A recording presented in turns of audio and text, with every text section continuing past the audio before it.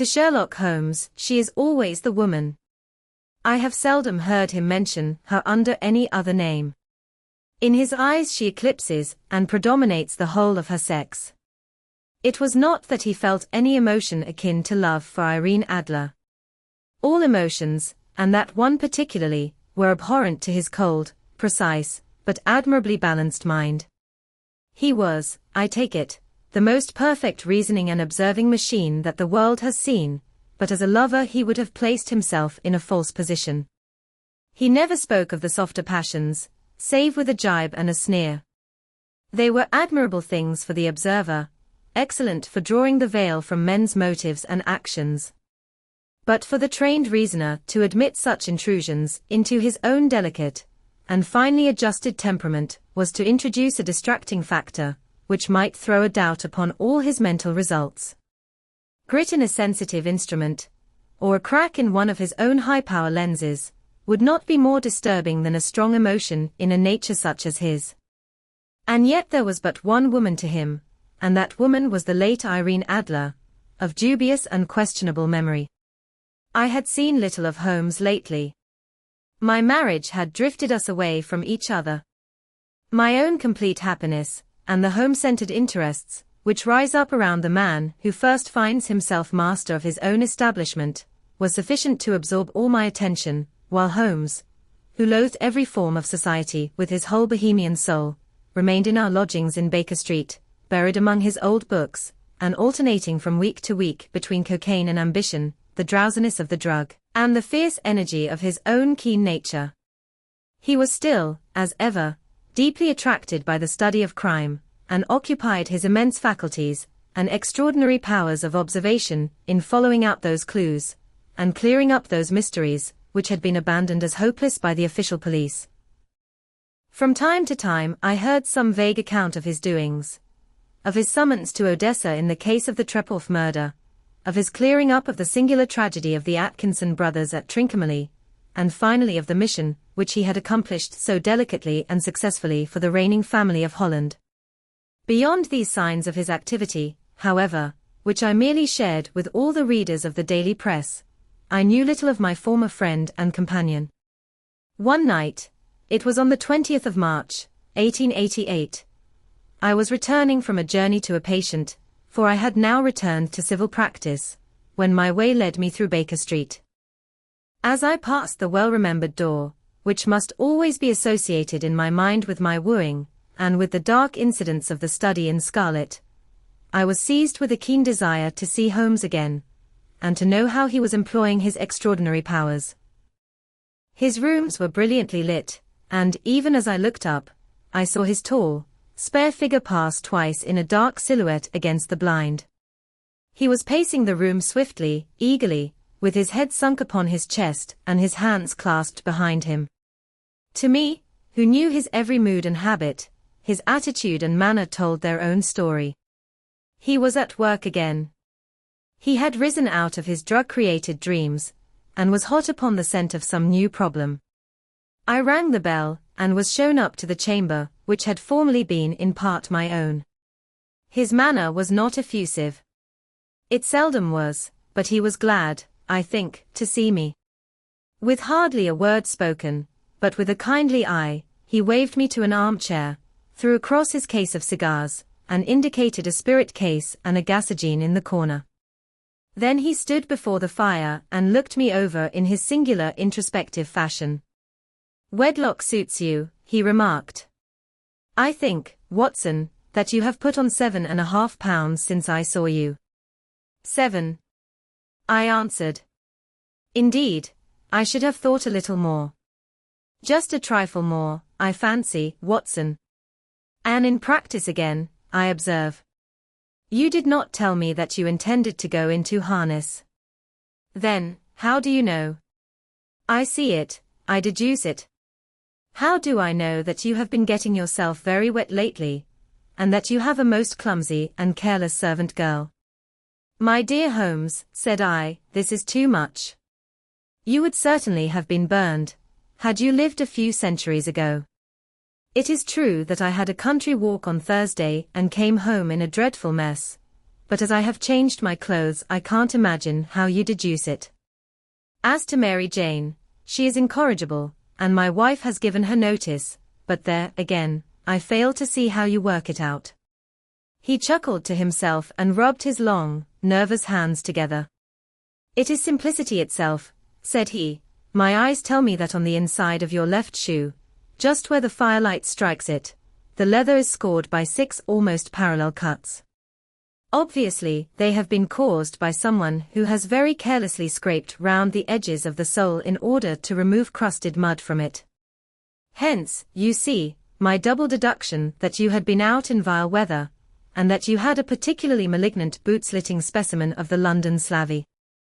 As to your practice, if a gentleman walks into my room smelling of iodoform, with a black mark of nitrate of silver upon his right forefinger, and a bulge on the right side of his top hat to show where he has secreted his stethoscope, I must be dull, indeed, if I do not pronounce him to be an active member of the medical profession.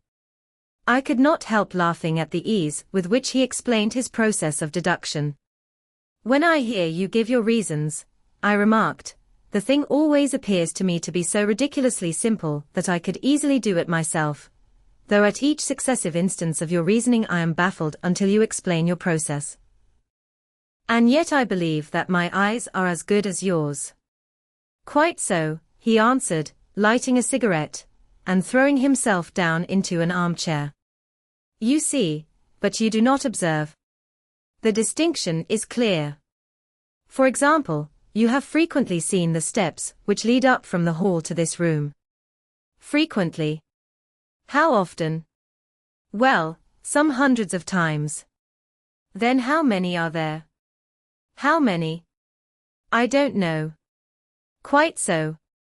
You have not observed. And yet you have seen.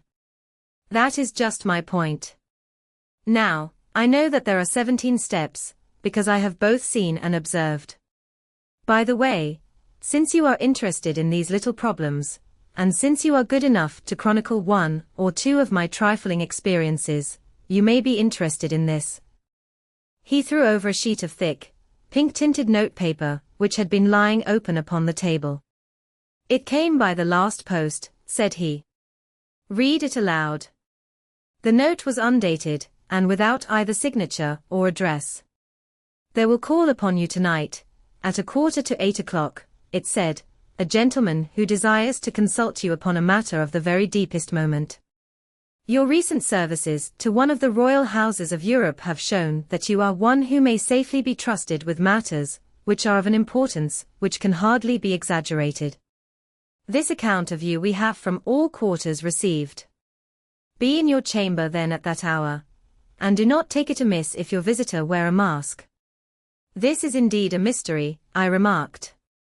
What do you imagine that it means? I have no data yet.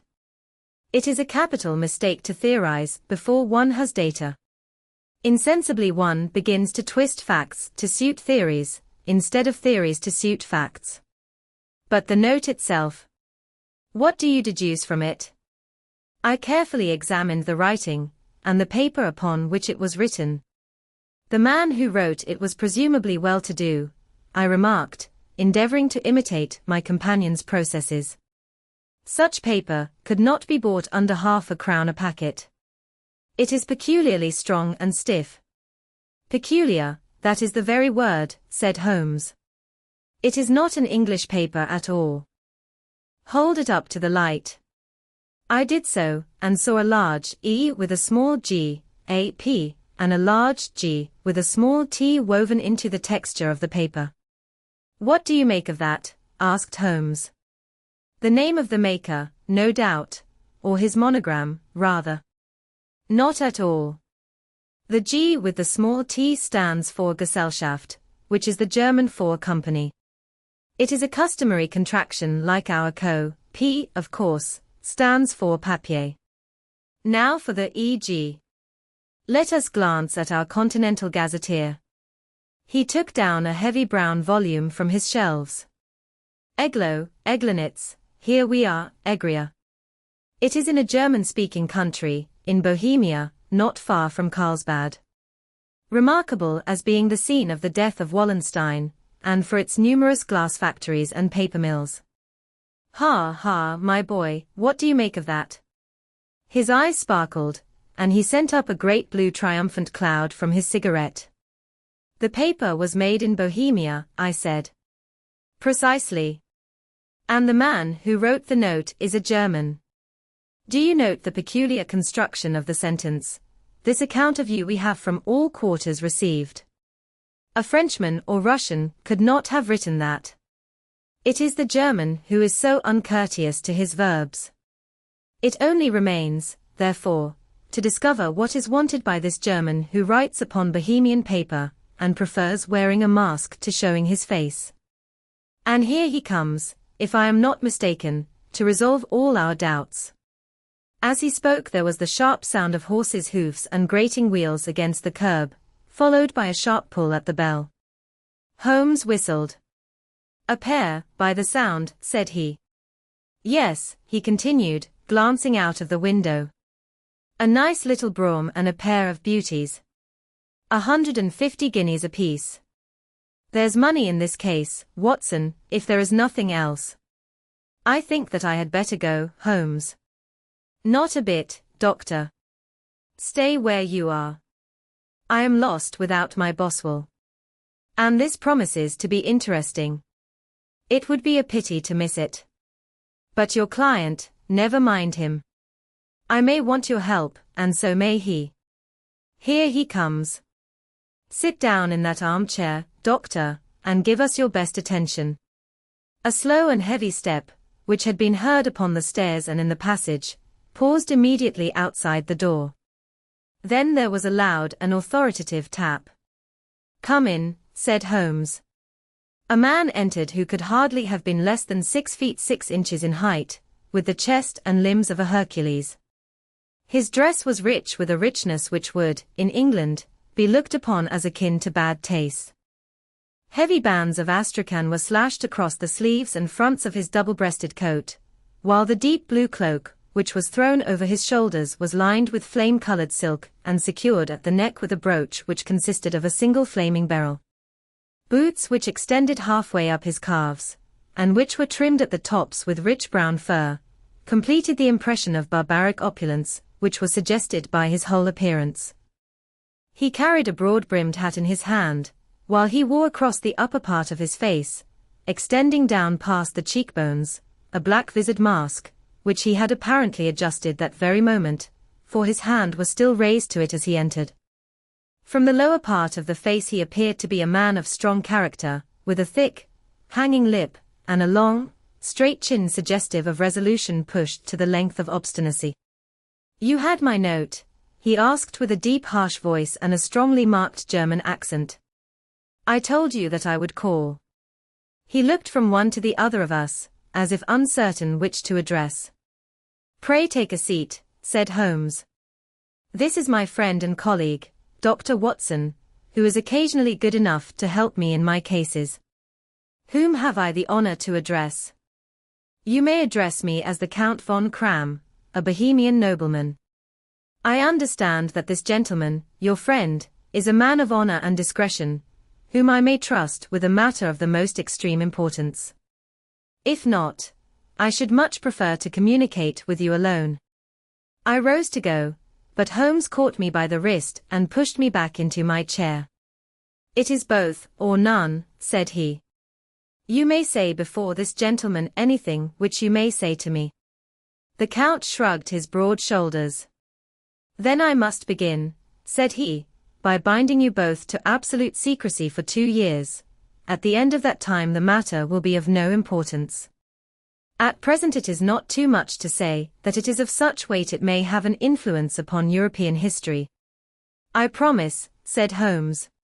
And I. You will excuse this mask, continued our strange visitor. The august person who employs me wishes his agent to be unknown to you, and I may confess at once that the title by which I have just called myself is not exactly my own. I was aware of it, said Holmes dryly. The circumstances are of great delicacy, and every precaution has to be taken to quench what might grow to be an immense scandal and seriously compromise one of the reigning families of Europe. To speak plainly, the matter implicates the great house of Ormstein, hereditary kings of Bohemia. I was also aware of that, murmured Holmes, settling himself down in his armchair and closing his eyes. Our visitor glanced with some apparent surprise at the languid, lounging figure of the man, who had been no doubt depicted to him as the most incisive reasoner and most energetic agent in Europe. Holmes slowly reopened his eyes and looked impatiently at his gigantic client. "If your Majesty would condescend to state your case," he remarked, "I should be better able to advise you." The man sprang from his chair and paced up and down the room in uncontrollable agitation. Then, with a gesture of desperation, he tore the mask from his face and hurled it upon the ground. "You are right," he cried, "I am the king. Why should I attempt to conceal it?" "Why, indeed," murmured Holmes. "Your Majesty had not spoken before I was aware that I was addressing Wilhelm Gottsreich Sigismund von Ormstein, Grand Duke of Castelfelstein, and hereditary King of Bohemia. But you can understand," said our strange visitor, sitting down once more and passing his hand over his high white forehead, "you can understand that I am not accustomed to doing such business in my own person. Yet the matter was so delicate that I could not confide it to an agent without putting myself in his power. I have come incognito from Prague for the purpose of consulting you." "Then, pray consult," said Holmes, shutting his eyes once more. "The facts are briefly these. Some 5 years ago, during a lengthy visit to Warsaw, I made the acquaintance of the well-known adventuress, Irene Adler. The name is no doubt familiar to you. Kindly look her up in my index, Doctor," murmured Holmes without opening his eyes. For many years he had adopted a system of docketing all paragraphs concerning men and things, so that it was difficult to name a subject, or a person on which he could not at once furnish information. In this case I found her biography sandwiched in between that of a Hebrew rabbi, and that of a staff commander, who had written a monograph upon the deep-sea fishes. "Let me see," said Holmes. Born in New Jersey in the year 1858. Contralto, La Scala, Prima donna Imperial Opera of Warsaw, yes. Retired from operatic stage, Living in London, quite so. Your Majesty, as I understand, became entangled with this young person, wrote her some compromising letters, and is now desirous of getting those letters back. Precisely so. But how? Was there a secret marriage? None. No legal papers or certificates? None. Then I fail to follow your Majesty. If this young person should produce her letters for blackmailing or other purposes, how is she to prove their authenticity? There is the writing. Pooh. Forgery. My private notepaper. Stolen. My own seal. Imitated. My photograph. Bought. We were both in the photograph. Oh, dear. That is very bad. Your Majesty has indeed committed an indiscretion. I was mad, insane. You have compromised yourself seriously. I was only Crown Prince then. I was young. I am but 30 now. It must be recovered. We have tried and failed. Your Majesty must pay. It must be bought. She will not sell. Stolen, then. 5 attempts have been made. Twice burglars in my pay ransacked her house. Once we diverted her luggage when she traveled. Twice she has been waylaid. There has been no result. No sign of it. Absolutely none. Holmes laughed. It is quite a pretty little problem, said he. But a very serious one to me, returned the king reproachfully. Very, indeed. And what does she propose to do with the photograph? To ruin me. But how? I am about to be married. So I have heard. To Clotilde Lothman von Saxe-Meiningen, second daughter of the King of Scandinavia. You may know the strict principles of her family. She is herself the very soul of delicacy. A shadow of a doubt as to my conduct would bring the matter to an end. Anne Irene Adler threatens to send them the photograph. And she will do it.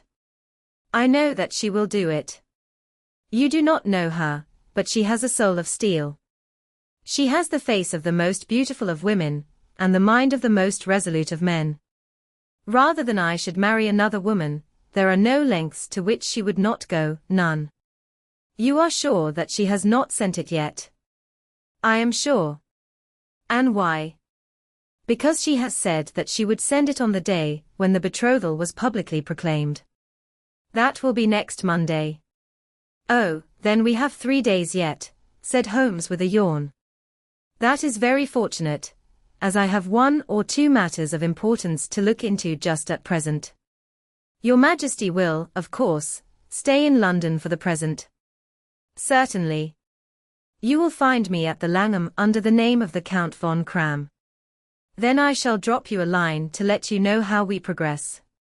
Pray do so. I shall be all anxiety. Then, as to money? You have carte blanche. Absolutely. I tell you that I would give one of the provinces of my kingdom to have that photograph. And for present expenses. The king took a heavy chamois leather bag from under his cloak and laid it on the table. There are £300 in gold and 700 in notes, he said. Holmes scribbled a receipt upon a sheet of his notebook and handed it to him. And Mademoiselle's address, he asked. Is Briony Lodge, Serpentine Avenue, St. John's Wood. Holmes took a note of it. One other question, said he. Was the photograph a cabinet? It was. Then, good night, Your Majesty, and I trust that we shall soon have some good news for you. And good night, Watson, he added, as the wheels of the royal brougham rolled down the street. If you will be good enough to call tomorrow afternoon at 3 o'clock, I should like to chat this little matter over with you. 2. At 3 o'clock precisely I was at Baker Street, but Holmes had not yet returned. The landlady informed me that he had left the house shortly after 8 o'clock in the morning.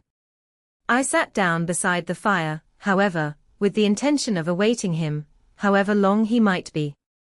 I was already deeply interested in his inquiry, for, though it was surrounded by none of the grim and strange features which were associated with the 2 crimes which I have already recorded, still, the nature of the case and the exalted station of his client gave it a character of its own. Indeed, apart from the nature of the investigation which my friend had on hand, there was something in his masterly grasp of a situation, and his keen, incisive reasoning, which made it a pleasure to me to study his system of work, and to follow the quick, subtle methods by which he disentangled the most inextricable mysteries. So accustomed was I to his invariable success, that the very possibility of his failing had ceased to enter into my head. It was close upon 4 before the door opened, and a drunken-looking groom, ill-kempt and side-whiskered, with an inflamed face and disreputable clothes, walked into the room. Accustomed as I was to my friend's amazing powers in the use of disguises, I had to look 3 times before I was certain that it was indeed he. With a nod he vanished into the bedroom, whence he emerged in 5 minutes tweed-suited and respectable, as of old. Putting his hands into his pockets, he stretched out his legs in front of the fire and laughed heartily for some minutes. Well, really, he cried, and then he choked and laughed again until he was obliged to lie back, limp and helpless, in the chair. What is it? It's quite too funny. I am sure you could never guess how I employed my morning, or what I ended by doing. I can't imagine. I suppose that you have been watching the habits, and perhaps the house, of Miss Irene Adler. Quite so, but the sequel was rather unusual. I will tell you, however. I left the house a little after 8 o'clock this morning in the character of a groom out of work. There is a wonderful sympathy and freemasonry among horsey men. Be one of them, and you will know all that there is to know. I soon found Briony Lodge. It is a bijou villa, with a garden at the back, but built out in front right up to the road, 2 stories. Chubb lock to the door. Large sitting room on the right side, well furnished, with long windows almost to the floor, and those preposterous English window fasteners, which a child could open. Behind there was nothing remarkable, save that the passage window could be reached from the top of the coach house. I walked round it and examined it closely from every point of view, but without noting anything else of interest. I then lounged down the street and found, as I expected, that there was a mews in a lane which runs down by one wall of the garden.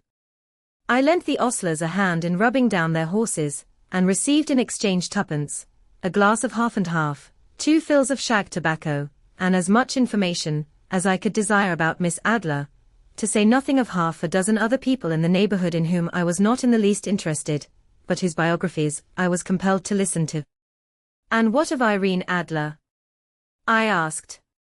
"Oh, she has turned all the men's heads down in that part. She is the daintiest thing under a bonnet on this planet. So say the Serpentine Mews, to a man. She lives quietly, sings at concerts, drives out at 5 every day, and returns at 7 sharp for dinner.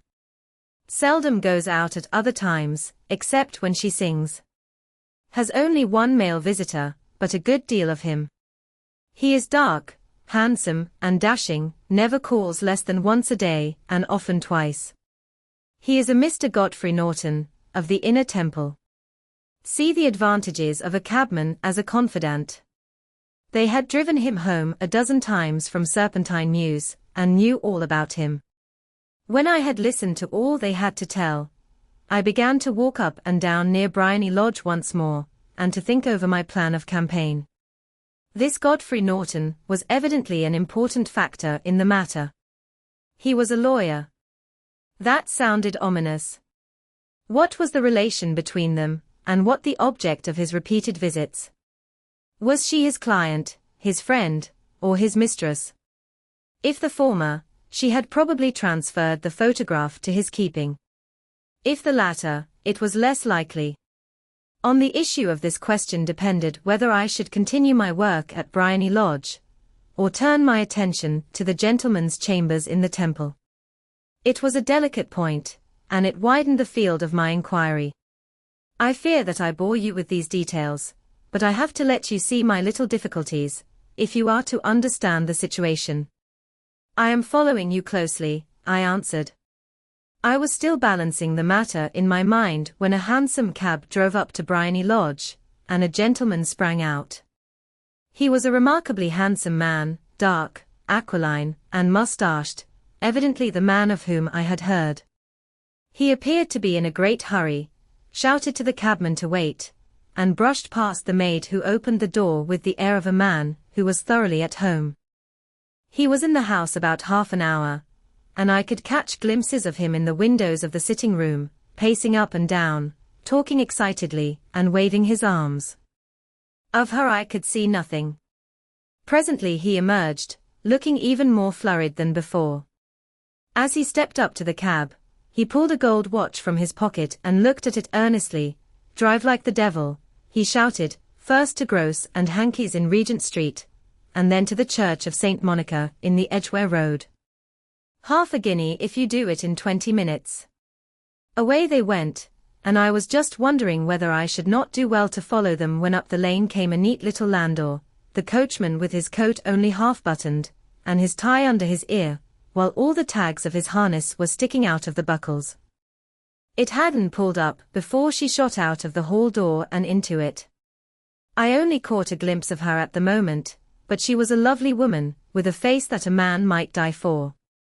"The Church of St. Monica, John," she cried, "and half a sovereign if you reach it in 20 minutes. This was quite too good to lose, Watson. I was just balancing whether I should run for it, or whether I should perch behind her landau when a cab came through the street. The driver looked twice at such a shabby fare, but I jumped in before he could object. "The Church of St. Monica," said I, "and half a sovereign if you reach it in 20 minutes. It was 25 minutes to 12, and of course it was clear enough what was in the wind. My cabby drove fast. I don't think I ever drove faster, but the others were there before us. The cab and the landau with their steaming horses were in front of the door when I arrived. I paid the man and hurried into the church. There was not a soul there save the two whom I had followed and a surpliced clergyman, who seemed to be expostulating with them. They were all three standing in a knot in front of the altar. I lounged up the side aisle like any other idler who has dropped into a church. Suddenly, to my surprise, the three at the altar faced round to me, and Godfrey Norton came running as hard as he could towards me. "Thank God," he cried. "You'll do. Come. Come." "What then?" I asked. "Come, man, come, only 3 minutes, or it won't be legal." I was half dragged up to the altar, and before I knew where I was I found myself mumbling responses, which were whispered in my ear, and vouching for things of which I knew nothing, and generally assisting in the secure tying up of Irene Adler, spinster, to Godfrey Norton, bachelor. It was all done in an instant, and there was the gentleman thanking me on the one side and the lady on the other, while the clergyman beamed on me in front. It was the most preposterous position in which I ever found myself in my life, and it was the thought of it that started me laughing just now. It seems that there had been some informality about their license, that the clergyman absolutely refused to marry them without a witness of some sort, and that my lucky appearance saved the bridegroom from having to sally out into the streets in search of a best man. The bride gave me a sovereign, and I mean to wear it on my watch chain in memory of the occasion. "This is a very unexpected turn of affairs," said I, "and what then?" Well, I found my plans very seriously menaced. It looked as if the pair might take an immediate departure, and so necessitate very prompt and energetic measures on my part. At the church door, however, they separated, he driving back to the temple, and she to her own house. "I shall drive out in the park at 5 as usual," she said as she left him. I heard no more. They drove away in different directions, and I went off to make my own arrangements. "Which are?" "Some cold beef and a glass of beer," he answered, ringing the bell. "I have been too busy to think of food, and I am likely to be busier still this evening. By the way, Doctor, I shall want your cooperation." "I shall be delighted." "You don't mind breaking the law?" "Not in the least." "Nor running a chance of arrest?" "Not in a good cause." "Oh, the cause is excellent. Then I am your man. I was sure that I might rely on you. But what is it you wish?" "When Mrs. Turner has brought in the tray, I will make it clear to you. Now," he said as he turned hungrily on the simple fare that our landlady had provided, "I must discuss it while I eat, for I have not much time. It is nearly 5 now. In 2 hours we must be on the scene of action. Miss Irene, or Madam, rather, returns from her drive at 7. We must be at Briony Lodge to meet her." "And what then?" "You must leave that to me. I have already arranged what is to occur. There is only one point on which I must insist. You must not interfere, come what may. You understand. I am to be neutral. To do nothing whatever. There will probably be some small unpleasantness. Do not join in it. It will end in my being conveyed into the house. 4 or 5 minutes afterwards the sitting-room window will open. You are to station yourself close to that open window." "Yes." "You are to watch me, for I will be visible to you." "Yes." "And when I raise my hand, so, you will throw into the room what I give you to throw, and will, at the same time, raise the cry of fire. You quite follow me?" "Entirely." "It is nothing very formidable," he said, taking a long cigar-shaped roll from his pocket. "It is an ordinary plumber's smoke rocket, fitted with a cap at either end to make it self-lighting. Your task is confined to that. When you raise your cry of fire, it will be taken up by quite a number of people. You may then walk to the end of the street, and I will rejoin you in 10 minutes. I hope that I have made myself clear. I am to remain neutral, to get near the window, to watch you, and at the signal to throw in this object, then to raise the cry of fire, and to wait you at the corner of the street. Precisely. Then you may entirely rely on me. That is excellent. I think, perhaps, it is almost time that I prepare for the new role I have to play. He disappeared into his bedroom and returned in a few minutes in the character of an amiable and simple-minded nonconformist clergyman. His broad black hat, his baggy trousers, his white tie, his sympathetic smile, and general look of peering and benevolent curiosity was such as Mr. John Hare alone could have equalled. It was not merely that Holmes changed his costume. His expression, his manner, his very soul seemed to vary with every fresh part that he assumed. The stage lost a fine actor, even as science lost an acute reasoner, when he became a specialist in crime. It was 6:15 when we left Baker Street, and it still wanted 10 minutes to the hour when we found ourselves in Serpentine Avenue. It was already dusk, and the lamps were just being lighted as we paced up and down in front of Briony Lodge, waiting for the coming of its occupant. The house was just such as I had pictured it from Sherlock Holmes' succinct description, but the locality appeared to be less private than I expected. On the contrary, for a small street in a quiet neighborhood, it was remarkably animated. There was a group of shabbily dressed men smoking and laughing in a corner, a scissors grinder with his wheel, 2 guardsmen who were flirting with a nurse girl, and several well-dressed young men who were lounging up and down with cigars in their mouths. You see, remarked Holmes, as we paced to and fro in front of the house, this marriage rather simplifies matters. The photograph becomes a double-edged weapon now. The chances are that she would be as averse to its being seen by Mr. Godfrey Norton, as our client is to its coming to the eyes of his princess. Now the question is, where are we to find the photograph? Where, indeed? It is most unlikely that she carries it about with her. It is cabinet size. Too large for easy concealment about a woman's dress. She knows that the king is capable of having her waylaid and searched. 2 attempts of the sort have already been made. We may take it, then, that she does not carry it about with her. Where, then? Her banker or her lawyer?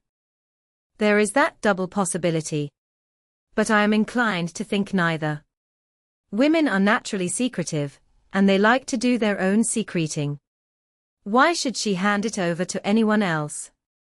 She could trust her own guardianship, but she could not tell what indirect or political influence might be brought to bear upon a businessman. Besides, remember that she had resolved to use it within a few days. It must be where she can lay her hands upon it. It must be in her own house.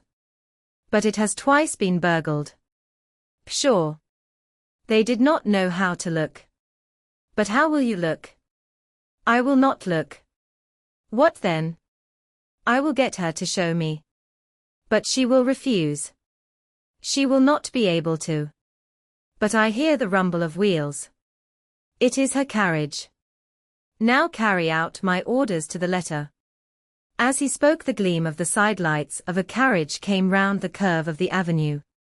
It was a smart little landau, which rattled up to the door of Briony Lodge. As it pulled up, one of the loafing men at the corner dashed forward to open the door in the hope of earning a copper, but was elbowed away by another loafer, who had rushed up with the same intention. A fierce quarrel broke out, which was increased by the 2 guardsmen, who took sides with one of the loungers, and by the scissors grinder, who was equally hot upon the other side.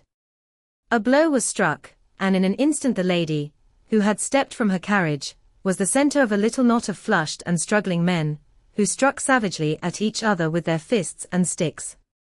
Holmes dashed into the crowd to protect the lady, but, just as he reached her, he gave a cry and dropped to the ground, with the blood running freely down his face.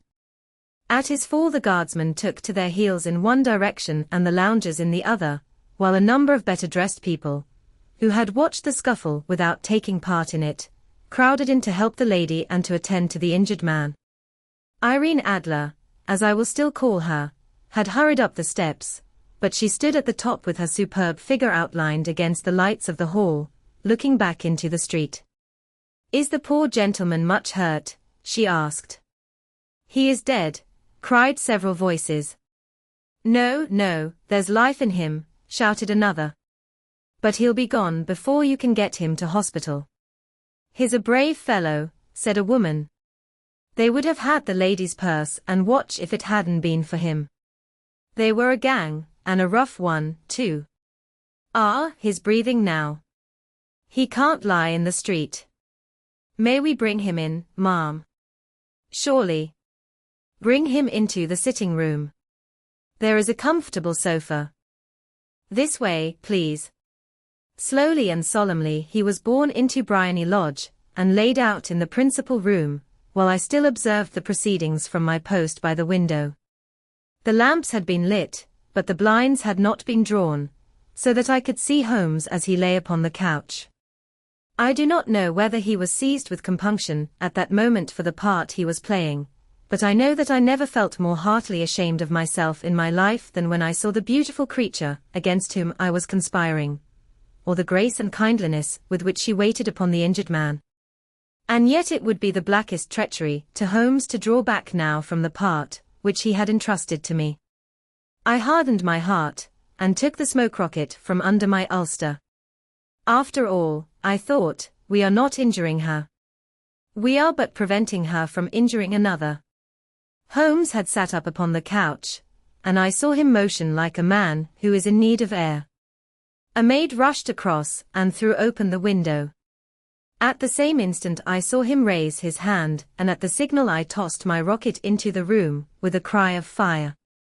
The word was no sooner out of my mouth than the whole crowd of spectators, well-dressed and ill, gentlemen, ostlers, and servant-maids, joined in a general shriek of fire.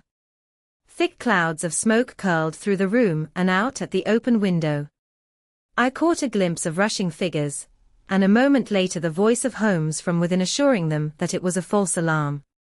Slipping through the shouting crowd, I made my way to the corner of the street, and in 10 minutes was rejoiced to find my friend's arm in mine, and to get away from the scene of uproar. He walked swiftly and in silence for some few minutes, until we had turned down one of the quiet streets, which lead towards the Edgware Road. "You did it very nicely, Doctor," he remarked. "Nothing could have been better. It is all right. You have the photograph. I know where it is. And how did you find out?"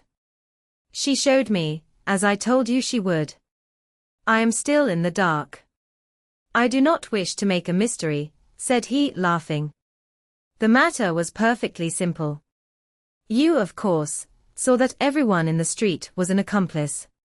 They were all engaged for the evening. I guessed as much. Then, when the row broke out, I had a little moist red paint in the palm of my hand. I rushed forward, fell down, clapped my hand to my face, and became a piteous spectacle. It is an old trick. That also I could fathom. Then they carried me in. She was bound to have me in. What else could she do? And into her sitting room, which was the very room which I suspected. It lay between that and her bedroom, and I was determined to see which. They laid me on a couch, I motioned for air, they were compelled to open the window, and you had your chance. How did that help you? It was all important. When a woman thinks that her house is on fire, her instinct is at once to rush to the thing which she values most. It is a perfectly overpowering impulse, and I have more than once taken advantage of it. In the case of the Darlington substitution scandal, it was of use to me, and also in the Arnsworth Castle business. A married woman grabs at her baby, an unmarried one reaches for her jewel box. Now it was clear to me that Our Lady of today had nothing in the house more precious to her than what we are in quest of. She would rush to secure it. The alarm of fire was admirably done. The smoke and shouting were enough to shake nerves of steel. She responded beautifully. The photograph is in a recess behind a sliding panel, just above the right bell pull. She was there in an instant, and I caught a glimpse of it as she half drew it out. When I cried out that it was a false alarm, she replaced it, glanced at the rocket, rushed from the room, and I have not seen her since. I rose, and, making my excuses, escaped from the house. I hesitated whether to attempt to secure the photograph at once, but the coachman had come in, and as he was watching me narrowly, it seemed safer to wait. A little over-precipitance may ruin all. And now? I asked. Our quest is practically finished. I shall call with the king tomorrow, and with you, if you care to come with us.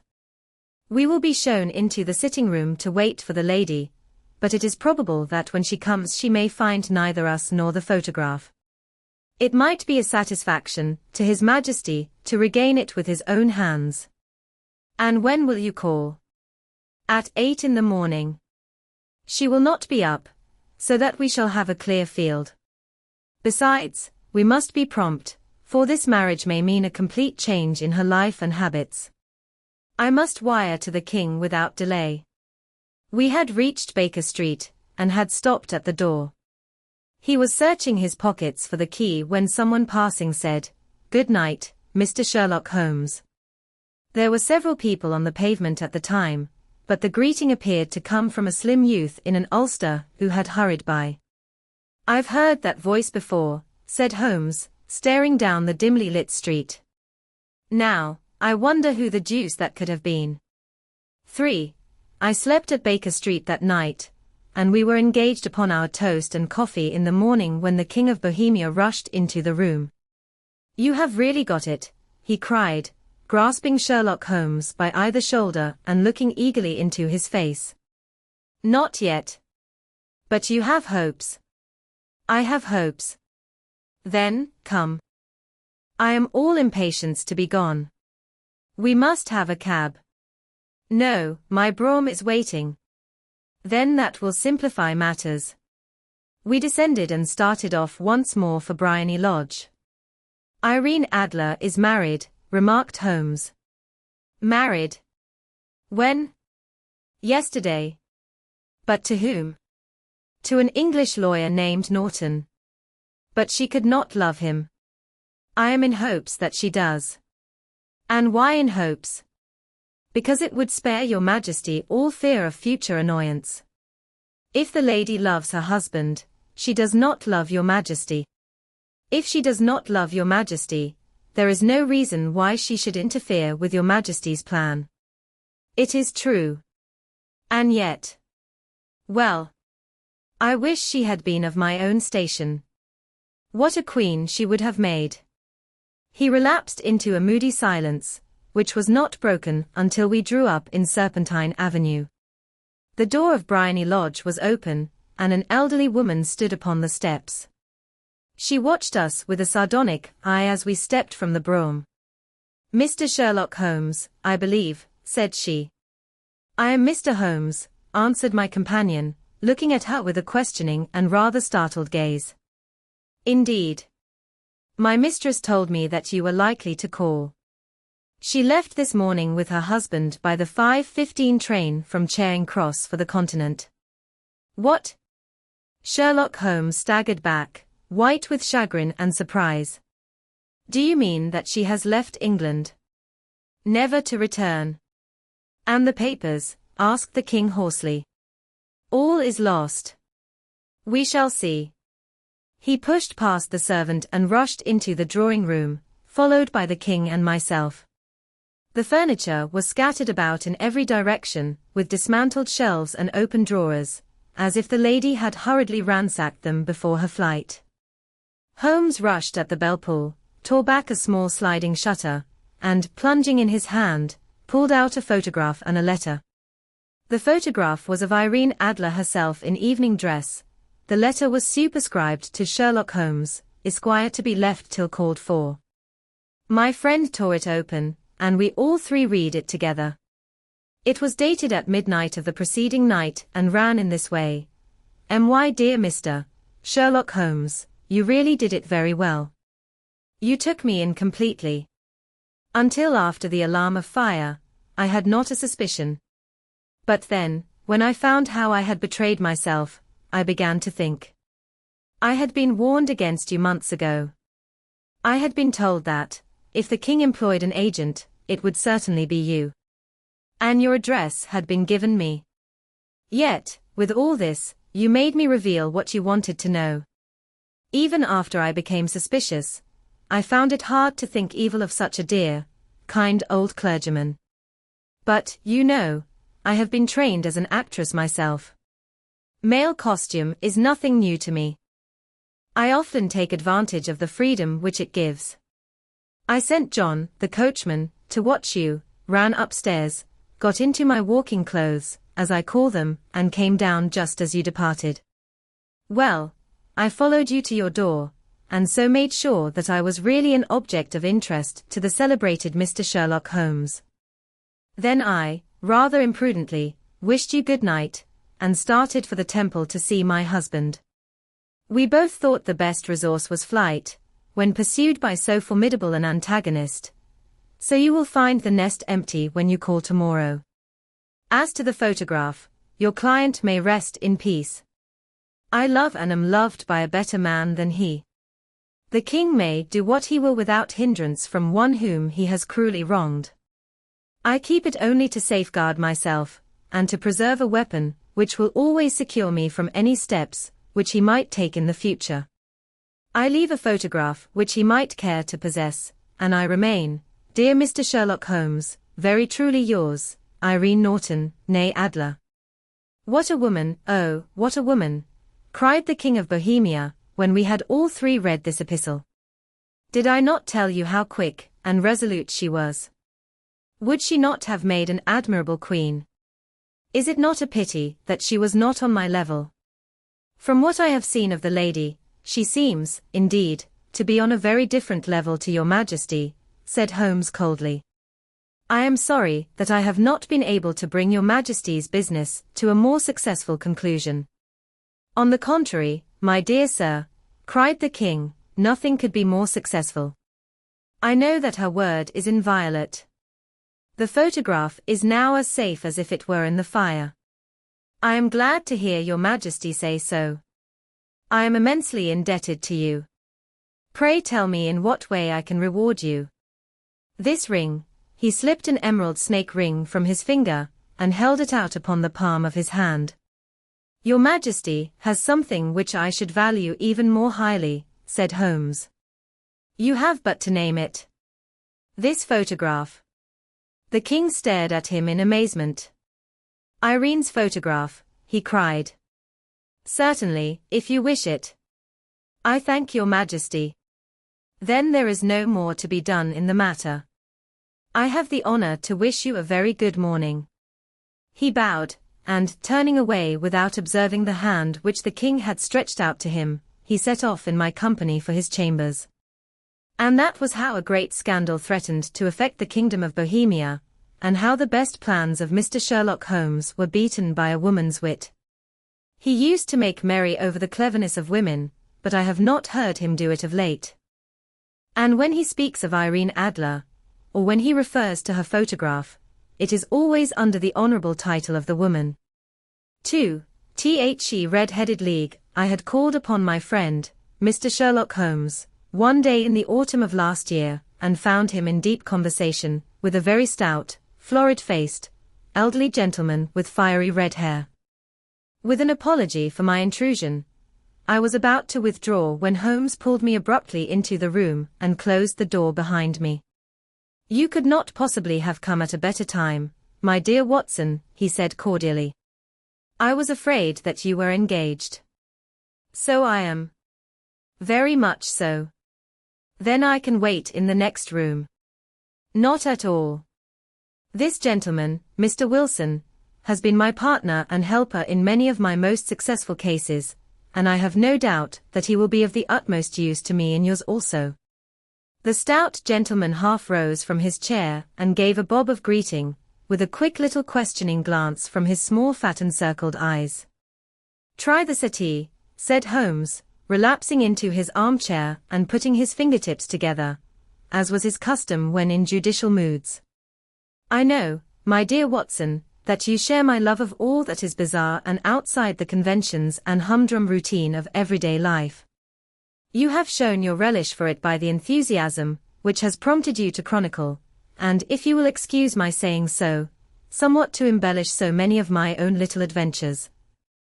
Your cases have indeed been of the greatest interest to me, I observed.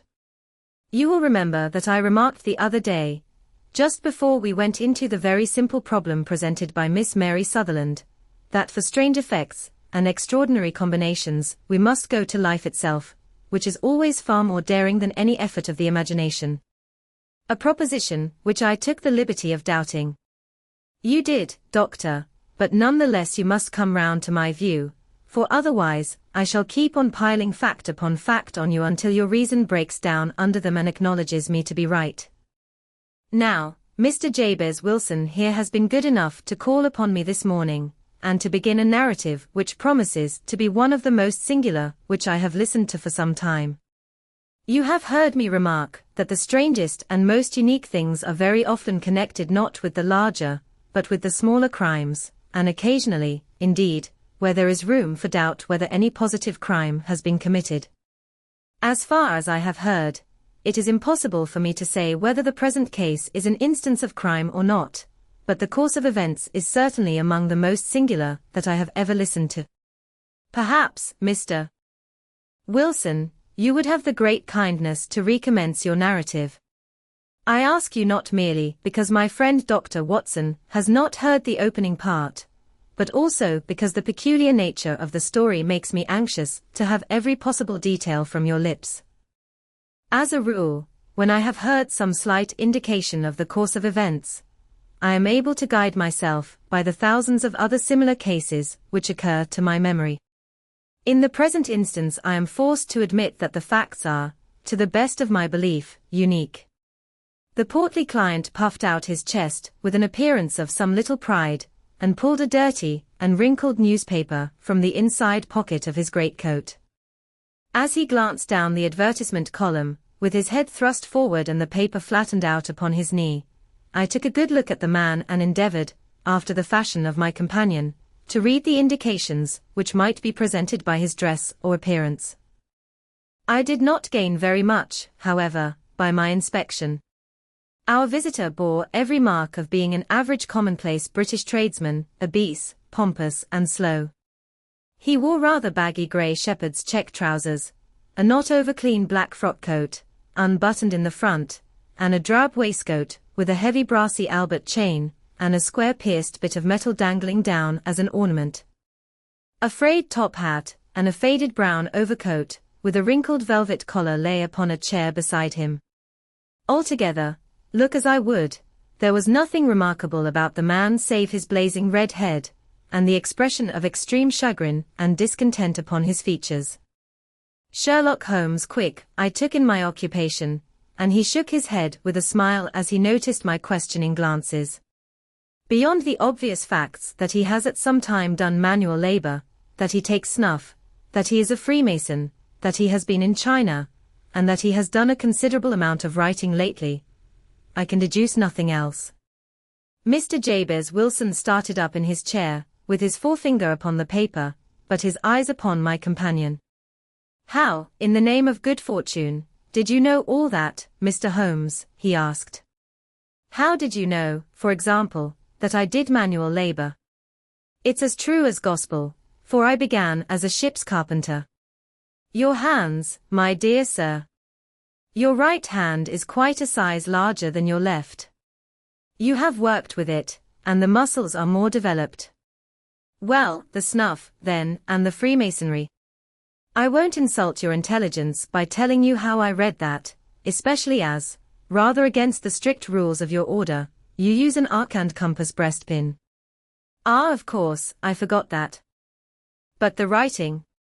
What else can be indicated by that right cuff, so very shiny for 5 inches, and the left one with the smooth patch near the elbow where you rest it upon the desk? Well, but China. The fish that you have tattooed immediately above your right wrist could only have been done in China. I have made a small study of tattoo marks, and have even contributed to the literature of the subject. That trick of staining the fish's scales of a delicate pink is quite peculiar to China. When, in addition, I see a Chinese coin hanging from your watch chain, the matter becomes even more simple. Mr. Jabez Wilson laughed heavily. Well, I never, said he. I thought at first that you had done something clever, but I see that there was nothing in it after all. I begin to think, Watson, said Holmes, that I make a mistake in explaining. Omnignotum pro magnifico, you know, and my poor little reputation, such as it is, will suffer shipwreck if I am so candid. Can you not find the advertisement, Mr. Wilson? Yes. I have got it now, he answered with his thick red finger planted halfway down the column. Here it is. This is what began it all. You just read it for yourself, sir. I took the paper from him and read as follows. To The Red-Headed League. On account of the bequest of the late Ezekiah Hopkins, of Lebanon, Pennsylvania, USA, there is now another vacancy open, which entitles a member of the League to a salary of £4 a week for purely nominal services. All red-headed men, who are sound in body and mind and above the age of 21 years, are eligible. Apply in person on Monday, at 11 o'clock, to Duncan Ross, at the offices of the League, 7 Pope's Court, Fleet Street. What on earth does this mean? I ejaculated after I had twice read over the extraordinary announcement. Holmes chuckled and wriggled in his chair, as was his habit when in high spirits. It is a little off the beaten track, isn't it? Said he. And now, Mr. Wilson, off you go at scratch and tell us all about yourself, your household, and the effect which this advertisement had upon your fortunes. You will first make a note, Doctor, of the paper and the date. It is the Morning Chronicle of April 27, 1890. Just 2 months ago. Very good. Now, Mr. Wilson. Well, it is just as I have been telling you, Mr. Sherlock Holmes, said Jabez Wilson, mopping his forehead. I have a small pawnbroker's business at Coburg Square, near the city. It's not a very large affair, and of late years it has not done more than just give me a living. I used to be able to keep 2 assistants, but now I only keep 1, and I would have a job to pay him, but that he is willing to come for half wages so as to learn the business. What is the name of this obliging youth? Asked Sherlock Holmes. His name is Vincent Spaulding, and he's not such a youth, either. It's hard to say his age. I should not wish a smarter assistant, Mr. Holmes, and I know very well that he could better himself and earn twice what I am able to give him. But, after all, if he is satisfied, why should I put ideas in his head? Why, indeed? You seem most fortunate in having an employee who comes under the full market price. It is not a common experience among employers in this age. I don't know that your assistant is not as remarkable as your advertisement. Oh, he has his faults, too, said Mr. Wilson. Never was such a fellow for photography. Snapping away with a camera when he ought to be improving his mind, and then diving down into the cellar like a rabbit into its hole to develop his pictures. That is his main fault, but on the whole he's a good worker. There's no vice in him.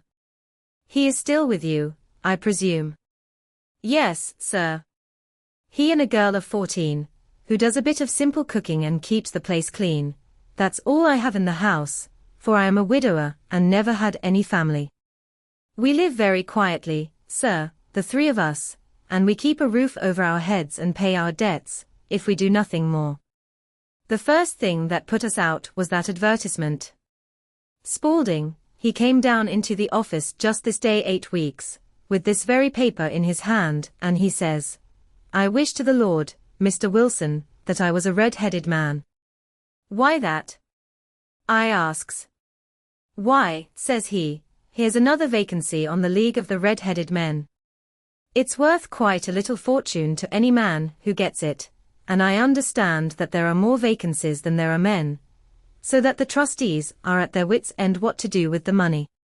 If my hair would only change color, here's a nice little crib all ready for me to step into. Why, what is it, then? I asked. You see, Mr. Holmes, I am a very stay-at-home man, and as my business came to me instead of my having to go to it, I was often weeks on end without putting my foot over the doormat. In that way I didn't know much of what was going on outside, and I was always glad of a bit of news. Have you never heard of the League of the Red-Headed Men? He asked with his eyes open. Never. Why, I wonder at that, for you are eligible yourself for one of the vacancies. And what are they worth? I asked. Oh, merely a couple of hundred a year, but the work is slight, and it need not interfere very much with one's other occupations. Well, you can easily think that made me prick up my ears, for the business has not been over good for some years, and an extra couple of hundred would have been very handy. Tell me all about it, said I. Well, said he, showing me the advertisement, you can see for yourself that the League has a vacancy, and there is the address where you should apply for particulars. As far as I can make out, the League was founded by an American millionaire, Ezekiah Hopkins, who was very peculiar in his ways. He was himself red-headed, and he had a great sympathy for all red-headed men, so, when he died, it was found that he had left his enormous fortune in the hands of trustees, with instructions to apply the interest to the providing of easy berths to men whose hair is of that color. From all I hear it is splendid pay, and very little to do. But, said I, there would be millions of red-headed men who would apply. Not so many as you might think, he answered. You see, it is really confined to Londoners, and to grown men. This American had started from London when he was young, and he wanted to do the old town a good turn. Then, again, I have heard it is no use your applying if your hair is light red, or dark red, or anything but real bright, blazing, fiery red. Now, if you cared to apply, Mr. Wilson, you would just walk in, but perhaps it would hardly be worth your while to put yourself out of the way for the sake of a few £100. Now, it is a fact, gentlemen, as you may see for yourselves, that my hair is of a very full and rich tint, so that it seemed to me that if there was to be any competition in the matter I stood as good a chance as any man that I had ever met. Vincent Spaulding seemed to know so much about it that I thought he might prove useful, so I just ordered him to put up the shutters for the day and to come right away with me. He was very willing to have a holiday, so we shut the business up and started off for the address that was given us in the advertisement. I never hope to see such a sight as that again, Mr. Holmes. From north, south, east, and west every man who had a shade of red in his hair had tramped into the city to answer the advertisement. Fleet Street was choked with red-headed folk, and Pope's Court looked like a coster's orange barrow. I should not have thought there were so many in the whole country as were brought together by that single advertisement. Every shade of color they were: straw, lemon, orange, brick, Irish setter, liver, clay, but, as Spaulding said, there were not many who had the real vivid flame-colored tint. When I saw how many were waiting, I would have given it up in despair, but Spaulding would not hear of it.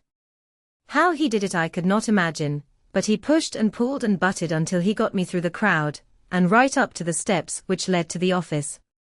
There was a double stream upon the stair, some going up in hope, and some coming back dejected, but we wedged in as well as we could and soon found ourselves in the office. Your experience has been a most entertaining one, remarked Holmes as his client paused and refreshed his memory with a huge pinch of snuff. Pray continue your very interesting statement.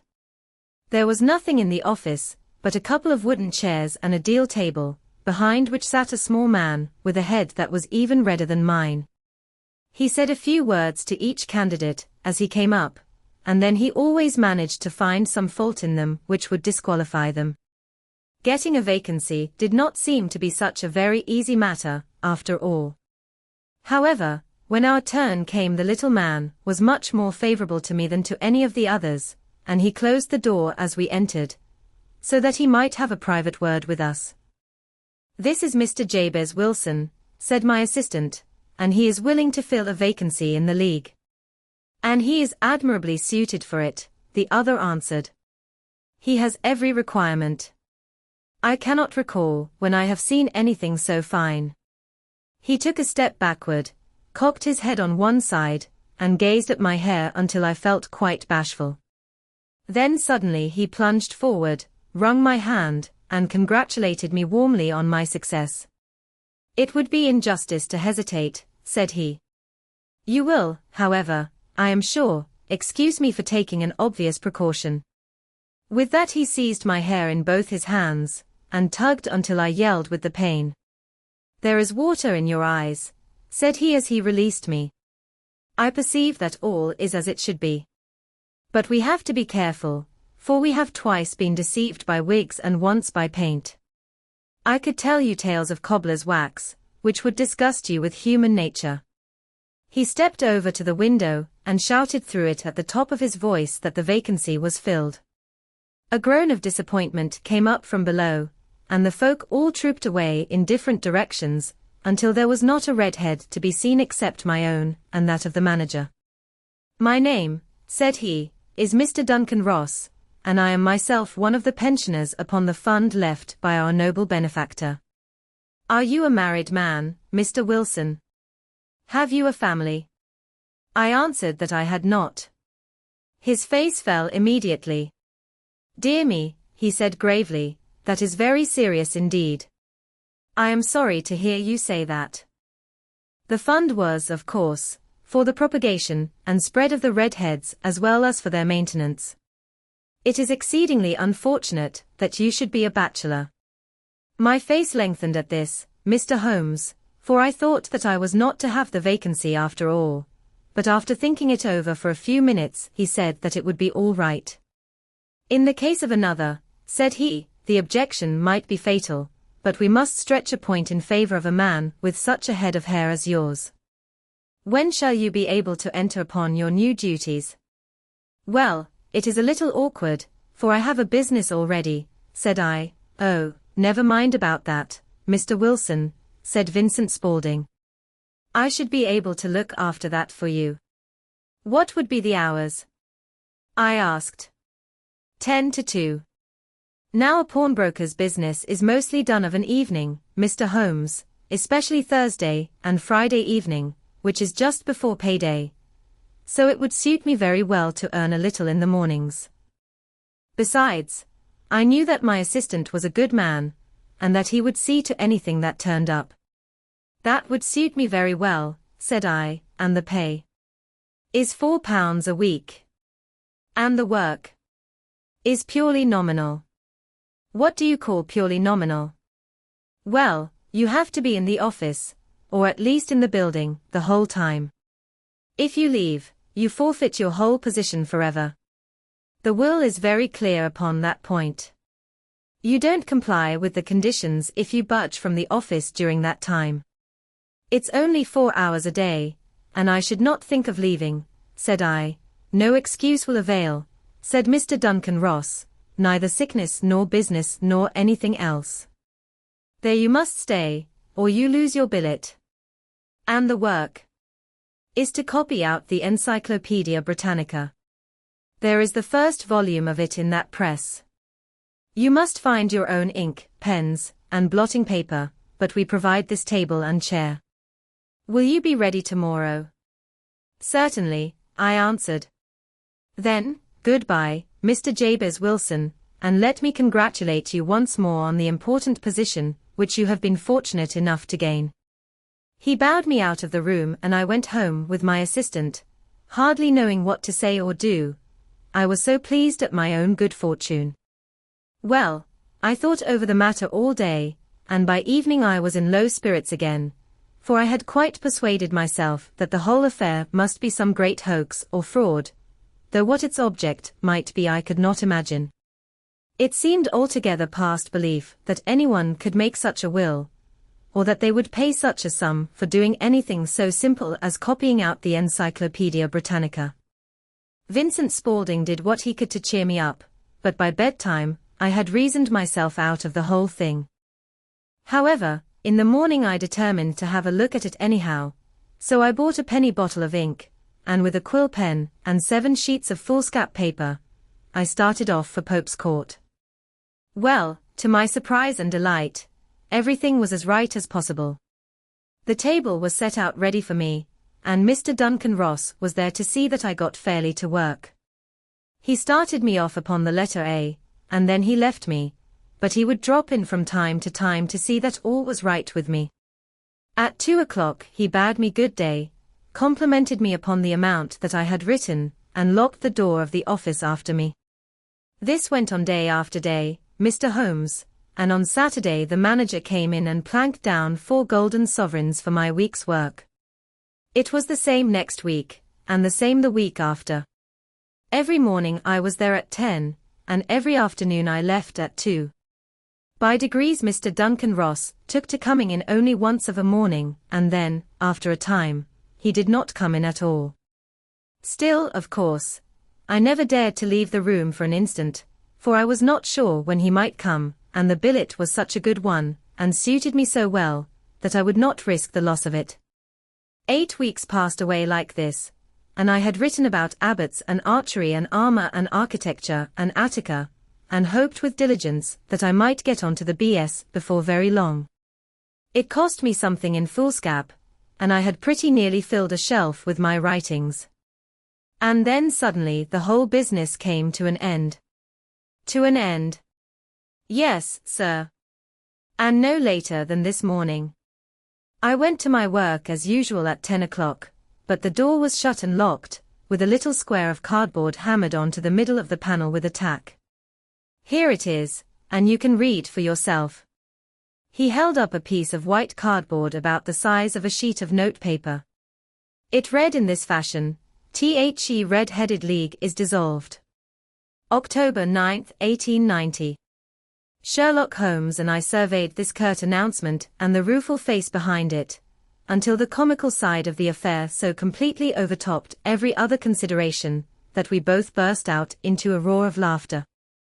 "I cannot see that there is anything very funny," cried our client, flushing up to the roots of his flaming head.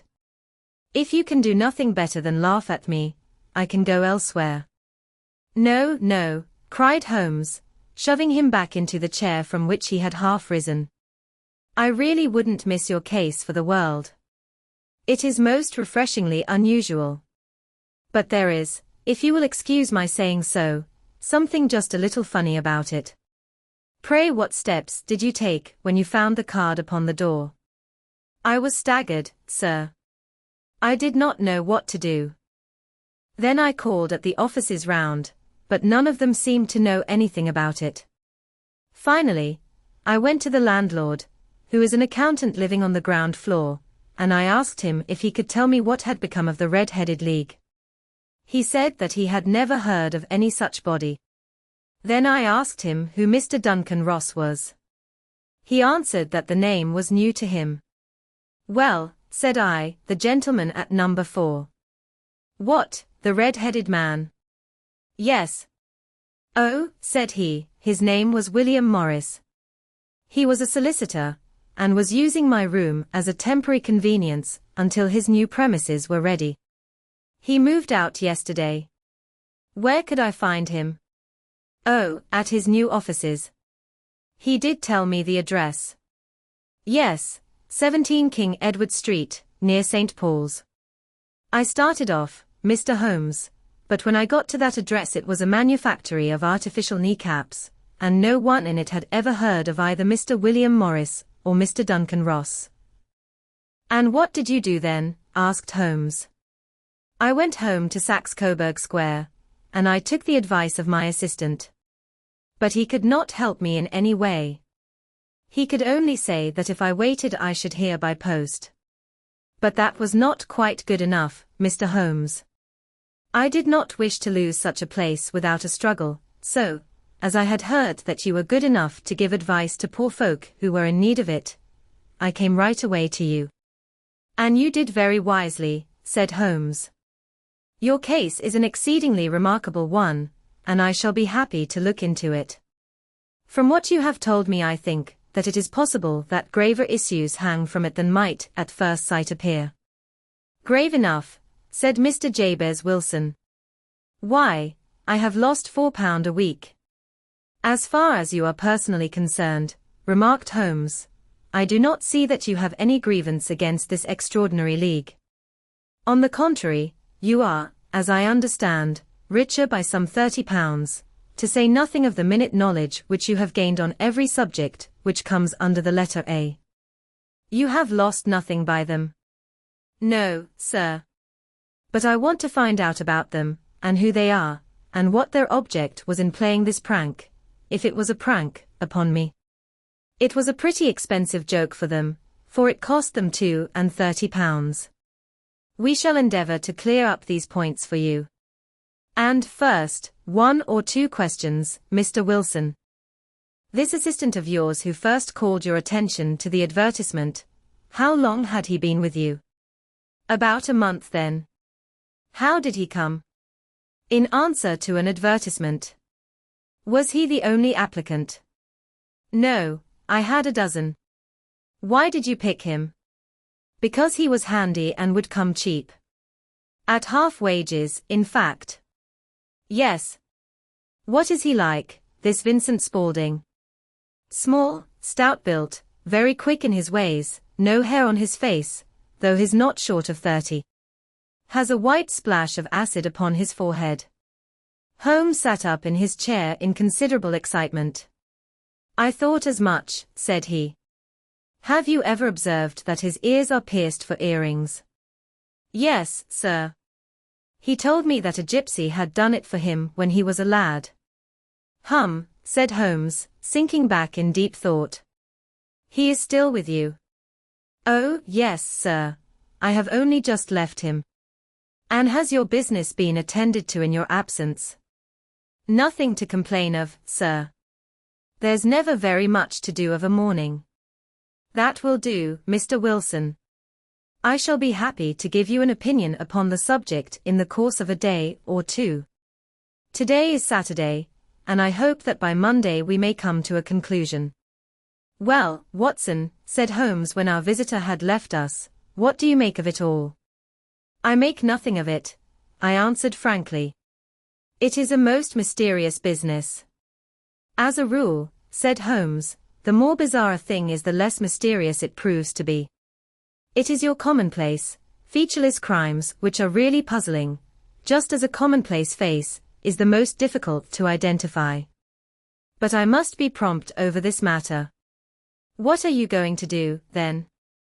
I asked. To smoke, he answered. It is quite a 3-pipe problem, and I beg that you won't speak to me for 50 minutes. He curled himself up in his chair, with his thin knees drawn up to his hawk-like nose, and there he sat with his eyes closed and his black clay pipe thrusting out like the bill of some strange bird. I had come to the conclusion that he had dropped asleep, and indeed was nodding myself, when he suddenly sprang out of his chair with the gesture of a man who has made up his mind and put his pipe down upon the mantelpiece. Sarasate plays at the St. James's Hall this afternoon, he remarked. What do you think, Watson? Could your patients spare you for a few hours? I have nothing to do today. My practice is never very absorbing. Then put on your hat and come. I am going through the city first, and we can have some lunch on the way. I observe that there is a good deal of German music on the program, which is rather more to my taste than Italian or French. It is introspective, and I want to introspect. Come along. We travelled by the underground as far as Aldersgate, and a short walk took us to Saxe-Coburg Square, the scene of the singular story which we had listened to in the morning. It was a poky, little, shabby-genteel place, where 4 lines of dingy 2-storied brick houses looked out into a small railed-in enclosure, where a lawn of weedy grass and a few clumps of faded laurel bushes made a hard fight against a smoke-laden and uncongenial atmosphere. 3 gilt balls and a brown board with Jabez Wilson in white letters, upon a corner house, announced the place where our red-headed client carried on his business. Sherlock Holmes stopped in front of it with his head on one side and looked it all over, with his eyes shining brightly between puckered lids. Then he walked slowly up the street, and then down again to the corner, still looking keenly at the houses. Finally he returned to the pawnbroker's, and having thumped vigorously upon the pavement with his stick 2 or 3 times, he went up to the door and knocked. It was instantly opened by a bright-looking, clean-shaven young fellow, who asked him to step in. "Thank you," said Holmes. "I only wished to ask you how you would go from here to the Strand." "Third right, fourth left," answered the assistant promptly, closing the door. "Smart fellow, that," observed Holmes as we walked away. "He is, in my judgment, the 4th smartest man in London, and for daring I am not sure that he has not a claim to be 3rd. I have known something of him before." "Evidently," said I, "Mr. Wilson's assistant counts for a good deal in this mystery of the Red-Headed League. I am sure that you inquired your way merely in order that you might see him." "Not him." "What then?" "The knees of his trousers." "And what did you see?" "What I expected to see." "Why did you beat the pavement?" "My dear doctor, this is a time for observation, not for talk. We are spies in an enemy's country. We know something of Saxe-Coburg Square. Let us now explore the parts which lie behind it." The road in which we found ourselves, as we turned round the corner from the retired Saxe-Coburg Square, presented as great a contrast to it as the front of a picture does to the back. It was one of the main arteries, which conveyed the traffic of the city to the north and west. The roadway was blocked with the immense stream of commerce flowing in a double tide inward and outward, while the footpaths were black with the hurrying swarm of pedestrians. It was difficult to realize, as we looked at the line of fine shops and stately business premises, that they really abutted on the other side upon the faded and stagnant square which we had just quitted. "Let me see," said Holmes, standing at the corner and glancing along the line. "I should like just to remember the order of the houses here. It is a hobby of mine to have an exact knowledge of London. There is Mortimer's, the tobacconist, the little newspaper shop, the Coburg branch of the City and Suburban Bank, the vegetarian restaurant, and Macfarlane's carriage building depot. That carries us right on to the other block. And now, doctor, we've done our work, so it's time we had some play. A sandwich and a cup of coffee, and then off to Violin Land, where all is sweetness and delicacy and harmony, and there are no red-headed clients to vex us with their conundrums." My friend was an enthusiastic musician, being himself not only a very capable performer, but a composer of no ordinary merit.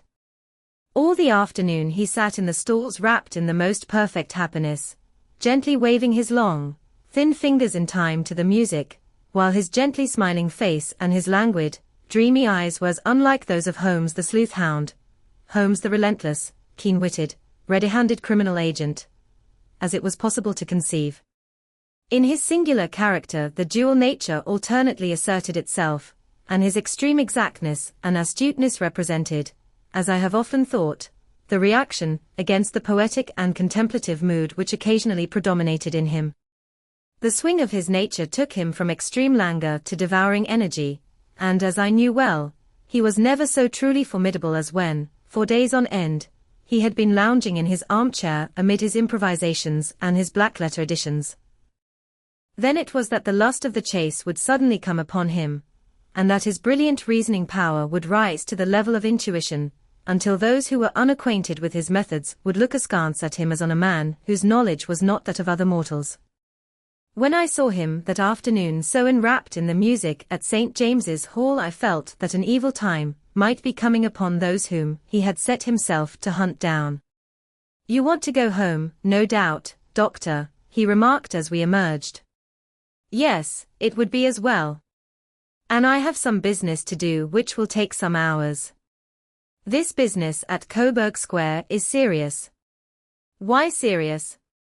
"A considerable crime is in contemplation. I have every reason to believe that we shall be in time to stop it. But today being Saturday rather complicates matters. I shall want your help tonight." "At what time?" 10 will be early enough. I shall be at Baker Street at 10. "Very well.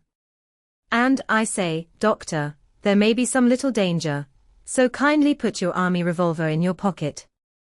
He waved his hand, turned on his heel, and disappeared in an instant among the crowd. I trust that I am not more dense than my neighbors, but I was always oppressed with a sense of my own stupidity in my dealings with Sherlock Holmes. Here I had heard what he had heard. I had seen what he had seen, and yet from his words it was evident that he saw clearly not only what had happened, but what was about to happen, while to me the whole business was still confused and grotesque. As I drove home to my house in Kensington, I thought over it all, from the extraordinary story of the red-headed copier of the Encyclopedia down to the visit to Saxe-Coburg Square, and the ominous words with which he had parted from me. What was this nocturnal expedition, and why should I go armed? Where were we going, and what were we to do? I had the hint from Holmes that this smooth-faced pawnbroker's assistant was a formidable man, a man who might play a deep game. I tried to puzzle it out, but gave it up in despair, and set the matter aside until night should bring an explanation. It was 9:15 when I started from home and made my way across the park, and so through Oxford Street to Baker Street. 2 hansoms were standing at the door, and as I entered the passage I heard the sound of voices from above. On entering his room, I found Holmes in animated conversation with 2 men, one of whom I recognized as Peter Jones, the official police agent, while the other was a long, thin, sad-faced man, with a very shiny hat and oppressively respectable frock coat. "Ha! Our party is complete," said Holmes, buttoning up his pea jacket and taking his heavy hunting crop from the rack. "Watson, I think you know Mr. Jones of Scotland Yard. Let me introduce you to Mr. Merriweather, who is to be our companion in tonight's adventure. We're hunting in couples again, Doctor, you see," said Jones in his consequential way. "Our friend here is a wonderful man for starting a chase. All he wants is an old dog to help him to do the running down. I hope a wild goose may not prove to be the end of our chase," observed Mr. Merriweather gloomily. "You may place considerable confidence in Mr. Holmes, sir," said the police agent loftily. "He has his own little methods, which are, if you won't mind my saying so, just a little too theoretical and fantastic, but he has the makings of a detective in him. It is not too much to say that once or twice, as in that business of the Sholto murder and the Agra treasure, he has been more nearly correct than the official force." "Oh, if you say so, Mr. Jones, it is all right," said the stranger with deference. "Still, I confess that I miss my rubber. It is the first Saturday night for 27 years that I have not had my rubber."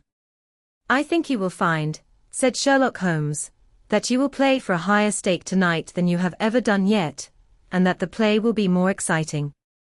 For you, Mr. Merriweather, the stake will be some £30,000, and for you, Jones, it will be the man upon whom you wish to lay your hands. John Clay, the murderer, thief, smasher, and forger. He's a young man, Mr. Merriweather, but he is at the head of his profession, and I would rather have my bracelets on him than on any criminal in London. He's a remarkable man, is young John Clay. His grandfather was a royal duke, and he himself has been to Eton and Oxford. His brain is as cunning as his fingers, and though we meet signs of him at every turn, we never know where to find the man himself.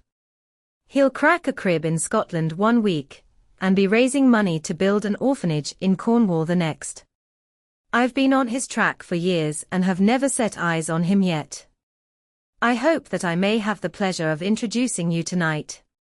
I've had 1 or 2 little turns also with Mr. John Clay, and I agree with you that he is at the head of his profession. It is past 10, however, and quite time that we started. If you two will take the first hansom, Watson and I will follow in the second."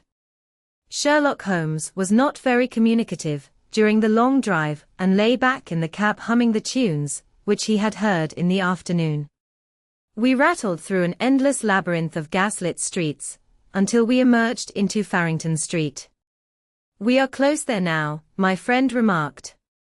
"This fellow Merriweather is a bank director, and personally interested in the matter. I thought it as well to have Jones with us also. He is not a bad fellow, though an absolute imbecile in his profession. He has one positive virtue. He is as brave as a bulldog and as tenacious as a lobster if he gets his claws upon anyone. Here we are, and they are waiting for us. We had reached the same crowded thoroughfare, in which we had found ourselves in the morning. Our cabs were dismissed, and, following the guidance of Mr. Merryweather, we passed down a narrow passage and through a side door, which he opened for us. Within there was a small corridor, which ended in a very massive iron gate. This also was opened, and led down a flight of winding stone steps, which terminated at another formidable gate. Mr. Merryweather stopped to light a lantern, and then conducted us down a dark, earth-smelling passage, and so, after opening a third door, into a huge vault or cellar, which was piled all round with crates and massive boxes. "You are not very vulnerable from above," Holmes remarked as he held up the lantern and gazed about him. "Nor from below," said Mr. Merryweather, striking his stick upon the flags which lined the floor. "Why, dear me, it sounds quite hollow," he remarked, looking up in surprise. "I must really ask you to be a little more quiet," said Holmes severely. "You have already imperiled the whole success of our expedition.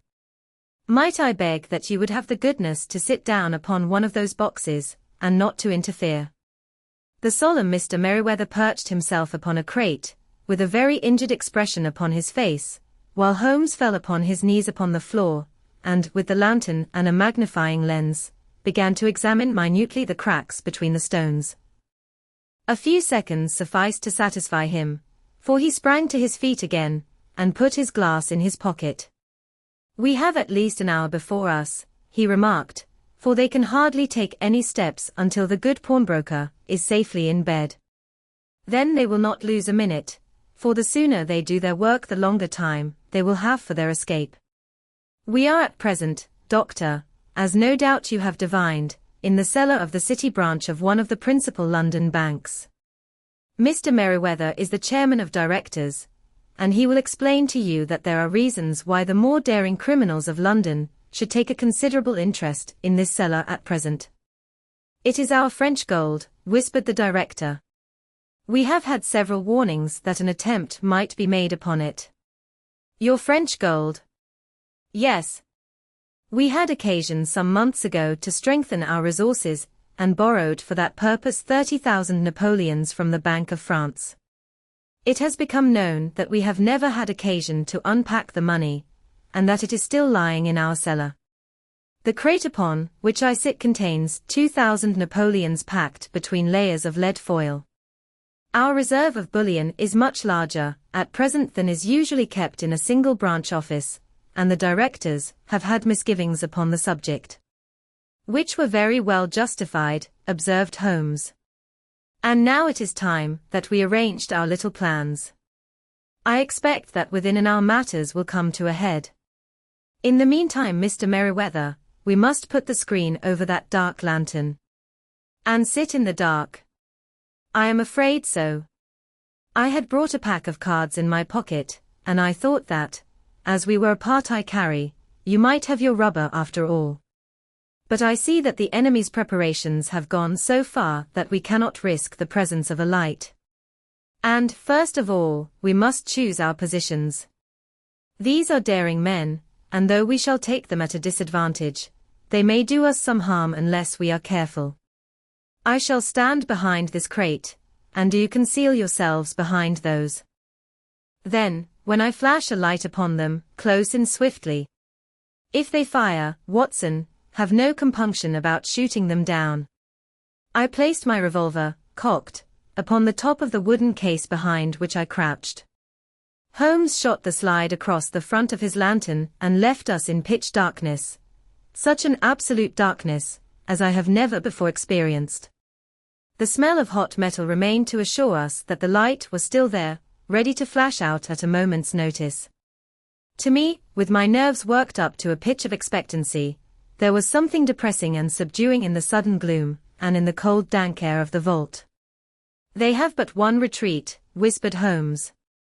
"That is back through the house into Saxe-Coburg Square. I hope that you have done what I asked you, Jones." I have an inspector and 2 officers waiting at the front door. Then we have stopped all the holes. And now we must be silent and wait. What a time it seemed. From comparing notes afterwards it was but an hour and a quarter, yet it appeared to me that the night must have almost gone, and the dawn be breaking above us. My limbs were weary and stiff, for I feared to change my position, yet my nerves were worked up to the highest pitch of tension, and my hearing was so acute that I could not only hear the gentle breathing of my companions, but I could distinguish the deeper, heavier in-breath of the bulky Jones from the thin, sighing note of the bank director. From my position, I could look over the case in the direction of the floor. Suddenly my eyes caught the glint of a light. At first it was but a lurid spark upon the stone pavement. Then it lengthened out until it became a yellow line, and then, without any warning or sound, a gash seemed to open and a hand appeared, a white, almost womanly hand, which felt about in the center of the little area of light. For a minute or more the hand, with its writhing fingers, protruded out of the floor. Then it was withdrawn as suddenly as it appeared, and all was dark again save the single lurid spark, which marked a chink between the stones. Its disappearance, however, was but momentary. With a rending, tearing sound, one of the broad, white stones turned over upon its side and left a square, gaping hole, through which streamed the light of a lantern.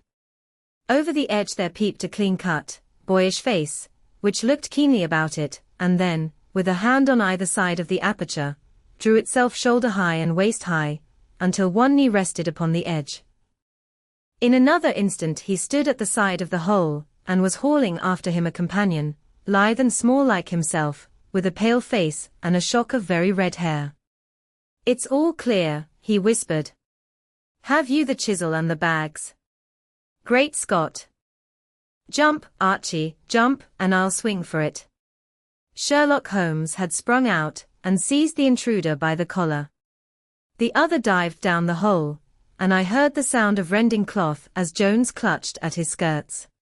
The light flashed upon the barrel of a revolver, but Holmes' hunting crop came down on the man's wrist, and the pistol clinked upon the stone floor. "It's no use, John Clay," said Holmes blandly. "You have no chance at all." "So I see," the other answered with the utmost coolness. "I fancy that my pal is all right, though I see you have got his coat-tails." "There are 3 men waiting for him at the door," said Holmes. "Oh, indeed. You seem to have done the thing very completely. I must compliment you." "And I you," Holmes answered. "Your red-headed idea was very new and effective." "You'll see your pal again presently," said Jones. "He's quicker at climbing down holes than I am. Just hold out while I fix the derbies." "I beg that you will not touch me with your filthy hands," remarked our prisoner as the handcuffs clattered upon his wrists. "You may not be aware that I have royal blood in my veins. Have the goodness, also, when you address me always to say sir and please." "All right," said Jones with a stare and a snigger. "Well, would you please, sir, march upstairs, where we can get a cab to carry your highness to the police station?" "That is better," said John Clay serenely. He made a sweeping bow to the 3 of us, and walked quietly off in the custody of the detective. "Really, Mr. Holmes," said Mr. Merriweather as we followed them from the cellar, "I do not know how the bank can thank you or repay you. There is no doubt that you have detected and defeated in the most complete manner one of the most determined attempts at bank robbery that have ever come within my experience. I have had 1 or 2 little scores of my own to settle with Mr. John Clay," said Holmes. "I have been at some small expense over this matter, which I shall expect the bank to refund, but beyond that I am amply repaid by having had an experience, which is in many ways unique, and by hearing the very remarkable narrative of the Red-Headed League.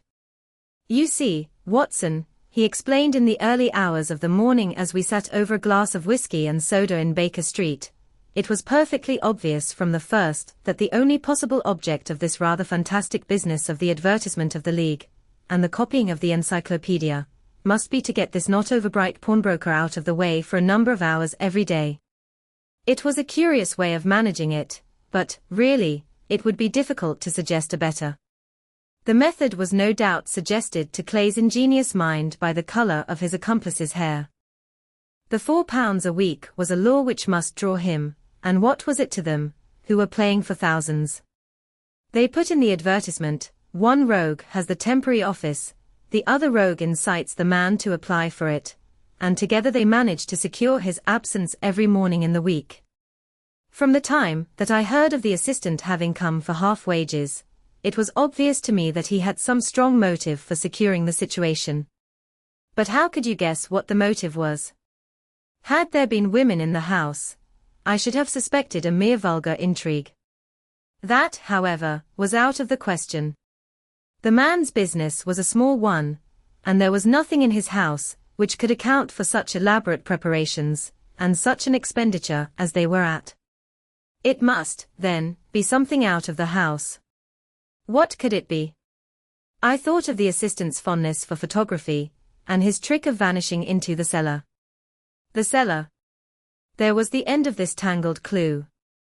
Then I made inquiries as to this mysterious assistant and found that I had to deal with one of the coolest and most daring criminals in London. He was doing something in the cellar, something which took many hours a day for months on end. What could it be, once more? I could think of nothing save that he was running a tunnel to some other building. So far I had got, when we went to visit the scene of action. I surprised you by beating upon the pavement with my stick. I was ascertaining whether the cellar stretched out in front or behind. It was not in front. Then I rang the bell, and as I hoped, the assistant answered it. We have had some skirmishes, but we had never set eyes upon each other before. I hardly looked at his face. His knees were what I wished to see. You must yourself have remarked how worn, wrinkled, and stained they were. They spoke of those hours of burrowing. The only remaining point was what they were burrowing for. I walked round the corner, saw the City and Suburban Bank abutted on our friend's premises, and felt that I had solved my problem. When you drove home after the concert, I called upon Scotland Yard and upon the chairman of the bank directors, with the result that you have seen. And how could you tell that they would make their attempt tonight? I asked. Well, when they closed their league offices, that was a sign that they cared no longer about Mr. Jabez Wilson's presence, in other words, that they had completed their tunnel. But it was essential that they should use it soon, as it might be discovered, or the bullion might be removed. Saturday would suit them better than any other day, as it would give them 2 days for their escape. For all these reasons I expected them to come tonight. You reasoned it out beautifully, I exclaimed in unfeigned admiration. It is so long a chain, and yet every link rings true. It saved me from ennui, he answered, yawning. Alas! I already feel it closing in upon me. My life is spent in one long effort to escape from the commonplaces of existence. These little problems help me to do so. And you are a benefactor of the race, said I. He shrugged his shoulders.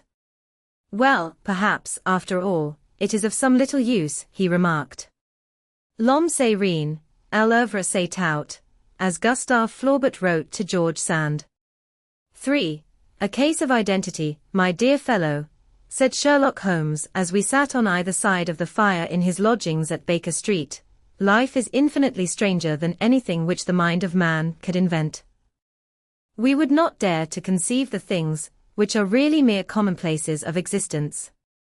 If we could fly out of that window hand in hand, hover over this great city, gently remove the roofs, and peep in at the queer things which are going on, the strange coincidences, the plannings, the cross-purposes, the wonderful chains of events, working through generations, and leading to the most outré results, it would make all fiction with its conventionalities and foreseen conclusions most stale and unprofitable.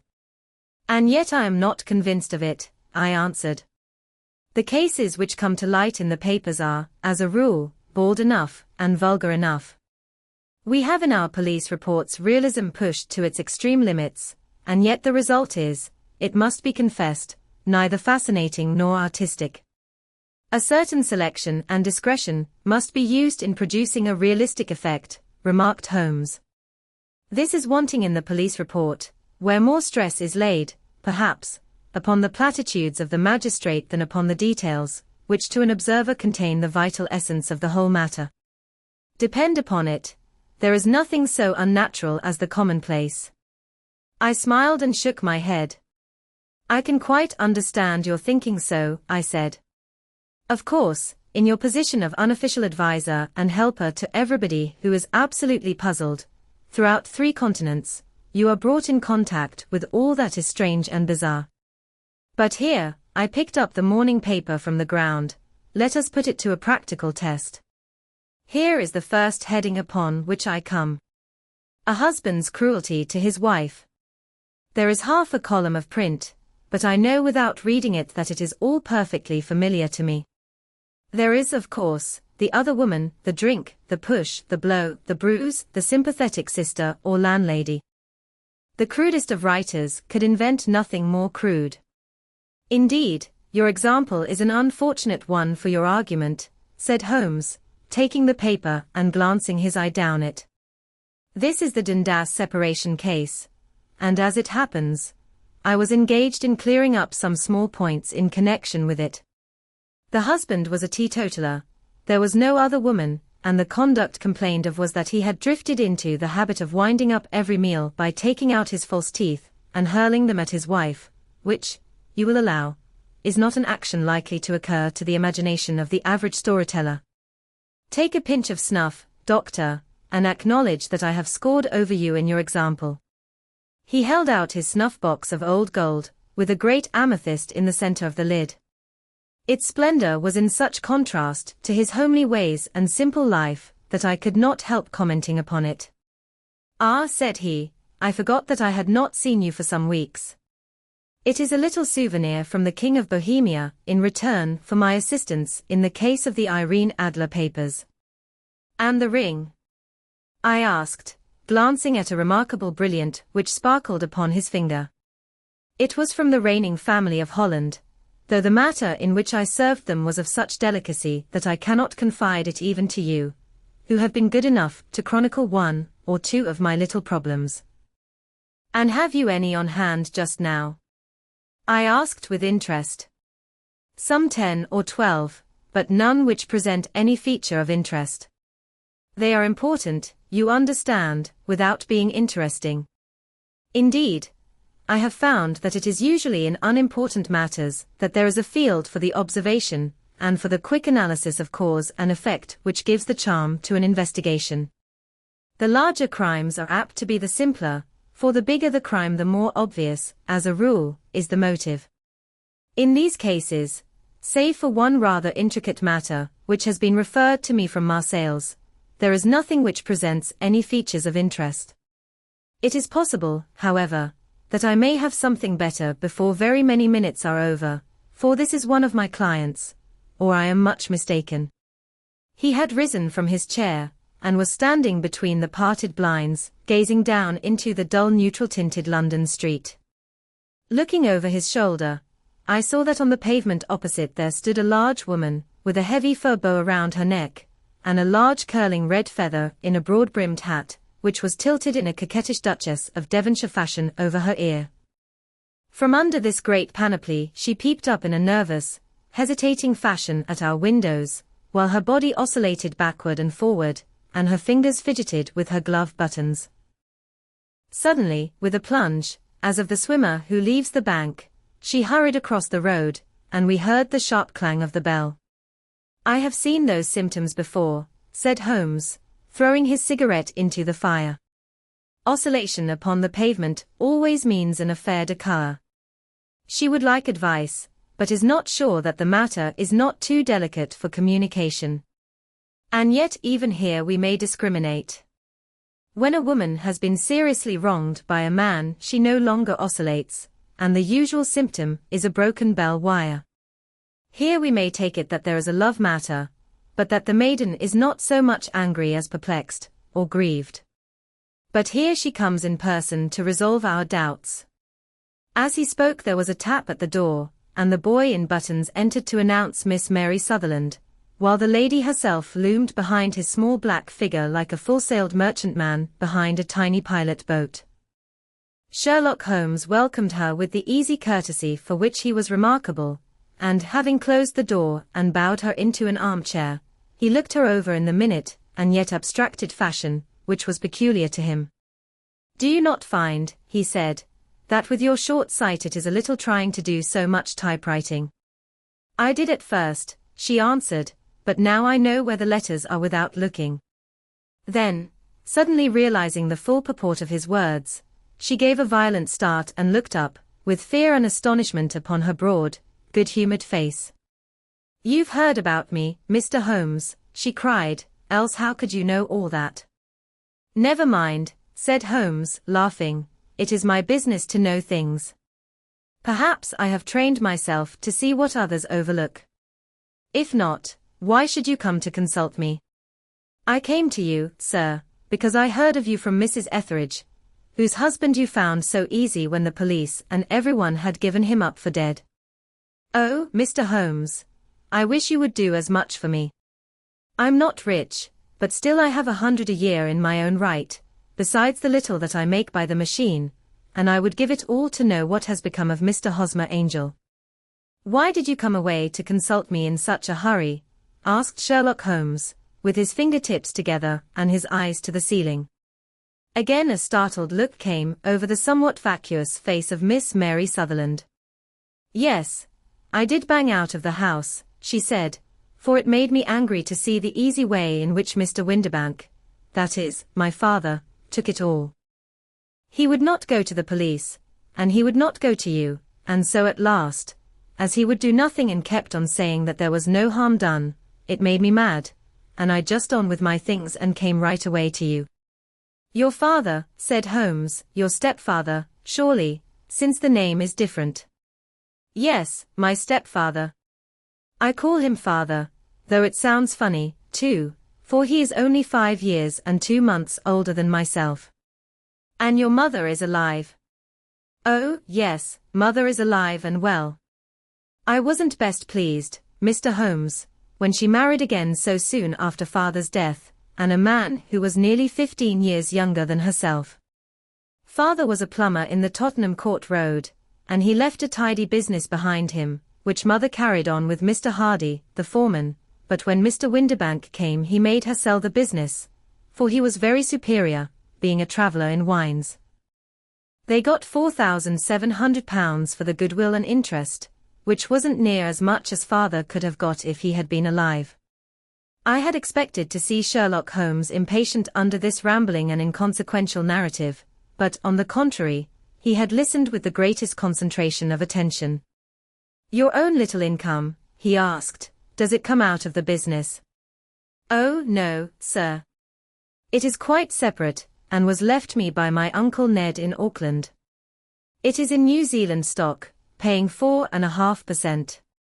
£2,500 was the amount, but I can only touch the interest."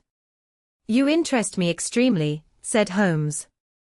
"And since you draw so large a sum as 100 a year, with what you earn into the bargain, you no doubt travel a little and indulge yourself in every way. I believe that a single lady can get on very nicely upon an income of about £60. I could do with much less than that, Mr. Holmes, but you understand that as long as I live at home I don't wish to be a burden to them, and so they have the use of the money just while I am staying with them. Of course, that is only just for the time. Mr. Windibank draws my interest every quarter, and pays it over to mother, and I find that I can do pretty well with what I earn at typewriting. It brings me 2d. a sheet, and I can often do from 15 to 20 sheets in a day." "You have made your position very clear to me," said Holmes. "This is my friend, Dr. Watson, before whom you can speak as freely as before myself. Kindly tell us now all about your connection with Mr. Hosmer Angel." A flush stole over Miss Sutherland's face, and she picked nervously at the fringe of her jacket. "I met him first at the gasfitters' ball," she said. "They used to send father tickets when he was alive, and then afterwards they remembered us, and sent them to mother. Mr. Windibank did not wish us to go. He never did wish us to go anywhere. He would get quite mad if I wanted so much as to join a Sunday school treat. But this time I was set on going, and I would go, for what right had he to prevent? He said the folk were not fit for us to know, when all father's friends were to be there. And he said that I had nothing fit to wear, when I had my purple plush, that I had never so much as taken out of the drawer. At last, when nothing else would do, he went off to France upon the business of the firm, but we went, mother and I, with Mr. Hardy, who used to be our foreman, and it was there I met Mr. Hosmer Angel. I suppose, said Holmes, that when Mr. Windibank came back from France he was very annoyed at your having gone to the ball. Oh, well, he was very good about it. He laughed, I remember, and shrugged his shoulders, and said there was no use denying anything to a woman, for she would have her way. I see. Then at the gasfitter's ball you met, as I understand, a gentleman called Mr. Hosmer Angel. Yes, sir. I met him that night, and he called next day to ask if we had got home all safe, and after that we met him, that is to say, Mr. Holmes. I met him twice for walks, but after that father came back again, and Mr. Hosmer Angel could not come to the house any more. No. Well, you know father didn't like anything of the sort. He wouldn't have any visitors if he could help it, and he used to say that a woman should be happy in her own family circle. But then, as I used to say to mother, a woman wants her own circle to begin with, and I had not got mine yet. But how about Mr. Hosmer Angel? Did he make no attempt to see you? Well, father was going off to France again in a week, and Hosmer wrote, and said that it would be safer, and better not to see each other until he had gone. We could write in the meantime, and he used to write every day. I took the letters in the morning, so there was no need for father to know. Were you engaged to the gentleman at this time? Oh, yes, Mr. Holmes. We were engaged after the first walk that we took. Hosmer, Mr. Angel, was a cashier in an office in Leadenhall Street, and what office? That's the worst of it, Mr. Holmes, I don't know. Where did he live, then? He slept on the premises. And you don't know his address? No, except that it was Leadenhall Street. Where did you address your letters, then? To the Leadenhall Street post office, to be left till called for. He said that if they were sent to the office he would be chaffed by all the other clerks about having letters from a lady, so I offered to typewrite them, like he did his, but he wouldn't have that, for he said that when I wrote them they seemed to come from me, but when they were typewritten he always felt that the machine had come between us. That will just show you how fond he was of me, Mr. Holmes, and the little things that he would think of. It was most suggestive, said Holmes. It has long been an axiom of mine that the little things are infinitely the most important. Can you remember any other little things about Mr. Hosmer Angel? He was a very shy man, Mr. Holmes. He would rather walk with me in the evening than in the daylight, for he said that he hated to be conspicuous. Very retiring and gentlemanly he was. Even his voice was gentle. He'd had the quinsy and swollen glands when he was young, he told me, and it had left him with a weak throat, and a hesitating, whispering fashion of speech. He was always well dressed, very neat and plain, but his eyes were weak, just as mine are, and he wore tinted glasses against the glare. Well, and what happened when Mr. Windibank, your stepfather, returned to France? Mr. Hosmer Angel came to the house again, and proposed that we should marry before father came back. He was in dreadful earnest and made me swear, with my hands on the testament, that whatever happened I would always be true to him. Mother said he was quite right to make me swear, and that it was a sign of his passion. Mother was all in his favor from the first, and was even fonder of him than I was. Then, when they talked of marrying within the week, I began to ask about father, but they both said never to mind about father, but just to tell him afterwards, and mother said she would make it all right with him. I didn't quite like that, Mr. Holmes. It seemed funny that I should ask his leave, as he was only a few years older than me, but I didn't want to do anything on the sly. So I wrote to father at Bordeaux, where the company has its French offices, but the letter came back to me on the very morning of the wedding. It missed him, then? Yes, sir, for he had started to England just before it arrived. Ha! That was unfortunate. Your wedding was arranged, then, for the Friday. Was it to be in church? Yes, sir, but very quietly. It was to be at St. Saviour's, near King's Cross, and we were to have breakfast afterwards at the St. Pancras Hotel. Hosmer came for us in a hansom, but as there were two of us he put us both into it and stepped himself into a four-wheeler, which happened to be the only other cab in the street. We got to the church first, and when the four-wheeler drove up we waited for him to step out, but he never did, and when the cabman got down from the box and looked there was no one there. The cabman said that he could not imagine what had become of him, for he had seen him get in with his own eyes. That was last Friday, Mr. Holmes, and I have never seen or heard anything since then to throw any light upon what became of him. It seems to me that you have been very shamefully treated, said Holmes. Oh, no, sir. He was too good and kind to leave me so. Why, all the morning he was saying to me that, whatever happened, I was to be true, and that even if something quite unforeseen occurred to separate us, I was always to remember that I was pledged to him, and that he would claim his pledge sooner or later. It seemed strange talk for a wedding morning, but what has happened since gives a meaning to it. Most certainly it does. Your own opinion is, then, that some unforeseen catastrophe has occurred to him. Yes, sir. I believe that he foresaw some danger, or else he would not have talked so. And then I think that what he foresaw happened. But you have no notion as to what it could have been. None. One more question. How did your mother take the matter? She was angry, and said that I was never to speak of the matter again. And your father? Did you tell him? Yes, and he seemed to think, with me, that something had happened, and that I should hear of Hosmer again. As he said, what interest could anyone have in bringing me to the doors of the church, and then leaving me? Now, if he had borrowed my money, or if he had married me and got my money settled on him, there might be some reason, but Hosmer was very independent about money, and never would look at a shilling of mine. And yet, what could have happened? And why could he not write? Oh, it drives me half mad to think of it, and I can't sleep a wink at night. She pulled a little handkerchief out of her muff, and began to sob heavily into it. I shall glance into the case for you, said Holmes, rising, and I have no doubt that we shall reach some definite result. Let the weight of the matter rest upon me now, and do not let your mind dwell upon it further. Above all, try to let Mr. Hosmer Angel vanish from your memory, as he has done from your life. Then you don't think I'll see him again? I fear not. Then what has happened to him? You will leave that question in my hands.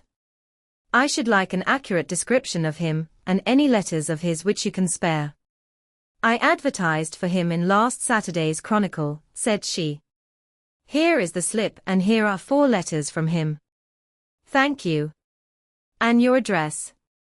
Number 31 Leon Place, Camberwell. Mr. Angel's address you never had, I understand. Where is your father's place of business? He travels for Westhouse and Marbank, the great claret importers of Fenchurch Street. Thank you. You have made your statement very clearly.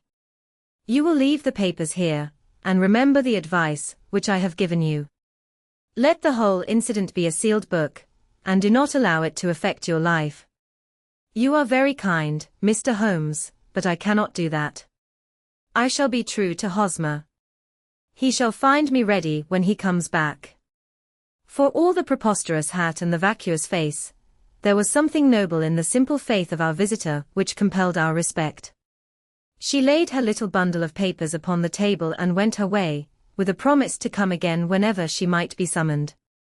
Sherlock Holmes sat silent for a few minutes with his fingertips still pressed together, his legs stretched out in front of him, and his gaze directed upward to the ceiling. Then he took down from the rack the old and oily clay pipe, which was to him as a counselor, and having lit it, he leaned back in his chair, with the thick blue cloud wreaths spinning up from him, and a look of infinite languor in his face.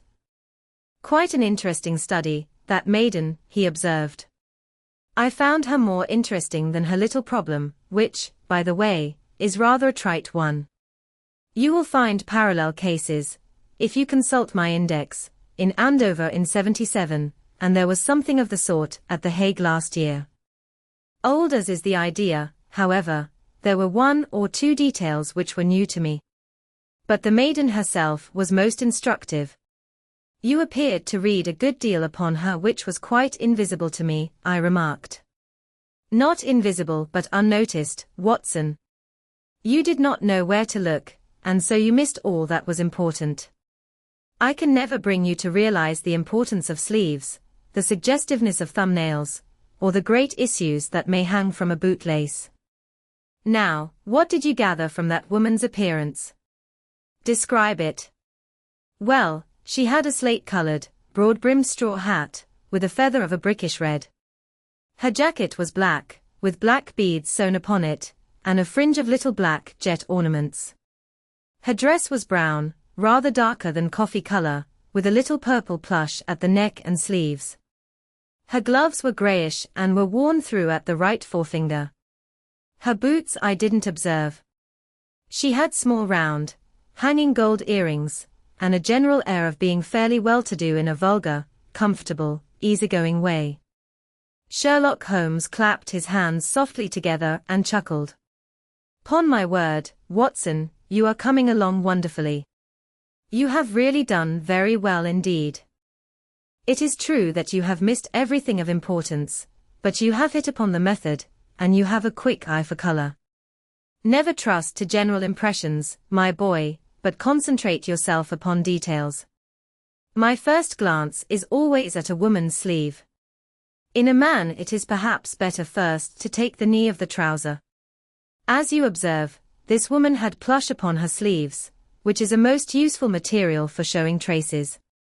The double line a little above the wrist, where the typewriter presses against the table, was beautifully defined.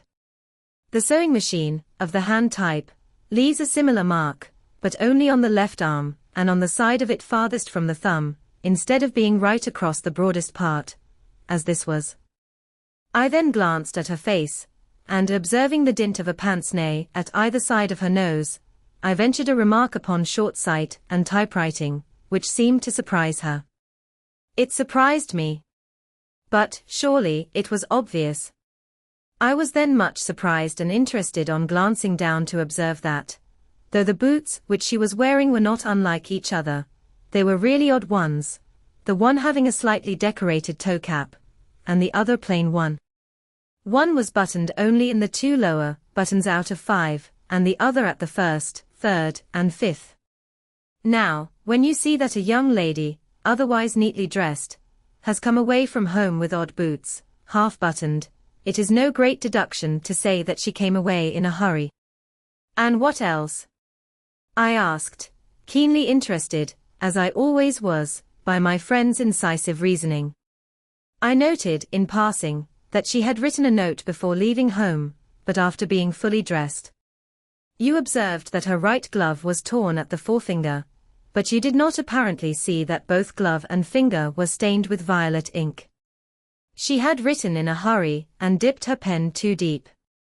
It must have been this morning, or the mark would not remain clear upon the finger. All this is amusing, though rather elementary, but I must go back to business, Watson. Would you mind reading me the advertised description of Mr. Hosmer Angel? I held the little printed slip to the light. Missing, it said, on the morning of the 14th, a gentleman named Hosmer Angel. About 5 feet 7 in height, strongly built, sallow complexion, black hair, a little bald in the center, bushy, black side whiskers and moustache, tinted glasses, slight infirmity of speech. Was dressed, when last seen, in black frock coat faced with silk, black waistcoat, gold Albert chain, and grey Harris tweed trousers, with brown gaiters over elastic-sided boots. Known to have been employed in an office in Leadenhall Street. Anybody bringing, and see, that will do, said Holmes. As to the letters, he continued, glancing over them, they are very commonplace. Absolutely no clue in them to Mr. Angel, save that he quotes Balzac once. There is one remarkable point, however, which will no doubt strike you. They are typewritten, I remarked. Not only that, but the signature is typewritten. Look at the neat little Hosmer Angel at the bottom. There is a date, you see, but no superscription except Leadenhall Street, which is rather vague. The point about the signature is very suggestive, in fact, we may call it conclusive. Of what? My dear fellow, is it possible you do not see how strongly it bears upon the case? I cannot say that I do unless it were that he wished to be able to deny his signature, if an action for breach of promise were instituted. No, that was not the point. However, I shall write 2 letters, which should settle the matter. One is to a firm in the city, the other is to the young lady's stepfather, Mr. Windibank, asking him whether he could meet us here at 6 o'clock tomorrow evening. It is just as well that we should do business with the male relatives. And now, Doctor, we can do nothing until the answers to those letters come, so we may put our little problem upon the shelf for the interim. I had had so many reasons to believe in my friend's subtle powers of reasoning and extraordinary energy in action, that I felt that he must have some solid grounds for the assured and easy demeanor with which he treated the singular mystery, which he had been called upon to fathom. Once only had I known him to fail, in the case of the King of Bohemia, and of the Irene Adler photograph, but when I looked back to the weird business of the sign of 4, and the extraordinary circumstances connected with the study in scarlet, I felt that it would be a strange tangle indeed which he could not unravel. I left him then, still puffing at his black clay pipe, with the conviction that when I came again on the next evening I would find that he held in his hands all the clues which would lead up to the identity of the disappearing bridegroom of Miss Mary Sutherland. A professional case of great gravity was engaging my own attention at the time, and the whole of next day I was busy at the bedside of the sufferer. It was not until close upon 6 o'clock that I found myself free, and was able to spring into a hansom and drive to Baker Street, half afraid that I might be too late to assist at the denouement of the little mystery. I found Sherlock Holmes alone, however, half asleep, with his long, thin form curled up in the recesses of his armchair. A formidable array of bottles and test tubes, with the pungent cleanly smell of hydrochloric acid, told me that he had spent his day in the chemical work which was so dear to him. Well, have you solved it? I asked as I entered. Yes. It was the bisulfate of baryta. No, the mystery. I cried. Oh, that. I thought of the salt that I have been working upon.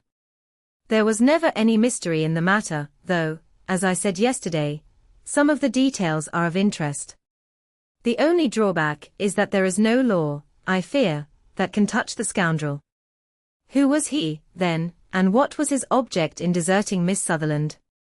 The question was hardly out of my mouth, and Holmes had not yet opened his lips to reply, when we heard a heavy footfall in the passage and a tap at the door. This is the girl's stepfather, Mr. James Windibank, said Holmes. He has written to me to say that he would be here at 6. Come in. The man who entered was a sturdy, middle-sized fellow, some 30 years of age, clean-shaven and sallow-skinned, with a bland, insinuating manner, and a pair of wonderfully sharp and penetrating grey eyes. He shot a questioning glance at each of us, placed his shiny top hat upon the sideboard, and with a slight bow sidled down into the nearest chair. Good evening, Mr. James Windibank, said Holmes. I think that this typewritten letter is from you, in which you made an appointment with me for 6 o'clock. Yes, sir. I am afraid that I am a little late, but I am not quite my own master, you know. I am sorry that Miss Sutherland has troubled you about this little matter, for I think it is far better not to wash linen of the sort in public. It was quite against my wishes that she came, but she is a very excitable, impulsive girl, as you may have noticed, and she is not easily controlled when she has made up her mind on a point. Of course, I did not mind you so much, as you are not connected with the official police, but it is not pleasant to have a family misfortune like this noised abroad. Besides, it is a useless expense, for how could you possibly find this Hosmer Angel? On the contrary, said Holmes quietly, I have every reason to believe that I will succeed in discovering Mr. Hosmer Angel. Mr. Windibank gave a violent start and dropped his gloves. I am delighted to hear it, he said. It is a curious thing, remarked Holmes, that a typewriter has really quite as much individuality as a man's handwriting. Unless they are quite new, no two of them write exactly alike. Some letters get more worn than others, and some wear only on one side. Now, you remark in this note of yours, Mr. Windibank, that in every case there is some little slurring over of the E, and a slight defect in the tail of the R. There are 14 other characteristics, but those are the more obvious. We do all our correspondence with this machine at the office, and no doubt it is a little worn, our visitor answered, glancing keenly at Holmes with his bright little eyes. And now I will show you what is really a very interesting study, Mr. Windibank, Holmes continued. I think of writing another little monograph, some of these days on the typewriter, and its relation to crime. It is a subject to which I have devoted some little attention. I have here 4 letters which purport to come from the missing man. They are all typewritten. In each case, not only are the E's slurred and the R's tailless, but you will observe, if you care to use my magnifying lens, that the 14 other characteristics, to which I have alluded, are there as well. Mr. Windibank sprang out of his chair and picked up his hat. I cannot waste time over this sort of fantastic talk, Mr. Holmes, he said. If you can catch the man, catch him, and let me know when you have done it. Certainly, said Holmes, stepping over and turning the key in the door. I let you know, then, that I have caught him. What? Where? Shouted Mr. Windibank, turning white to his lips and glancing about him like a rat in a trap. Oh, it won't do, really it won't, said Holmes suavely. There is no possible getting out of it, Mr. Windibank. It is quite too transparent, and it was a very bad compliment when you said that it was impossible for me to solve so simple a question. That's right. Sit down and let us talk it over. Our visitor collapsed into a chair, with a ghastly face and a glitter of moisture on his brow. It's not actionable, he stammered. I am very much afraid that it is not. But between ourselves, Windibank, it was as cruel and selfish and heartless a trick in a petty way as ever came before me. Now, let me just run over the course of events, and you will contradict me if I go wrong. The man sat huddled up in his chair, with his head sunk upon his breast, like one who is utterly crushed. Holmes stuck his feet up on the corner of the mantelpiece, and, leaning back with his hands in his pockets, began talking, rather to himself, as it seemed, than to us. The man married a woman very much older than himself for her money, said he, and he enjoyed the use of the money of the daughter as long as she lived with them. It was a considerable sum, for people in their position, and the loss of it would have made a serious difference. It was worth an effort to preserve it. The daughter was of a good, amiable disposition, but affectionate and warm-hearted in her ways, so that it was evident that with her fair personal advantages, and her little income, she would not be allowed to remain single long. Now her marriage would mean, of course, the loss of 100 a year, so what does her stepfather do to prevent it? He takes the obvious course of keeping her at home, and forbidding her to seek the company of people of her own age. But soon he found that that would not answer forever. She became restive, insisted upon her rights, and finally announced her positive intention of going to a certain ball. What does her clever stepfather do then? He conceives an idea more creditable to his head than to his heart. With the connivance and assistance of his wife he disguised himself, covered those keen eyes with tinted glasses, masked the face with a moustache and a pair of bushy whiskers, sunk that clear voice into an insinuating whisper, and doubly secure on account of the girl's short sight, he appears as Mr. Hosmer Angel, and keeps off other lovers by making love himself. It was only a joke at first, groaned our visitor. We never thought that she would have been so carried away. Very likely not.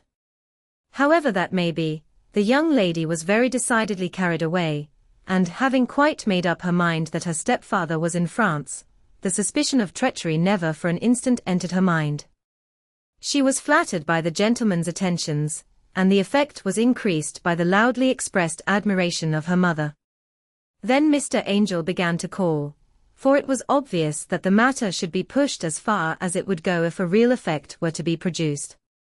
There were meetings, and an engagement, which would finally secure the girl's affections from turning towards anyone else. But the deception could not be kept up forever. These pretended journeys to France were rather cumbrous. The thing to do was clearly to bring the business to an end in such a dramatic manner, that it would leave a permanent impression upon the young lady's mind and prevent her from looking upon any other suitor for some time to come. Hence those vows of fidelity exacted upon a testament, and hence also the allusions to a possibility of something happening on the very morning of the wedding. James Windibank wished Miss Sutherland to be so bound to Hosmer Angel, and so uncertain as to his fate, that for 10 years to come, at any rate, she would not listen to another man.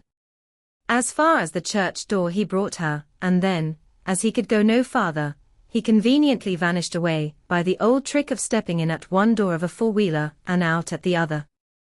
I think that was the chain of events, Mr. Windibank. Our visitor had recovered something of his assurance while Holmes had been talking, and he rose from his chair now with a cold sneer upon his pale face.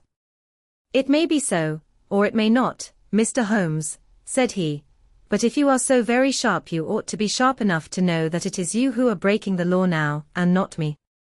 I have done nothing actionable from the first, but as long as you keep that door locked you lay yourself open to an action for assault and illegal constraint.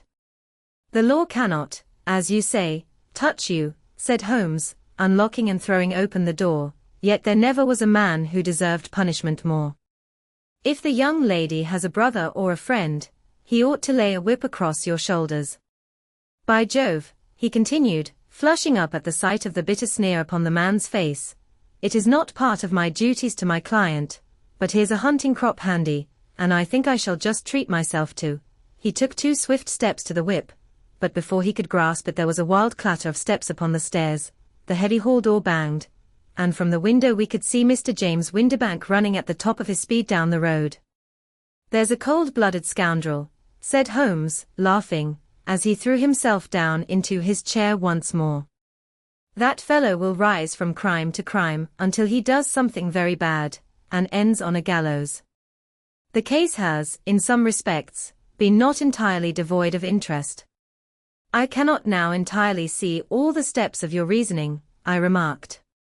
Well, of course it was obvious from the first that this Mr. Hosmer Angel must have some strong object for his curious conduct, and it was equally clear that the only man who really profited by the incident, as far as we could see, was the stepfather. Then the fact that the 2 men were never together, but that the one always appeared when the other was away, was suggestive.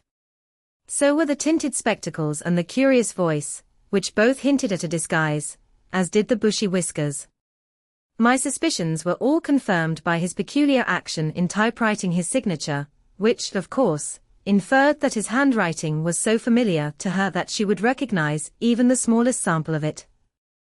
You see, all these isolated facts, together with many minor ones, all pointed in the same direction. And how did you verify them? Having once spotted my man, it was easy to get corroboration. I knew the firm for which this man worked. Having taken the printed description, I eliminated everything from it which could be the result of a disguise, the whiskers, the glasses, the voice, and I sent it to the firm, with a request that they would inform me whether it answered to the description of any of their travelers. I had already noticed the peculiarities of the typewriter, and I wrote to the man himself at his business address asking him if he would come here. As I expected, his reply was typewritten and revealed the same trivial, but characteristic defects. The same post brought me a letter from Westhouse and Marbank, of Fenchurch Street, to say that the description tallied in every respect with that of their employee, James Windibank. Voila tout. And Miss Sutherland. If I tell her she will not believe me. You may remember the old Persian saying, there is danger for him who taketh the tiger cub, and danger also for whoso snatches a delusion from a woman. There is as much sense in Hafiz as in Horace, and as much knowledge of the world. 4. The Boscombe Valley Mystery. We were seated at breakfast one morning, my wife and I, when the maid brought in a telegram. It was from Sherlock Holmes and ran in this way. Have you a couple of days to spare? Have just been wired for from the west of England in connection with Boscombe Valley tragedy. Shall be glad if you will come with me. Air and scenery perfect. Leave Paddington by the 11:15. What do you say, dear? Said my wife, looking across at me. Will you go? I really don't know what to say. I have a fairly long list at present. Oh, and Struther would do your work for you. You have been looking a little pale lately. I think that the change would do you good, and you are always so interested in Mr. Sherlock Holmes' cases. I should be ungrateful if I were not, seeing what I gained through one of them, I answered. But if I am to go, I must pack at once, for I have only half an hour. My experience of camp life in Afghanistan had at least had the effect of making me a prompt and ready traveler. My wants were few and simple, so that in less than the time stated I was in a cab with my valise, rattling away to Paddington Station. Sherlock Holmes was pacing up and down the platform, his tall, gaunt figure made even gaunter and taller by his long grey travelling cloak and close-fitting cloth cap. It is really very good of you to come, Watson, said he. It makes a considerable difference to me, having someone with me on whom I can thoroughly rely. Local aid is always either worthless or else biased. If you will keep the 2 corner seats, I shall get the tickets. We had the carriage to ourselves save for an immense litter of papers which Holmes had brought with him. Among these he rummaged and read, with intervals of note-taking and of meditation, until we were past reading. Then he suddenly rolled them all into a gigantic ball, and tossed them up onto the rack. Have you heard anything of the case? He asked. Not a word. I have not seen a paper for some days. The London press has not had very full accounts. I have just been looking through all the recent papers in order to master the particulars. It seems, from what I gather, to be one of those simple cases which are so extremely difficult. That sounds a little paradoxical. But it is profoundly true. Singularity is almost invariably a clue. The more featureless and commonplace a crime is, the more difficult it is to bring it home. In this case, however, they have established a very serious case against the son of the murdered man. It is a murder, then? Well, it is conjectured to be so. I shall take nothing for granted until I have the opportunity of looking personally into it.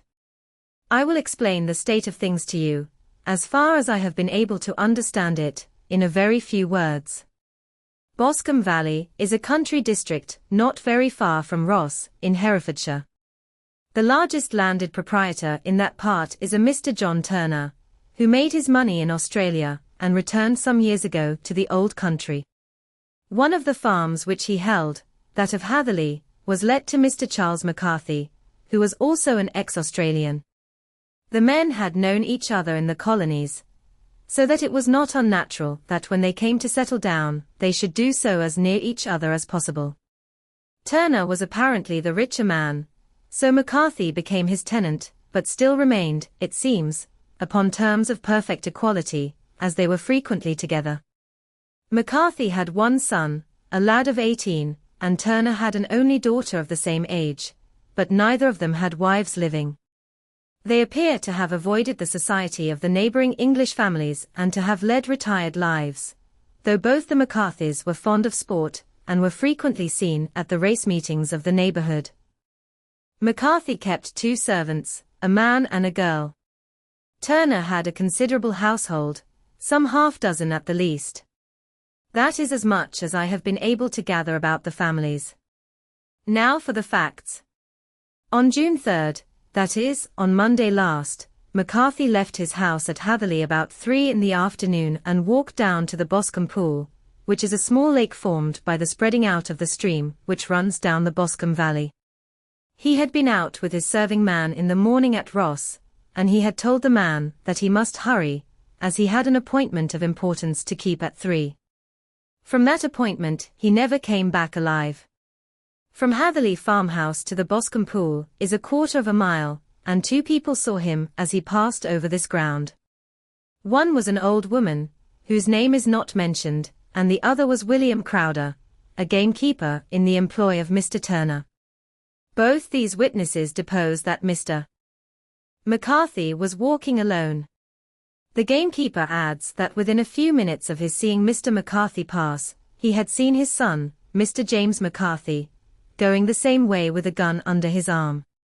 To the best of his belief, the father was actually in sight at the time, and the son was following him. He thought no more of the matter until he heard in the evening of the tragedy that had occurred. The 2 McCarthys were seen after the time when William Crowder, the gamekeeper, lost sight of them. The Boscombe pool is thickly wooded round, with just a fringe of grass and of reeds round the edge.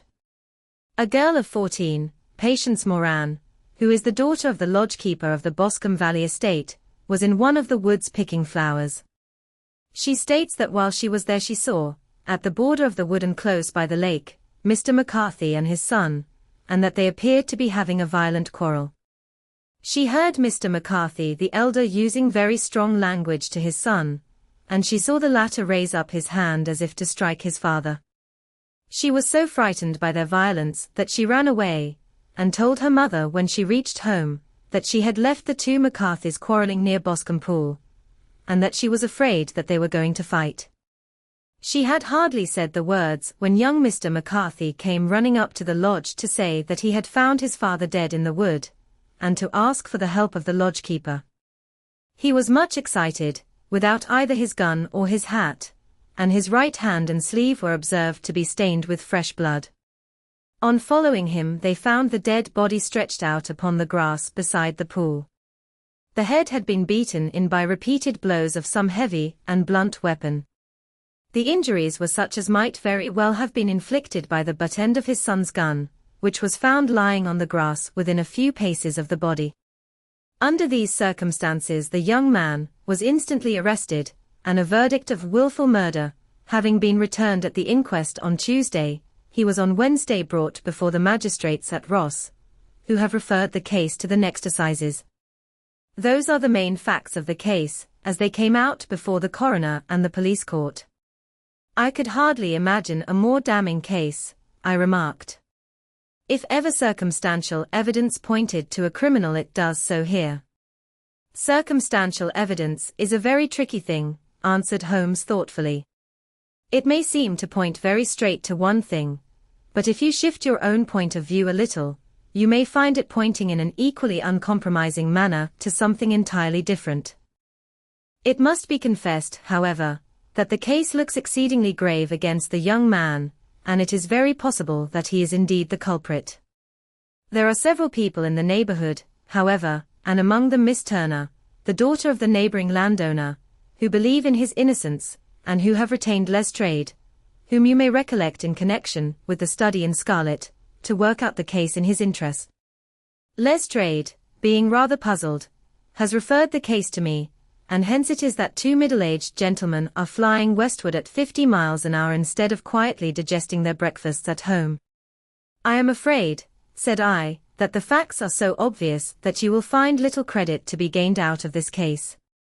There is nothing more deceptive than an obvious fact, he answered, laughing. Besides, we may chance to hit upon some other obvious facts, which may have been by no means obvious to Mr. Lestrade. You know me too well to think that I am boasting when I say that I shall either confirm or destroy his theory by means which he is quite incapable of employing, or even of understanding. To take the first example to hand, I very clearly perceive that in your bedroom the window is upon the right-hand side, and yet I question whether Mr. Lestrade would have noted even so self-evident a thing as that. How on earth, my dear fellow, I know you well. I know the military neatness which characterizes you. You shave every morning, and in this season you shave by the sunlight, but since your shaving is less and less complete as we get farther back on the left side, until it becomes positively slovenly as we get round the angle of the jaw, it is surely very clear that that side is less illuminated than the other. I could not imagine a man of your habits looking at himself in an equal light, and being satisfied with such a result. I only quote this as a trivial example of observation and inference. Therein lies my métier, and it is just possible that it may be of some service in the investigation which lies before us. There are one or two minor points which were brought out in the inquest, and which are worth considering. What are they? It appears that his arrest did not take place at once, but after the return to Hatherley Farm. On the Inspector of Constabulary informing him that he was a prisoner, he remarked that he was not surprised to hear it, and that it was no more than his deserts. This observation of his had the natural effect of removing any traces of doubt which might have remained in the minds of the coroner's jury.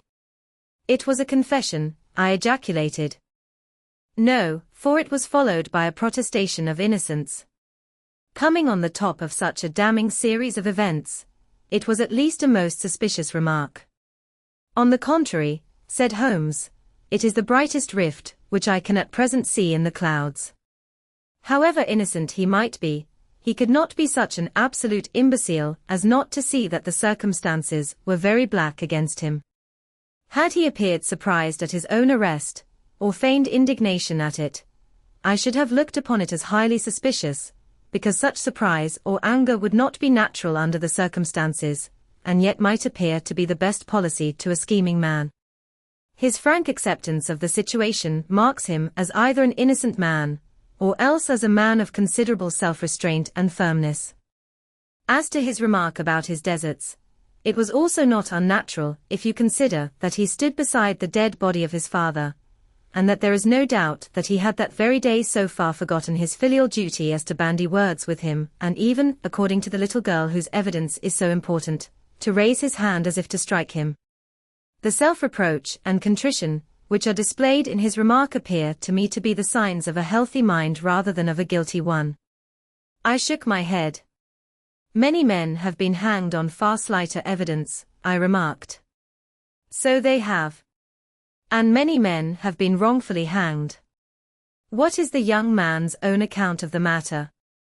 It is, I am afraid, not very encouraging to his supporters, though there are one or two points in it which are suggestive. You will find it here, and may read it for yourself. He picked out from his bundle a copy of the local Herefordshire paper, and having turned down the sheet he pointed out the paragraph, in which the unfortunate young man had given his own statement of what had occurred. I settled myself down in the corner of the carriage, and read it very carefully. It ran in this way: Mr. James McCarthy, the only son of the deceased, was then called and gave evidence as follows. I had been away from home for 3 days at Bristol, and had only just returned upon the morning of last Monday, the 3rd. My father was absent from home at the time of my arrival, and I was informed by the maid that he had driven over to Ross with John Cobb, the groom. Shortly after my return I heard the wheels of his trap in the yard, and, looking out of my window, I saw him get out and walk rapidly out of the yard, though I was not aware in which direction he was going. I then took my gun and strolled out in the direction of the Boscombe pool, with the intention of visiting the rabbit warren, which is upon the other side.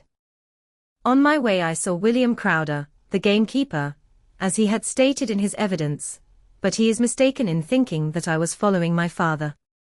I had no idea that he was in front of me. When about 100 yards from the pool I heard a cry of cooey, which was a usual signal between my father and myself.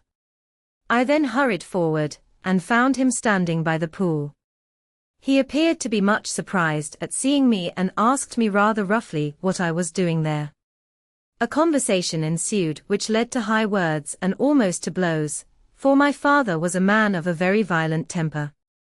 Seeing that his passion was becoming ungovernable, I left him and returned towards Hatherley Farm. I had not gone more than 150 yards, however, when I heard a hideous outcry behind me, which caused me to run back again. I found my father expiring upon the ground, with his head terribly injured. I dropped my gun and held him in my arms, but he almost instantly expired. I knelt beside him for some minutes, and then made my way to Mr. Turner's lodge-keeper, his house being the nearest, to ask for assistance. I saw no one near my father when I returned, and I have no idea how he came by his injuries. He was not a popular man, being somewhat cold and forbidding in his manners, but he had, as far as I know, no active enemies. I know nothing further of the matter. The coroner: did your father make any statement to you before he died? Witness: he mumbled a few words, but I could only catch some allusion to a rat. The coroner: what did you understand by that? Witness: it conveyed no meaning to me. I thought that he was delirious. The coroner: what was the point upon which you and your father had this final quarrel? Witness: I should prefer not to answer. The coroner: I am afraid that I must press it. Witness: it is really impossible for me to tell you. I can assure you that it has nothing to do with the sad tragedy which followed. The coroner: that is for the court to decide. I need not point out to you that your refusal to answer will prejudice your case considerably in any future proceedings which may arise. Witness: I must still refuse. The coroner: I understand that the cry of cooey was a common signal between you and your father. Witness: it was. The coroner: how was it, then, that he uttered it before he saw you, and before he even knew that you had returned from Bristol? Witness, with considerable confusion: I do not know. A juryman: did you see nothing which aroused your suspicions when you returned on hearing the cry and found your father fatally injured? Witness: nothing definite. The coroner: what do you mean? Witness: I was so disturbed and excited as I rushed out into the open, that I could think of nothing except of my father. Yet I have a vague impression that as I ran forward something lay upon the ground to the left of me. It seemed to me to be something grey in colour, a coat of some sort, or a plaid perhaps.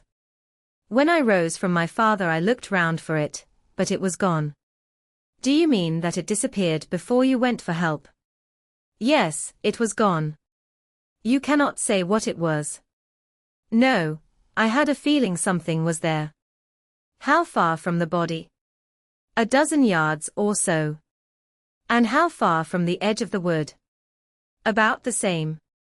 Then if it was removed it was while you were within a dozen yards of it? Yes, but with my back towards it. This concluded the examination of the witness. I see, said I as I glanced down the column, that the coroner in his concluding remarks was rather severe upon young McCarthy. He calls attention, and with reason, to the discrepancy about his father having signalled to him before seeing him, also to his refusal to give details of his conversation with his father, and his singular account of his father's dying words. They are all, as he remarks, very much against the son. Holmes laughed softly to himself, and stretched himself out upon the cushioned seat. Both you and the coroner have been at some pains, said he, to single out the very strongest points in the young man's favour. Don't you see that you alternately give him credit for having too much imagination, and too little? Too little, if he could not invent a cause of quarrel which would give him the sympathy of the jury; too much, if he evolved from his own inner consciousness anything so outré as a dying reference to a rat, and the incident of the vanishing cloth. No, sir, I shall approach this case from the point of view that what this young man says is true, and we shall see whither that hypothesis will lead us. And now here is my pocket petard, and not another word shall I say of this case until we are on the scene of action. We lunch at Swindon, and I see that we shall be there in 20 minutes. It was nearly 4 o'clock when we at last, after passing through the beautiful Stroud Valley, and over the broad gleaming Severn, found ourselves at the pretty little country town of Ross. A lean, ferret-like man, furtive and sly-looking, was waiting for us upon the platform. In spite of the light brown dustcoat and leather leggings, which he wore in deference to his rustic surroundings, I had no difficulty in recognizing Lestrade, of Scotland Yard. With him we drove to the Hereford Arms, where a room had already been engaged for us. "I have ordered a carriage," said Lestrade as we sat over a cup of tea. "I knew your energetic nature, and that you would not be happy until you had been on the scene of the crime." "It was very nice and complimentary of you," Holmes answered. "It is entirely a question of barometric pressure." Lestrade looked startled. "I do not quite follow," he said. "How is the glass?" 29, I see. No wind, and not a cloud in the sky. I have a caseful of cigarettes here which need smoking, and the sofa is very much superior to the usual country hotel abomination. I do not think that it is probable that I shall use the carriage tonight. Lestrade laughed indulgently. "You have, no doubt, already formed your conclusions from the newspapers," he said. "The case is as plain as a pikestaff, and the more one goes into it the plainer it becomes. Still, of course, one can't refuse a lady, and such a very positive one, too. She has heard of you, and would have your opinion, though I repeatedly told her that there was nothing which you could do which I had not already done. Why, bless my soul! Here is her carriage at the door." He had hardly spoken, before there rushed into the room one of the most lovely young women that I have ever seen in my life. Her violet eyes shining, her lips parted, a pink flush upon her cheeks, all thought of her natural reserve lost in her overpowering excitement and concern. "Oh, Mr. Sherlock Holmes," she cried, glancing from one to the other of us, and finally, with a woman's quick intuition, fastening upon my companion, "I am so glad that you have come. I have driven down to tell you so. I know that James didn't do it. I know it, and I want you to start upon your work knowing it, too. Never let yourself doubt upon that point.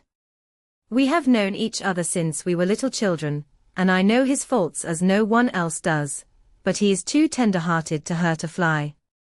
Such a charge is absurd to anyone who really knows him. I hope we may clear him, Miss Turner," said Sherlock Holmes. "You may rely upon my doing all that I can. But you have read the evidence. You have formed some conclusion. Do you not see some loophole, some flaw? Do you not yourself think that he is innocent? I think that it is very probable." "There now," she cried, throwing back her head and looking defiantly at Lestrade. "You hear? He gives me hopes." Lestrade shrugged his shoulders. "I am afraid that my colleague has been a little quick in forming his conclusions," he said. "But he is right." "Oh, I know that he is right. James never did it. And about his quarrel with his father, I am sure that the reason why he would not speak about it to the coroner was because I was concerned in it." "In what way?" asked Holmes. "It is no time for me to hide anything. James and his father had many disagreements about me. Mr. McCarthy was very anxious that there should be a marriage between us. James and I have always loved each other as brother and sister, but of course he is young and has seen very little of life yet, and, well, he naturally did not wish to do anything like that yet. So there were quarrels, and this, I am sure, was one of them." "And your father?" asked Holmes. "Was he in favor of such a union?" "No, he was averse to it also. No one but Mr. McCarthy was in favor of it." A quick blush passed over her fresh young face as Holmes shot one of his keen, questioning glances at her. "Thank you for this information," said he. "May I see your father if I call tomorrow?" "I am afraid the doctor won't allow it." "The doctor?"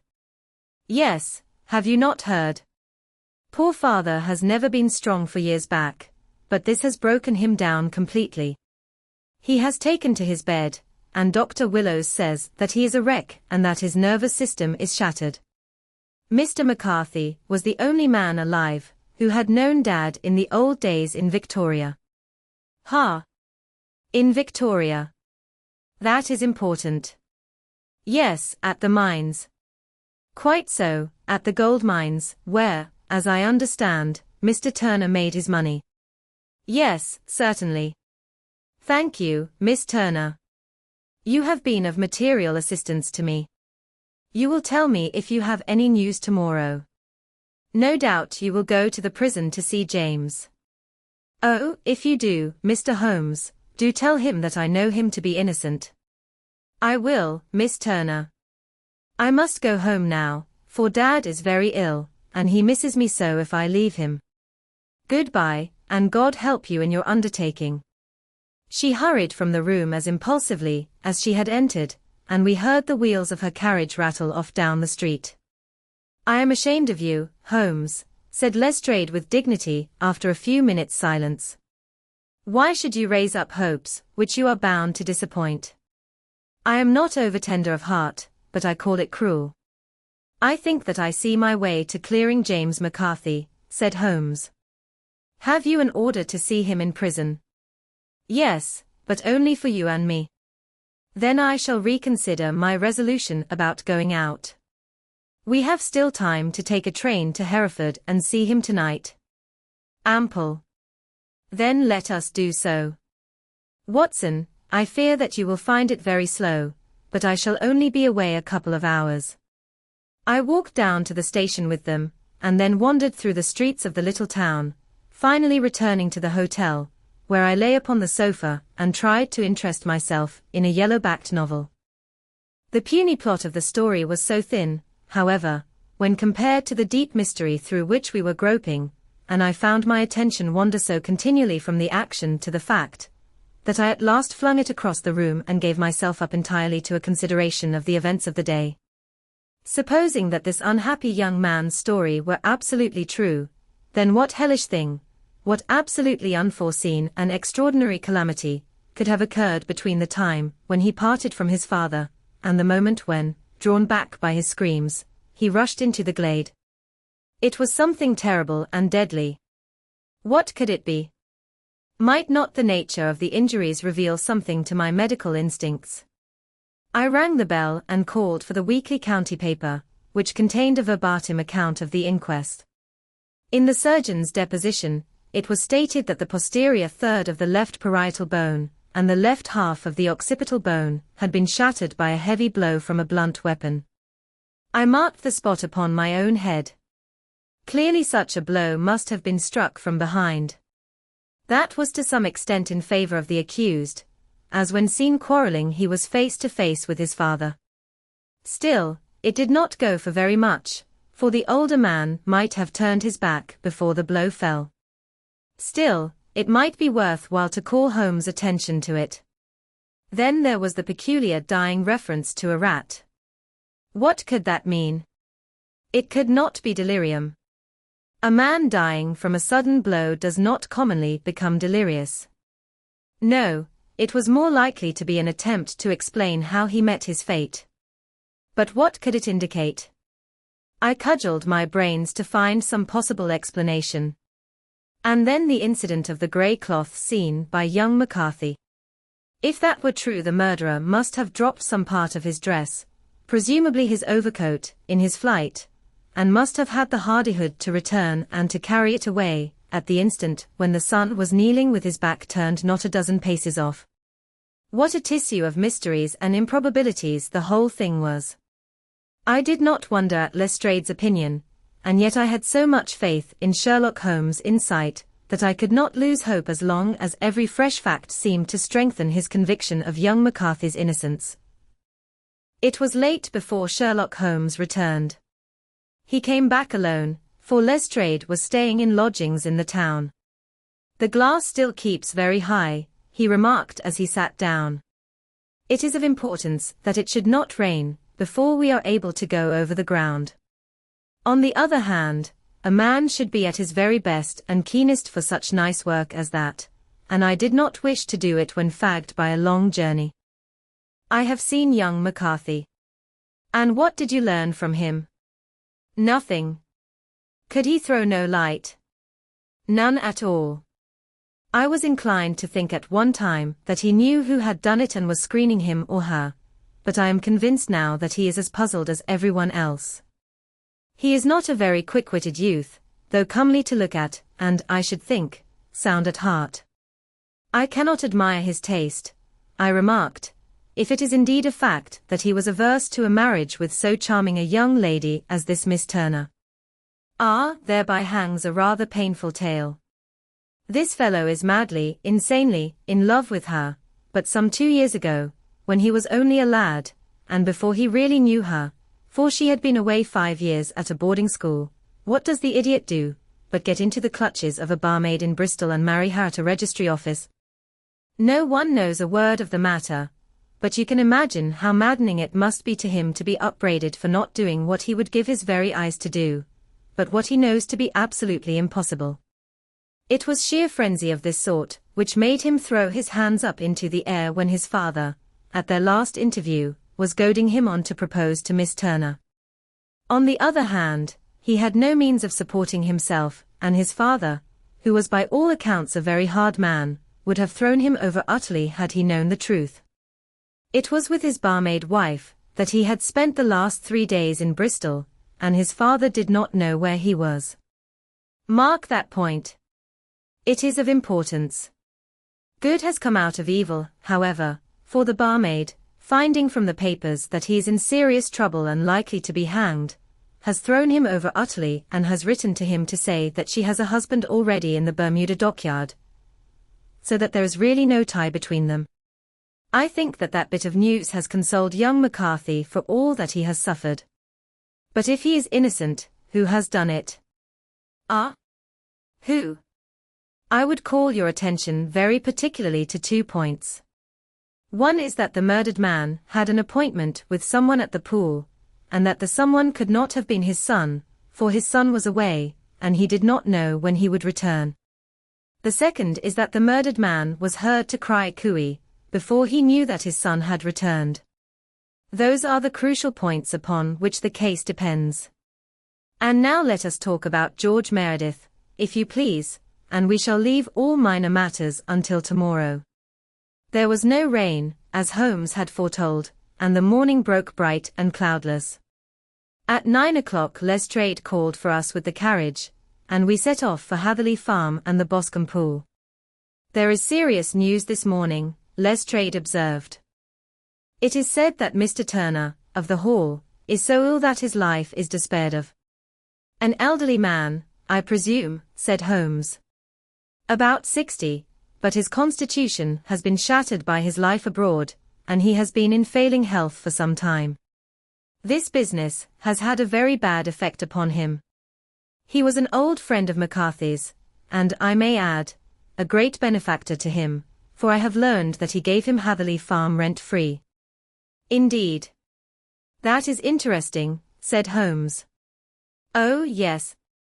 In 100 other ways he has helped him. Everybody about here speaks of his kindness to him. Really?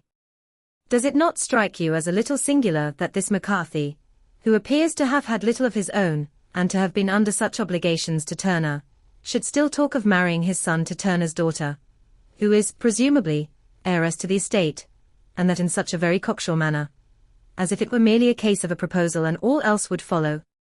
It is the more strange, since we know that Turner himself was averse to the idea. The daughter told us as much. Do you not deduce something from that?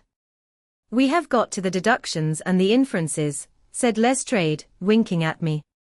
I find it hard enough to tackle facts, Holmes, without flying away after theories and fancies. You are right, said Holmes demurely, you do find it very hard to tackle the facts. Anyhow, I have grasped one fact which you seem to find it difficult to get hold of, replied Lestrade with some warmth. And that is, that McCarthy Sr. met his death from McCarthy Jr., and that all theories to the contrary are the merest moonshine. Well, moonshine is a brighter thing than fog, said Holmes, laughing. But I am very much mistaken, if this is not Hatherley Farm upon the left. Yes, that is it. It was a widespread, comfortable-looking building, 2-storied, slate-roofed, with great yellow blotches of lichen upon the grey walls. The drawn blinds and the smokeless chimneys, however, gave it a stricken look, as though the weight of this horror still lay heavy upon it. We called at the door, when the maid, at Holmes' request, showed us the boots which her master wore at the time of his death, and also a pair of the son's, though not the pair which he had then had. Having measured these very carefully from 7 or 8 different points, Holmes desired to be led to the courtyard, from which we all followed the winding track which led to Boscombe. Sherlock Holmes was transformed when he was hot upon such a scent as this. Men who had only known the quiet thinker and logician of Baker Street would have failed to recognize him. His face flushed and darkened. His brows were drawn into 2 hard black lines, while his eyes shone out from beneath them with a steely glitter. His face was bent downward, his shoulders bowed, his lips compressed, and the veins stood out like whipcord in his long, sinewy neck. His nostrils seemed to dilate with a purely animal lust for the chase, and his mind was so absolutely concentrated upon the matter before him that a question or remark fell unheeded upon his ears, or, at the most, only provoked a quick, impatient snarl in reply. Swiftly and silently he made his way along the track, which ran through the meadows, and so by way of the woods to the Boscombe pool. It was damp, marshy ground, as is all that district, and there were marks of many feet, both upon the path and amid the short grass, which bounded it on either side. Sometimes Holmes would hurry on, sometimes stop dead, and once he made quite a little detour into the meadow. Lestrade and I walked behind him, the detective indifferent and contemptuous, while I watched my friend with the interest which sprang from the conviction that every one of his actions was directed towards a definite end. The Boscombe pool, which is a little reed-girt sheet of water some 50 yards across, is situated at the boundary between the Hatherley Farm and the private park of the wealthy Mr. Turner. Above the woods which lined it upon the farther side we could see the red, jutting pinnacles which marked the site of the rich landowner's dwelling. On the Hatherley side of the pool the woods grew very thick, and there was a narrow belt of sodden grass 20 paces across between the edge of the trees and the reeds which lined the lake. Lestrade showed us the exact spot at which the body had been found, and indeed, so moist was the ground, that I could plainly see the traces which had been left by the fall of the stricken man. To Holmes, as I could see by his eager face and peering eyes, very many other things were to be read upon the trampled grass. He ran round, like a dog who is picking up a scent, and then turned upon my companion. "What did you go into the pool for?" he asked. "I fished about with a rake. I thought there might be some weapon, or other trace. But how on earth, oh, tut, tut. I have no time. That left foot of yours with its inward twist is all over the place. A mole could trace it, and there it vanishes among the reeds. Oh, how simple it would all have been had I been here before they came like a herd of buffalo and wallowed all over it. Here is where the party with the lodge-keeper came, and they have covered all tracks for 6 or 8 feet round the body. But here are 3 separate tracks of the same feet." He drew out a lens and lay down upon his waterproof to have a better view, talking all the time rather to himself than to us. "These are young McCarthy's feet. Twice he was walking, and once he ran swiftly, so that the soles are deeply marked and the heels hardly visible. That bears out his story. He ran when he saw his father on the ground. Then here are the father's feet, as he paced up and down. What is this, then? It is the butt end of the gun as the son stood listening. And this? Ha ha. What have we here? Tiptoes.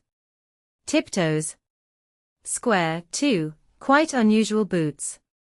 They come, they go, they come again, of course that was for the cloak. Now where did they come from? He ran up and down, sometimes losing, sometimes finding the track, until we were well within the edge of the wood and under the shadow of a great beech, the largest tree in the neighborhood. Holmes traced his way to the farther side of this and lay down once more upon his face, with a little cry of satisfaction.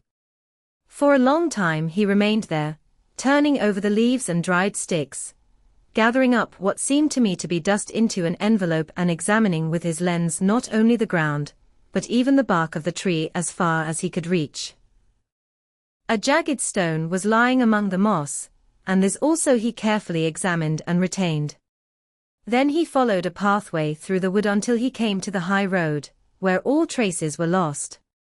"It has been a case of considerable interest," he remarked, returning to his natural manner. "I fancy that this grey house on the right must be the lodge. I think that I will go in and have a word with Moran, and perhaps write a little note. Having done that, we may drive back to our luncheon. You may walk to the cab, and I shall be with you presently." It was about 10 minutes before we regained our cab and drove back into Ross, Holmes still carrying with him the stone which he had picked up in the wood. "This may interest you, Lestrade," he remarked, holding it out. "The murder was done with it. I see no marks." "There are none." "How do you know, then?" "The grass was growing under it. It had only lain there a few days. There was no sign of a place whence it had been taken. It corresponds with the injuries. There is no sign of any other weapon. And the murderer is a tall man, left-handed, limps with the right leg, wears thick-soled shooting boots and a grey cloak, smokes Indian cigars, uses a cigar holder, and carries a blunt penknife in his pocket. There are several other indications, but these may be enough to aid us in our search." Lestrade laughed. "I am afraid that I am still a skeptic," he said. "Theories are all very well, but we have to deal with a hard-headed British jury." "Nous verrons," answered Holmes calmly. "You work your own method, and I shall work mine. I shall be busy this afternoon, and shall probably return to London by the evening train." "And leave your case unfinished?" "No, finished. But the mystery? It is solved." "Who was the criminal, then?" "The gentleman I describe." "But who is he?" "Surely it would not be difficult to find out. This is not such a populous neighborhood." Lestrade shrugged his shoulders. "I am a practical man," he said, "and I really cannot undertake to go about the country looking for a left-handed gentleman with a game leg. I should become the laughing-stock of Scotland Yard." "All right," said Holmes quietly. "I have given you the chance. Here are your lodgings. Goodbye. I shall drop you a line before I leave." Having left Lestrade at his rooms, we drove to our hotel, where we found lunch upon the table. Holmes was silent and buried in thought with a pained expression upon his face, as one who finds himself in a perplexing position.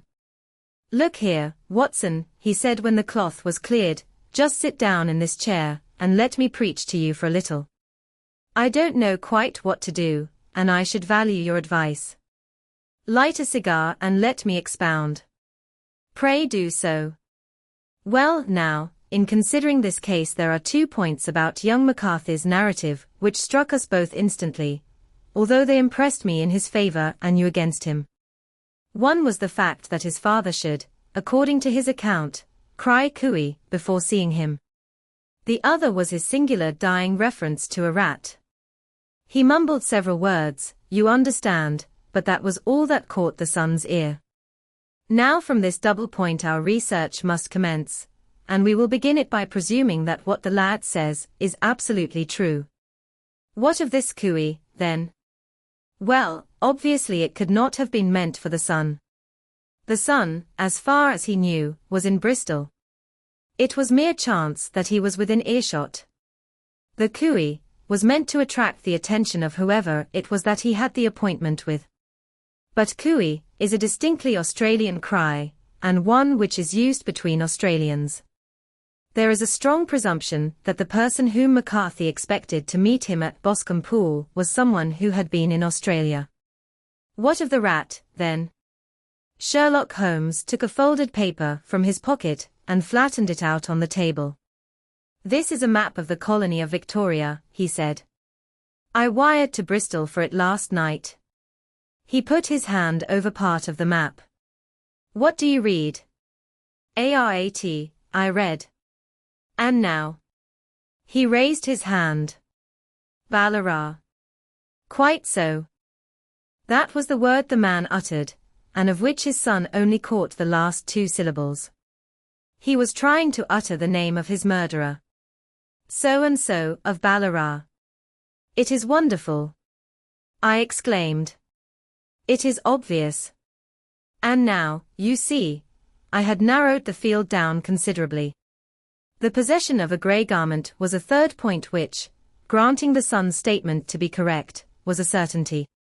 We have come now out of mere vagueness to the definite conception of an Australian from Ballarat with a grey cloak. Certainly. And one who was at home in the district, for the pool can only be approached by the farm or by the estate, where strangers could hardly wander. Quite so. Then comes our expedition of today. By an examination of the ground, I gained the trifling details, which I gave to that imbecile Lestrade, as to the personality of the criminal. But how did you gain them? You know my method. It is founded upon the observation of trifles. His height I know that you might roughly judge from the length of his stride. His boots, too, might be told from their traces. Yes, they were peculiar boots. But his lameness. The impression of his right foot was always less distinct than his left. He put less weight upon it. Why? Because he limped, he was lame. But his left-handedness. You were yourself struck by the nature of the injury, as recorded by the surgeon at the inquest. The blow was struck from immediately behind, and yet was upon the left side. Now, how can that be unless it were by a left-handed man? He had stood behind that tree during the interview between the father and son. He had even smoked there. I found the ash of a cigar, which my special knowledge of tobacco ashes enables me to pronounce as an Indian cigar. I have, as you know, devoted some attention to this, and written a little monograph on the ashes of 140 different varieties of pipe, cigar and cigarette tobacco. Having found the ash, I then looked round and discovered the stump among the moss where he had tossed it. It was an Indian cigar, of the variety which are rolled in Rotterdam. And the cigar holder. I could see that the end had not been in his mouth. Therefore he used a holder. The tip had been cut off, not bitten off, but the cut was not a clean one, so I deduced a blunt penknife. Holmes, I said, you have drawn a net round this man from which he cannot escape, and you have saved an innocent human life as truly as if you had cut the cord which was hanging him. I see the direction in which all this points. The culprit is Mr. John Turner, cried the hotel waiter, opening the door of our sitting room and ushering in a visitor. The man who entered was a strange and impressive figure. His slow, limping step and bowed shoulders gave the appearance of decrepitude, and yet his hard, deep-lined, craggy features, and his enormous limbs showed that he was possessed of unusual strength of body and of character. His tangled beard, grizzled hair, and outstanding, drooping eyebrows combined to give an air of dignity and power to his appearance, but his face was of an ashen white, while his lips and the corners of his nostrils were tinged with a shade of blue. It was clear to me at a glance that he was in the grip of some deadly and chronic disease. Pray sit down on the sofa, said Holmes gently. You had my note. Yes, the lodge-keeper brought it up. You said that you wished to see me here to avoid scandal. I thought people would talk if I went to the hall. And why did you wish to see me? He looked across at my companion with despair in his weary eyes, as though his question was already answered. Yes, said Holmes, answering the look rather than the words. It is so. I know all about McCarthy. The old man sank his face in his hands. God help me, he cried. But I would not have let the young man come to harm. I give you my word that I would have spoken out if it went against him at the assizes. I am glad to hear you say so, said Holmes gravely. I would have spoken now had it not been for my dear girl. It would break her heart. It will break her heart when she hears that I am arrested. It may not come to that, said Holmes. What? I am no official agent. I understand that it was your daughter who required my presence here, and I am acting in her interests. Young McCarthy must be got off, however. I am a dying man, said old Turner. I have had diabetes for years. My doctor says it is a question whether I shall live a month. Yet I would rather die under my own roof than in a gale. Holmes rose and sat down at the table with his pen in his hand and a bundle of paper before him. Just tell us the truth, he said. I shall jot down the facts. You will sign it, and Watson here can witness it. Then I could produce your confession, at the last extremity, to save young McCarthy. I promise you that I shall not use it unless it is absolutely needed. It's as well, said the old man. It's a question whether I shall live to the assizes, so it matters little to me, but I should wish to spare Alice the shock. And now I will make the thing clear to you. It has been a long time in the acting, but will not take me long to tell. You didn't know this dead man, McCarthy. He was a devil incarnate. I tell you that. God keep you out of the clutches of such a man as he. His grip has been upon me these 20 years, and he has blasted my life. I'll tell you first how I came to be in his power. It was in the early 60s at the diggings. I was a young chap then, hot-blooded and reckless, ready to turn my hand at anything. I got among bad companions, took to drink, had no luck with my claim, took to the bush, and in a word became what you would call over here a highway robber. There were 6 of us, and we had a wild, free life of it, sticking up a station from time to time, or stopping the wagons on the road to the diggings. Black Jack of Ballarat was the name I went under, and our party is still remembered in the colony as the Ballarat Gang. One day a gold convoy came down from Ballarat to Melbourne, and we lay in wait for it and attacked it. There were 6 troopers and 6 of us, so it was a close thing, but we emptied 4 of their saddles at the first volley. 3 of our boys were killed, however, before we got the swag. I put my pistol to the head of the wagon driver, who was this very man McCarthy. I wish to the Lord that I had shot him then, but I spared him, though I saw his wicked little eyes fixed on my face, as though to remember every feature. We got away with the gold, became wealthy men, and made our way over to England without being suspected. There I parted from my old pals and determined to settle down to a quiet and respectable life. I bought this estate, which chanced to be in the market, and I set myself to do a little good with my money, to make up for the way in which I had earned it. I married, too, and though my wife died young, she left me my dear little Alice. Even when she was just a baby, her wee hand seemed to lead me down the right path, as nothing else had ever done. In a word, I turned over a new leaf and did my best to make up for the past. All was going well when McCarthy laid his grip upon me. I had gone up to town about an investment, and I met him in Regent Street with hardly a coat to his back, or a boot to his foot. "Here we are, Jack," says he, touching me on the arm. "We'll be as good as a family to you. There's 2 of us, me and my son, and you can have the keeping of us. If you don't, it's a fine, law-abiding country is England, and there's always a policeman within hail." Well, down they came to the West Country, there was no shaking them off, and there they have lived rent-free on my best land ever since. There was no rest for me, no peace, no forgetfulness. Turn where I would, there was his cunning, grinning face at my elbow. It grew worse as Alice grew up, for he soon saw I was more afraid of her knowing my past than of the police.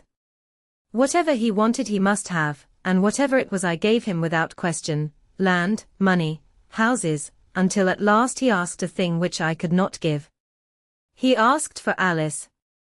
His son, you see, had grown up, and so had my girl, and as I was known to be in weak health, it seemed a fine stroke to him that his lad should step into the whole property. But there I was firm. I would not have his cursed stock mixed with mine, not that I had any dislike to the lad, but his blood was in him, and that was enough. I stood firm. McCarthy threatened. I braved him to do his worst. We were to meet at the pool midway between our houses to talk it over.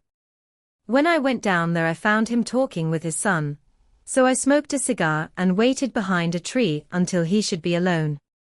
But as I listened to his talk all that was black and bitter in me seemed to come uppermost. He was urging his son to marry my daughter with as little regard for what she might think as if she were a slut from off the streets. It drove me mad to think that I and all that I held most dear should be in the power of such a man as this. Could I not snap the bond? I was already a dying and a desperate man. Though clear of mind and fairly strong of limb, I knew that my own fate was sealed. But my memory and my girl, both could be saved if I could but silence that foul tongue. I did it, Mr. Holmes. I would do it again. Deeply as I have sinned, I have led a life of martyrdom to atone for it. But that my girl should be entangled in the same meshes which held me was more than I could suffer. I struck him down with no more compunction than if he had been some foul and venomous beast. His cry brought back his son, but I had gained the cover of the wood, though I was forced to go back to fetch the cloak which I had dropped in my flight. That is the true story, gentlemen, of all that occurred. Well, it is not for me to judge you, said Holmes as the old man signed the statement which had been drawn out. I pray that we may never be exposed to such a temptation. I pray not, sir. And what do you intend to do? In view of your health, nothing. You are yourself aware that you will soon have to answer for your deed at a higher court than the assizes. I will keep your confession, and if McCarthy is condemned I shall be forced to use it. If not, it shall never be seen by mortal eye, and your secret, whether you be alive or dead, shall be safe with us. Farewell, then, said the old man solemnly. Your own deathbeds, when they come, will be the easier for the thought of the peace which you have given to mine. Tottering and shaking in all his giant frame, he stumbled slowly from the room. God help us, said Holmes after a long silence.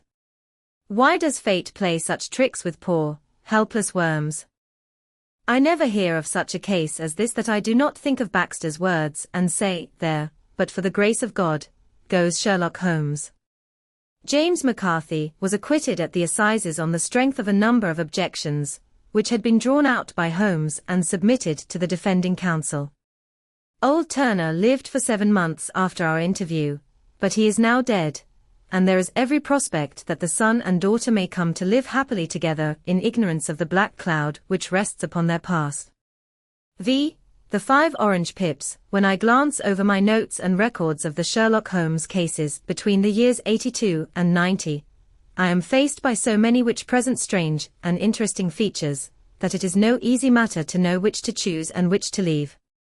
Some, however, have already gained publicity through the papers, and others have not offered a field for those peculiar qualities which my friend possessed in so high a degree, and which it is the object of these papers to illustrate.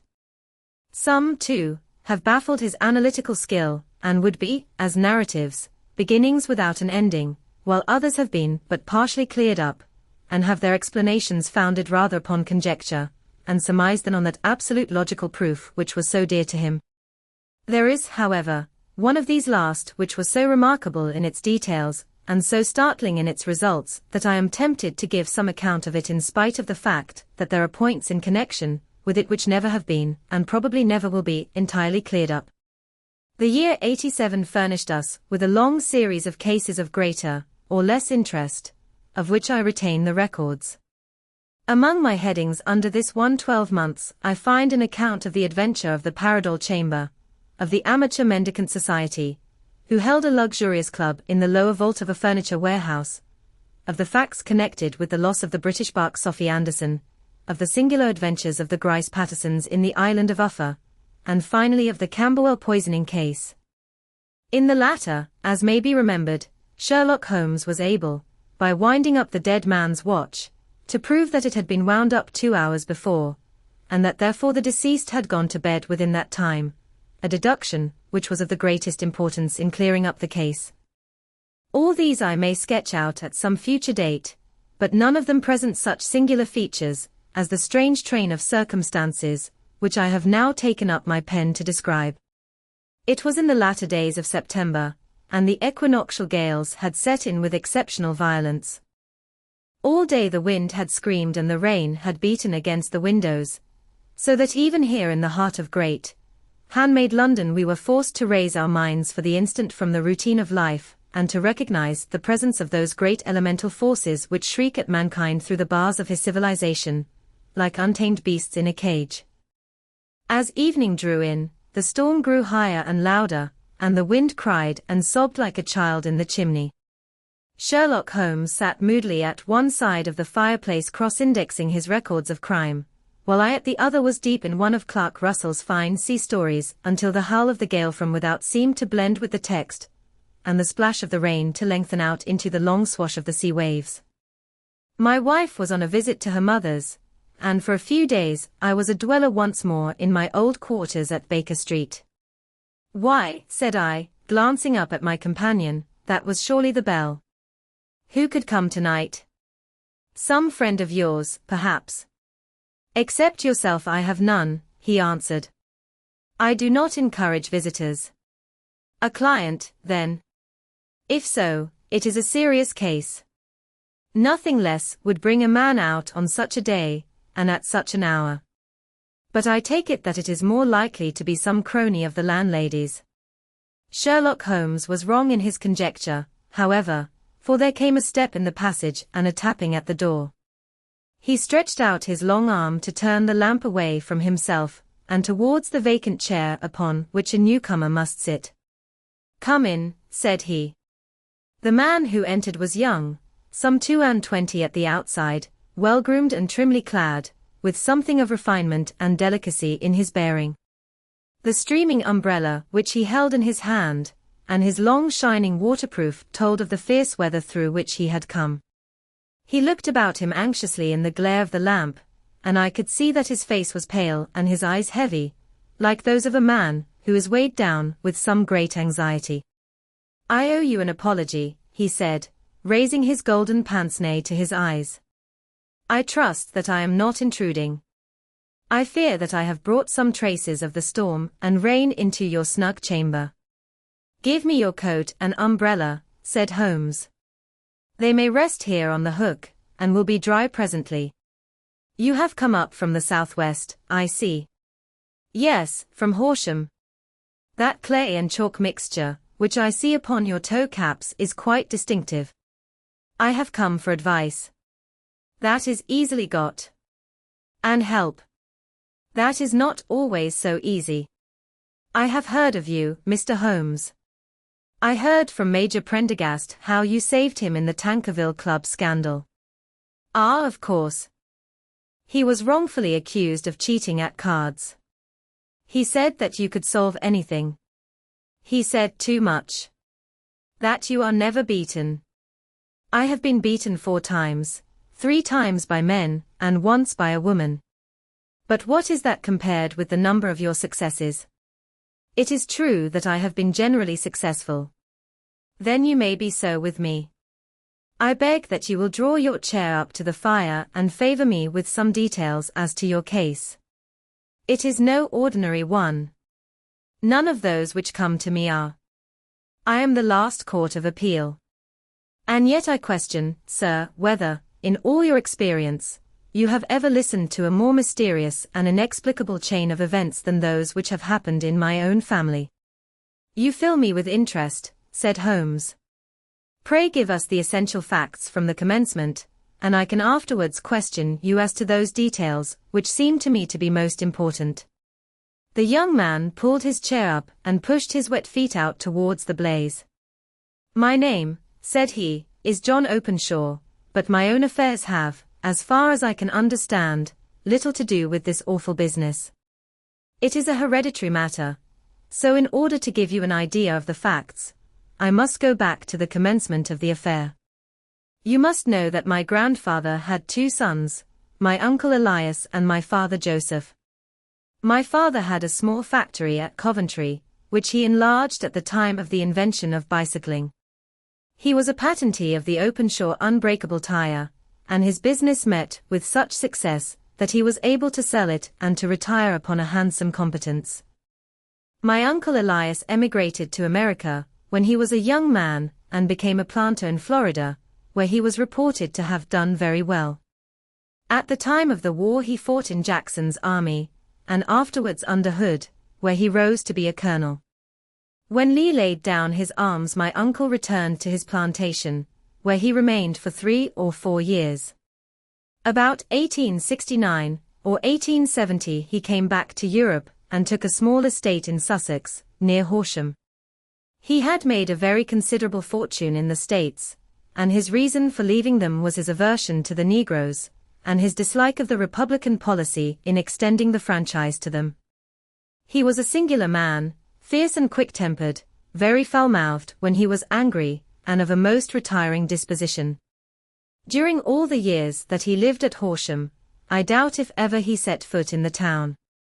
He had a garden and 2 or 3 fields round his house, and there he would take his exercise, though very often for weeks on end he would never leave his room. He drank a great deal of brandy and smoked very heavily, but he would see no society, and did not want any friends, not even his own brother. He didn't mind me, in fact, he took a fancy to me, for at the time when he saw me first I was a youngster of 12 or so. This would be in the year 1878, after he had been 8 or 9 years in England. He begged my father to let me live with him, and he was very kind to me in his way. When he was sober he used to be fond of playing backgammon and draughts with me, and he would make me his representative both with the servants and with the tradespeople, so that by the time that I was 16 I was quite master of the house. I kept all the keys and could go where I liked and do what I liked, so long as I did not disturb him in his privacy.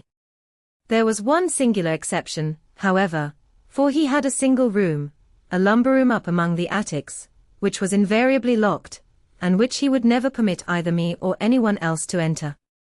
With a boy's curiosity, I have peeped through the keyhole, but I was never able to see more than such a collection of old trunks and bundles as would be expected in such a room. One day, it was in March, 1883, a letter with a foreign stamp lay upon the table in front of the colonel's plate.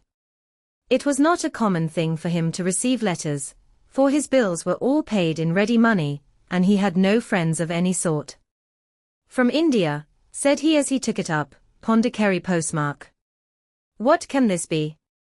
Opening it hurriedly, out there jumped 5 little dried orange pips, which pattered down upon his plate.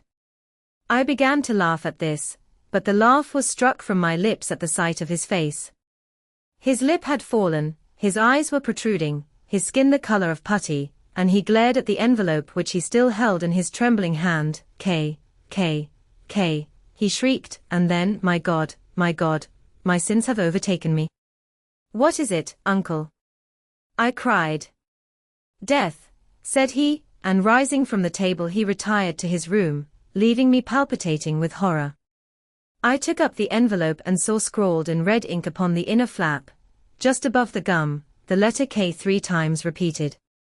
There was nothing else save the 5 dried pips.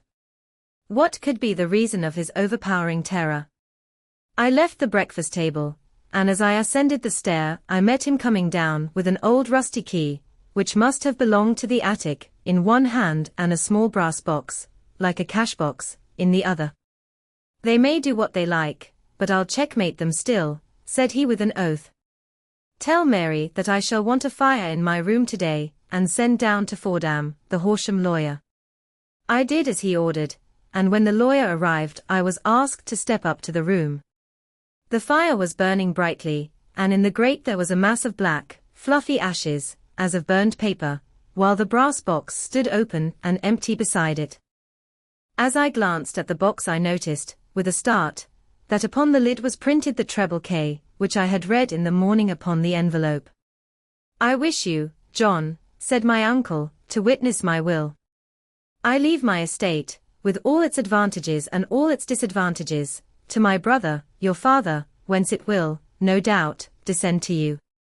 If you can enjoy it in peace, well and good. If you find you cannot, take my advice, my boy, and leave it to your deadliest enemy. I am sorry to give you such a two-edged thing, but I can't say what turn things are going to take. Kindly sign the paper where Mr. Fordham shows you." I signed the paper as directed, and the lawyer took it away with him. The singular incident made, as you may think, the deepest impression upon me, and I pondered over it and turned it every way in my mind without being able to make anything of it. Yet I could not shake off the vague feeling of dread which it left behind, though the sensation grew less keen as the weeks passed and nothing happened to disturb the usual routine of our lives. I could see a change in my uncle, however.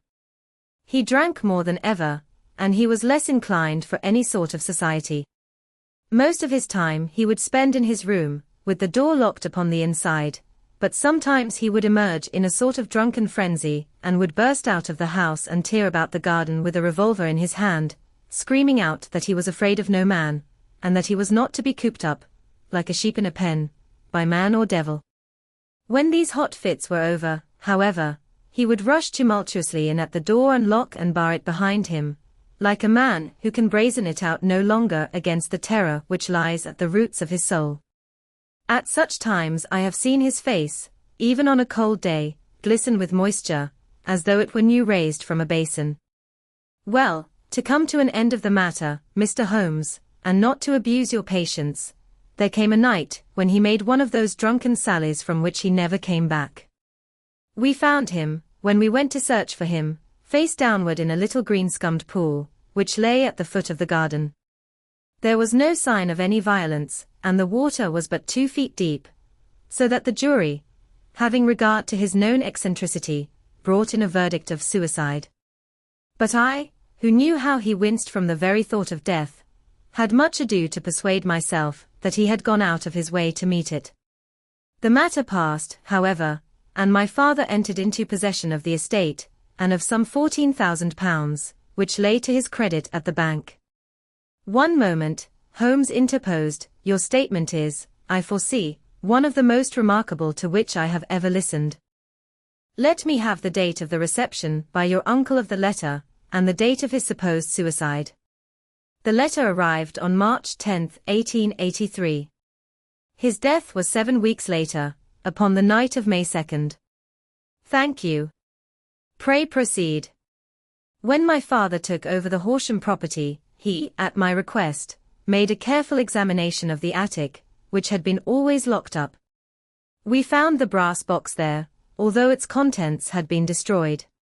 On the inside of the cover was a paper label, with the initials of K, K, K, repeated upon it, and letters, memoranda, receipts, and a register written beneath.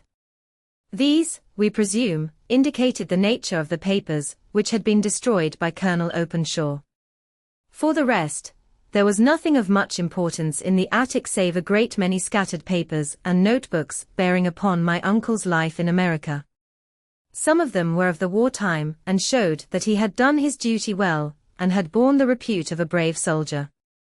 Others were of a date during the reconstruction of the Southern States, and were mostly concerned with politics, for he had evidently taken a strong part in opposing the carpetbag politicians, who had been sent down from the north. Well, it was the beginning of '84 when my father came to live at Horsham, and all went as well as possible with us until the January of '85.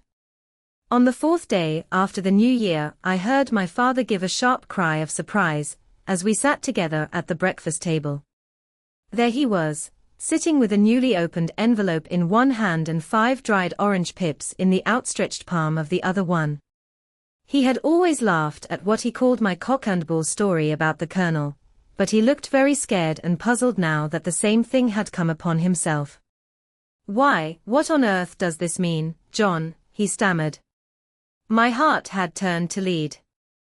It is K, said I. He looked inside the envelope. So it is, he cried. Here are the very letters. But what is this written above them? Put the papers on the sundial, I read, peeping over his shoulder. What papers? What sundial? He asked. The sundial in the garden. There is no other, said I, but the papers must be those that are destroyed. Pooh, said he, gripping hard at his courage. We are in a civilized land here, and we can't have tomfoolery of this kind. Where does the thing come from? From Dundee, I answered, glancing at the postmark. Some preposterous practical joke, said he. What have I to do with sundials and papers? I shall take no notice of such nonsense. I should certainly speak to the police, I said. And be laughed at for my pains. Nothing of the sort. Then let me do so. No, I forbid you. I won't have a fuss made about such nonsense. It was in vain to argue with him, for he was a very obstinate man. I went about, however, with a heart which was full of forebodings. On the third day after the coming of the letter my father went from home to visit an old friend of his, Major Freebody, who is in command of one of the forts upon Portsdown Hill. I was glad that he should go, for it seemed to me that he was farther from danger when he was away from home. In that, however, I was in error. Upon the second day of his absence I received a telegram from the Major, imploring me to come at once. My father had fallen over one of the deep chalk pits, which abound in the neighborhood, and was lying senseless, with a shattered skull. I hurried to him, but he passed away without having ever recovered his consciousness. He had, as it appears, been returning from Fareham in the twilight, and as the country was unknown to him, and the chalk pit unfenced, the jury had no hesitation in bringing in a verdict of death from accidental causes. Carefully as I examined every fact connected with his death, I was unable to find anything which could suggest the idea of murder. There were no signs of violence, no footmarks, no robbery, no record of strangers having been seen upon the roads. And yet I need not tell you that my mind was far from at ease, and that I was well nigh certain that some foul plot had been woven round him. In this sinister way I came into my inheritance. You will ask me why I did not dispose of it. I answer, because I was well convinced that our troubles were in some way dependent upon an incident in my uncle's life, and that the danger would be as pressing in one house as in another. It was in January, 85, that my poor father met his end, and 2 years and 8 months have elapsed since then. During that time I have lived happily at Horsham, and I had begun to hope that this curse had passed away from the family, and that it had ended with the last generation. I had begun to take comfort too soon, however. Yesterday morning the blow fell in the very shape in which it had come upon my father. The young man took from his waistcoat a crumpled envelope, and turning to the table he shook out upon it 5 little dried orange pips. This is the envelope, he continued. The postmark is London, Eastern Division. Within are the very words which were upon my father's last message, K, and then put the papers on the sundial. What have you done? Asked Holmes. Nothing. Nothing. To tell the truth, he sank his face into his thin, white hands. I have felt helpless. I have felt like one of those poor rabbits, when the snake is writhing towards it. I seem to be in the grasp of some resistless, inexorable evil, which no foresight and no precautions can guard against. Tut! Tut! Cried Sherlock Holmes. You must act, man, or you are lost. Nothing but energy can save you. This is no time for despair. I have seen the police. Ah? But they listened to my story with a smile. I am convinced that the inspector has formed the opinion that the letters are all practical jokes, and that the deaths of my relations were really accidents, as the jury stated, and were not to be connected with the warnings. Holmes shook his clenched hands in the air. Incredible imbecility, he cried. They have, however, allowed me a policeman, who may remain in the house with me. Has he come with you tonight? No. His orders were to stay in the house. Again Holmes raved in the air. Why did you come to me, he said, and above all, why did you not come at once? I did not know. It was only today that I spoke to Major Prendergast about my troubles, and was advised by him to come to you. It is really 2 days since you had the letter. We should have acted before this. You have no further evidence, I suppose, than that which you have placed before us, no suggestive detail which might help us. There is one thing, said John Openshaw. He rummaged in his coat pocket, and drawing out a piece of discolored, blue-tinted paper, he laid it out upon the table.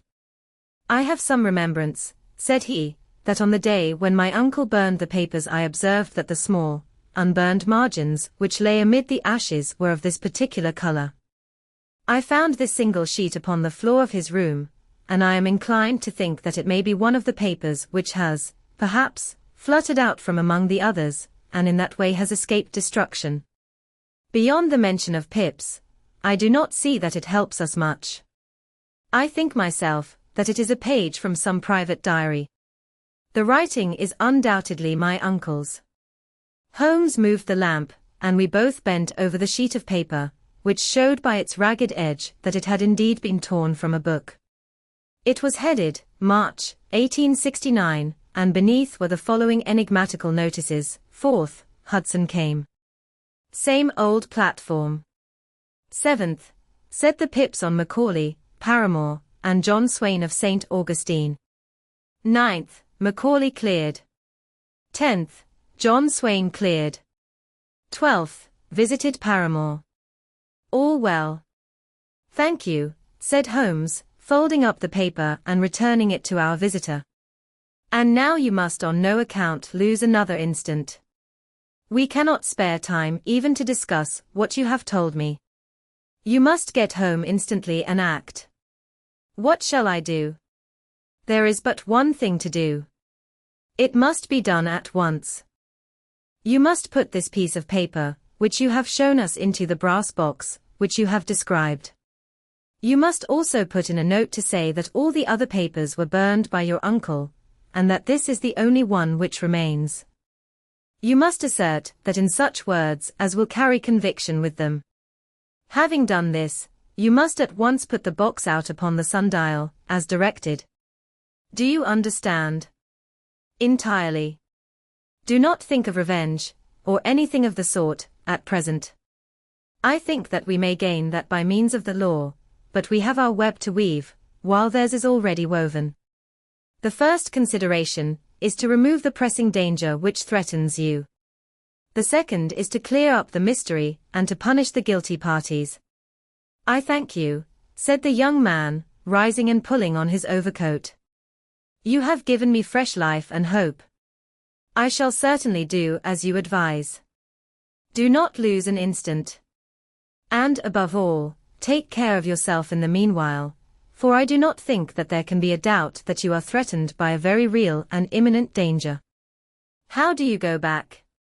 By train from Waterloo. It is not yet 9. The streets will be crowded, so I trust that you may be in safety.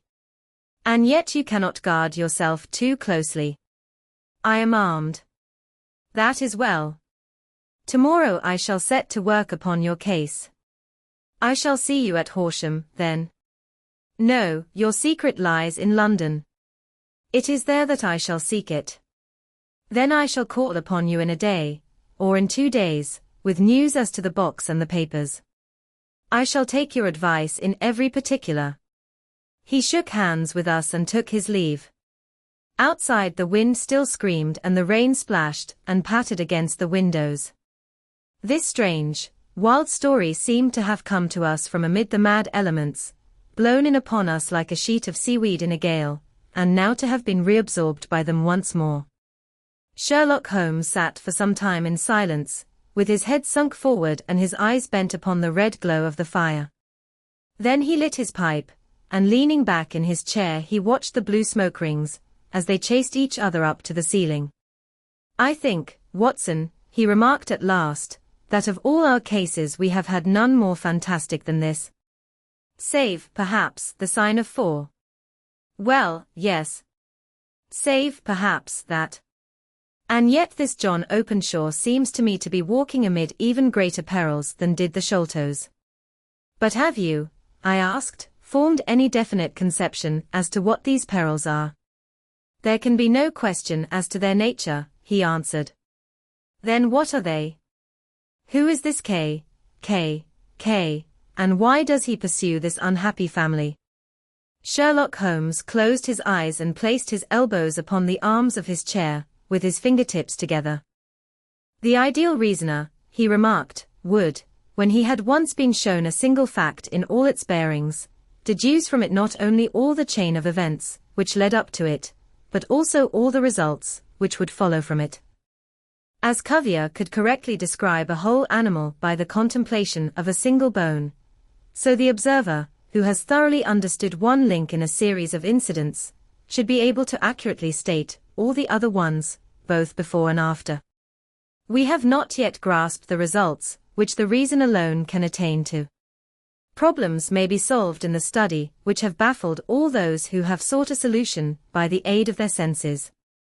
To carry the art, however, to its highest pitch, it is necessary that the reasoner should be able to utilize all the facts which have come to his knowledge, and this in itself implies, as you will readily see, a possession of all knowledge, which, even in these days of free education and encyclopedias, is a somewhat rare accomplishment. It is not so impossible, however, that a man should possess all knowledge which is likely to be useful to him in his work, and this I have endeavored in my case to do. If I remember rightly, you on one occasion, in the early days of our friendship, defined my limits in a very precise fashion. Yes, I answered, laughing. It was a singular document. Philosophy, astronomy, and politics were marked at 0, I remember. Botany variable, geology profound as regards the mud stains from any region within 50 miles of town, chemistry eccentric, anatomy unsystematic, sensational literature, and crime records unique, violin player, boxer, swordsman, lawyer, and self-poisoner by cocaine and tobacco. Those, I think, were the main points of my analysis. Holmes grinned at the last item. Well, he said, I say now, as I said then, that a man should keep his little brain attic stocked with all the furniture that he is likely to use, and the rest he can put away in the lumber room of his library, where he can get it if he wants it. Now, for such a case as the one which has been submitted to us tonight, we need certainly to muster all our resources. Kindly hand me down the letter K of the American Encyclopedia, which stands upon the shelf beside you. Thank you. Now let us consider the situation, and see what may be deduced from it. In the first place, we may start with a strong presumption that Colonel Openshaw had some very strong reason for leaving America. Men at his time of life do not change all their habits and exchange willingly the charming climate of Florida for the lonely life of an English provincial town. His extreme love of solitude in England suggests the idea that he was in fear of someone or something, so we may assume as a working hypothesis that it was fear of someone or something which drove him from America. As to what it was he feared, we can only deduce that by considering the formidable letters which were received by himself and his successors. Did you remark the postmarks of those letters? The first was from Pondicherry, the second from Dundee, and the third from London. From East London. What do you deduce from that? They are all seaports. That the writer was on board of a ship. Excellent. We have already a clue. There can be no doubt that the probability, the strong probability, is that the writer was on board of a ship. And now let us consider another point.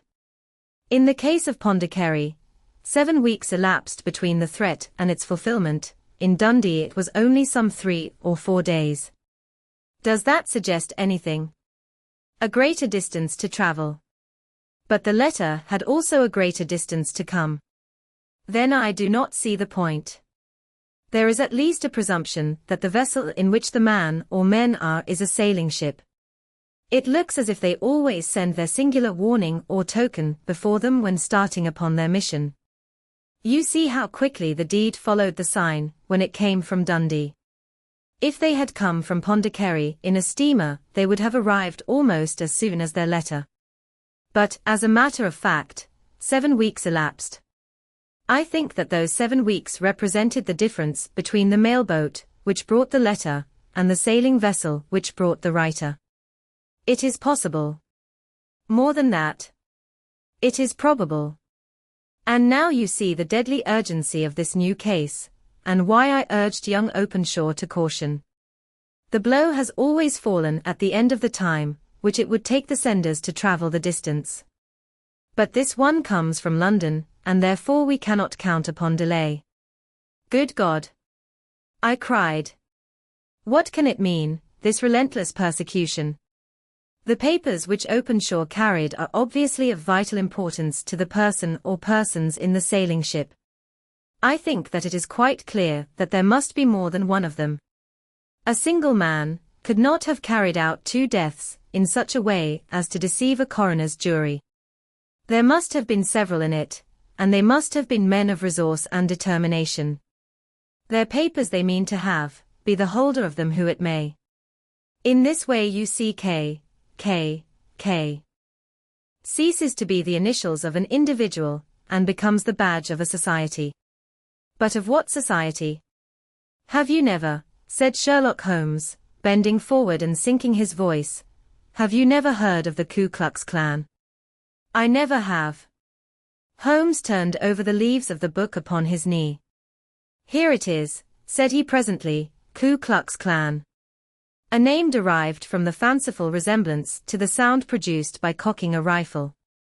This terrible secret society was formed by some ex-Confederate soldiers in the southern states after the Civil War, and it rapidly formed local branches in different parts of the country, notably in Tennessee, Louisiana, the Carolinas, Georgia, and Florida. Its power was used for political purposes, principally for the terrorizing of the Negro voters, and the murdering and driving from the country of those who were opposed to its views. Its outrages were usually preceded by a warning sent to the marked man, in some fantastic, but generally recognized shape, a sprig of oak leaves in some parts, melon seeds, or orange pips in others. On receiving this the victim might either openly abjure his former ways, or might fly from the country.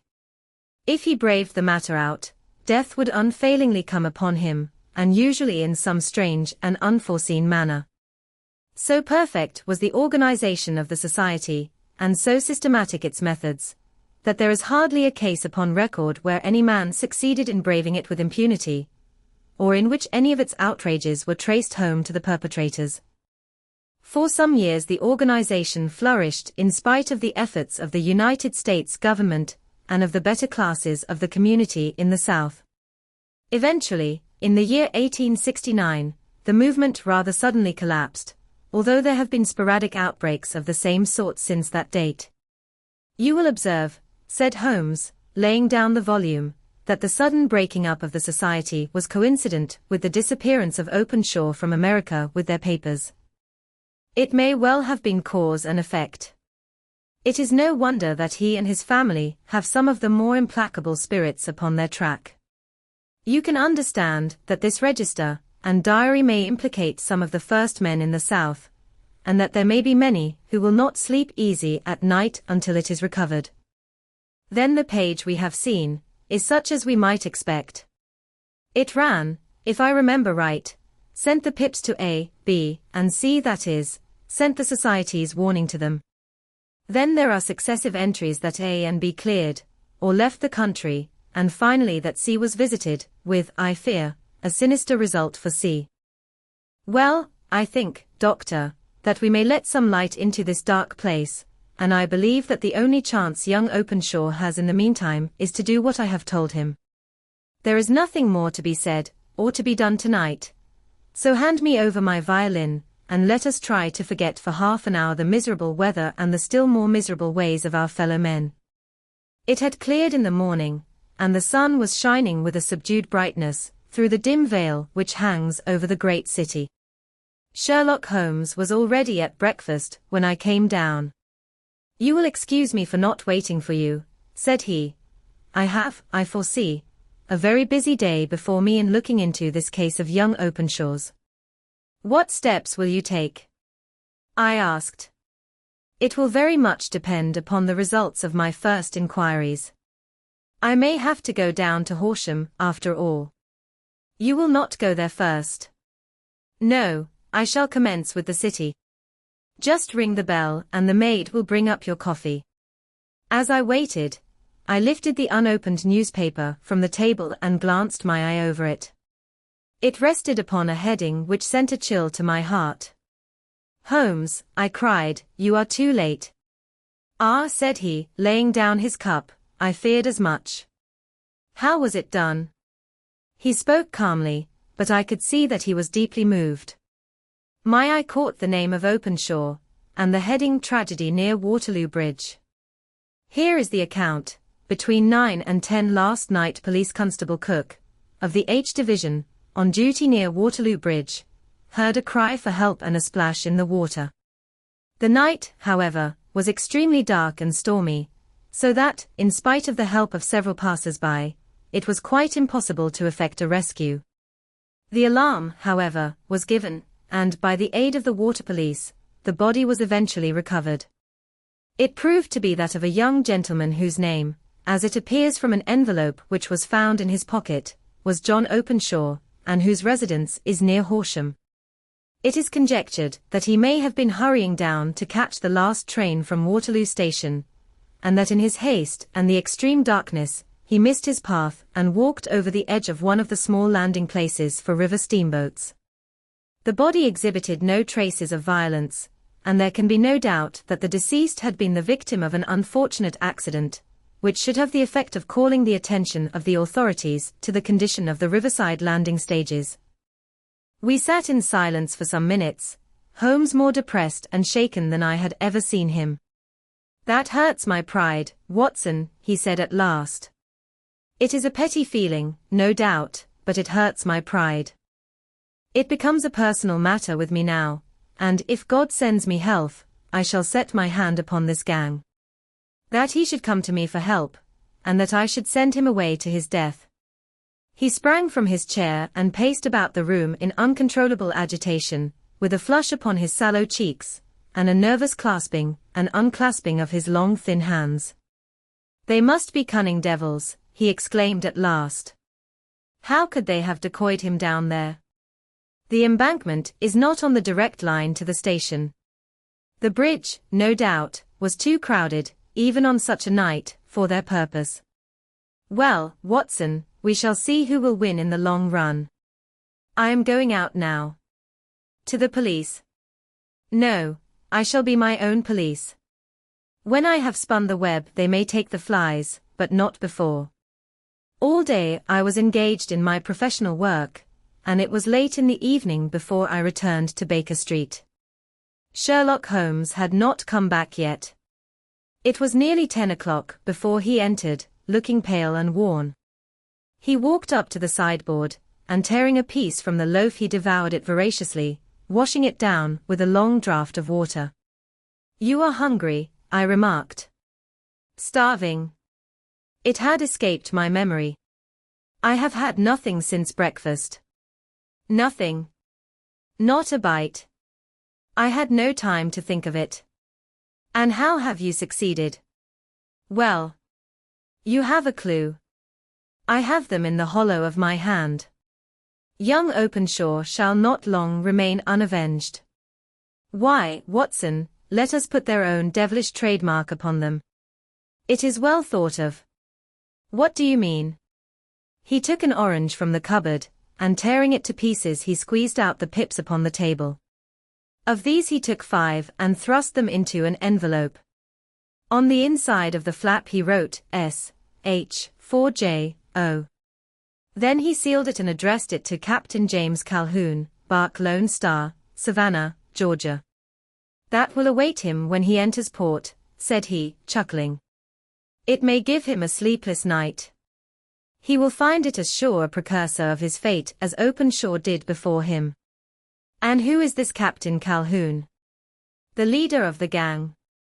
I shall have the others, but he first. How did you trace it, then? He took a large sheet of paper from his pocket, all covered with dates and names. I have spent the whole day, said he, over Lloyd's registers and files of the old papers, following the future career of every vessel which touched at Pondicherry in January and February in '83. There were 36 ships of fair tonnage, which were reported there during those months. Of these, one, the Lone Star, instantly attracted my attention, since, although it was reported as having cleared from London, the name is that which is given to one of the states of the Union. Texas, I think. I was not and am not sure which, but I knew that the ship must have an American origin. What then? I searched the Dundee records, and when I found that the bark Lone Star was there in January, '85, my suspicion became a certainty. I then inquired as to the vessels which lay at present in the port of London. Yes. The Lone Star had arrived here last week. I went down to the Albert Dock and found that she had been taken down the river by the early tide this morning, homeward bound to Savannah. I wired to Gravesend and learned that she had passed some time ago, and as the wind is easterly I have no doubt that she is now past the Goodwins, and not very far from the Isle of Wight. What will you do, then? Oh, I have my hand upon him. He and the two mates are, as I learn, the only native-born Americans in the ship. The others are Finns and Germans. I know, also, that they were all three away from the ship last night. I had it from the stevedore, who has been loading their cargo. By the time that their sailing ship reaches Savannah, the mailboat will have carried this letter, and the cable will have informed the police of Savannah that these three gentlemen are badly wanted here upon a charge of murder. There is ever a flaw, however, in the best laid of human plans, and the murderers of John Openshaw were never to receive the orange pips, which would show them that another, as cunning and as resolute as themselves, was upon their track. Very long and very severe were the equinoctial gales that year. We waited long for news of the Lone Star of Savannah, but none ever reached us. We did at last hear that somewhere far out in the Atlantic a shattered stern post of a boat was seen swinging in the trough of a wave, with the letters L.S. carved upon it, and that is all which we shall ever know of the fate of the Lone Star. 6. The man with the twisted lip, Isa Whitney, brother of the late Elias Whitney, D.D., principal of the Theological College of St. George's, was much addicted to opium. The habit grew upon him, as I understand, from some foolish freak, when he was at college, for having read De Quincey's description of his dreams and sensations, he had drenched his tobacco with laudanum in an attempt to produce the same effects. He found, as so many more have done, that the practice is easier to attain than to get rid of, and for many years he continued to be a slave to the drug, an object of mingled horror and pity to his friends and relatives. I can see him now, with yellow, pasty face, drooping lids, and pinpoint pupils, all huddled in a chair, the wreck and ruin of a noble man. One night, it was in June, '89, there came a ring to my bell, about the hour when a man gives his first yawn and glances at the clock. I sat up in my chair, and my wife laid her needlework down in her lap and made a little face of disappointment. "A patient," said she. "You'll have to go out." I groaned, for I was newly come back from a weary day. We heard the door open, a few hurried words, and then quick steps upon the linoleum. Our own door flew open, and a lady, clad in some dark-colored stuff, with a black veil, entered the room. "You will excuse my calling so late," she began, and then, suddenly losing her self-control, she ran forward, threw her arms about my wife's neck, and sobbed upon her shoulder. "Oh, I'm in such trouble," she cried. "I do so want a little help." "Why," said my wife, pulling up her veil, "it is Kate Whitney." "How you startled me, Kate. I had not an idea who you were when you came in. I didn't know what to do, so I came straight to you." That was always the way. Folk who were in grief came to my wife like birds to a lighthouse. It was very sweet of you to come. Now, you must have some wine and water, and sit here comfortably and tell us all about it. Or should you rather that I sent James off to bed? Oh, no, no. I want the doctor's advice and help, too. It's about Isa. He has not been home for 2 days. I am so frightened about him. It was not the first time that she had spoken to us of her husband's trouble, to me as a doctor, to my wife as an old friend and school companion. We soothed and comforted her by such words as we could find. Did she know where her husband was? Was it possible that we could bring him back to her? It seems that it was. She had the surest information that of late he had, when the fit was on him, made use of an opium den in the farthest east of the city. Hitherto his orgies had always been confined to 1 day, and he had come back, twitching and shattered, in the evening. But now the spell had been upon him 48 hours, and he lay there, doubtless among the dregs of the docks, breathing in the poison or sleeping off the effects. There he was to be found, she was sure of it, at the Bar of Gold, in Upper Swandam Lane. But what was she to do?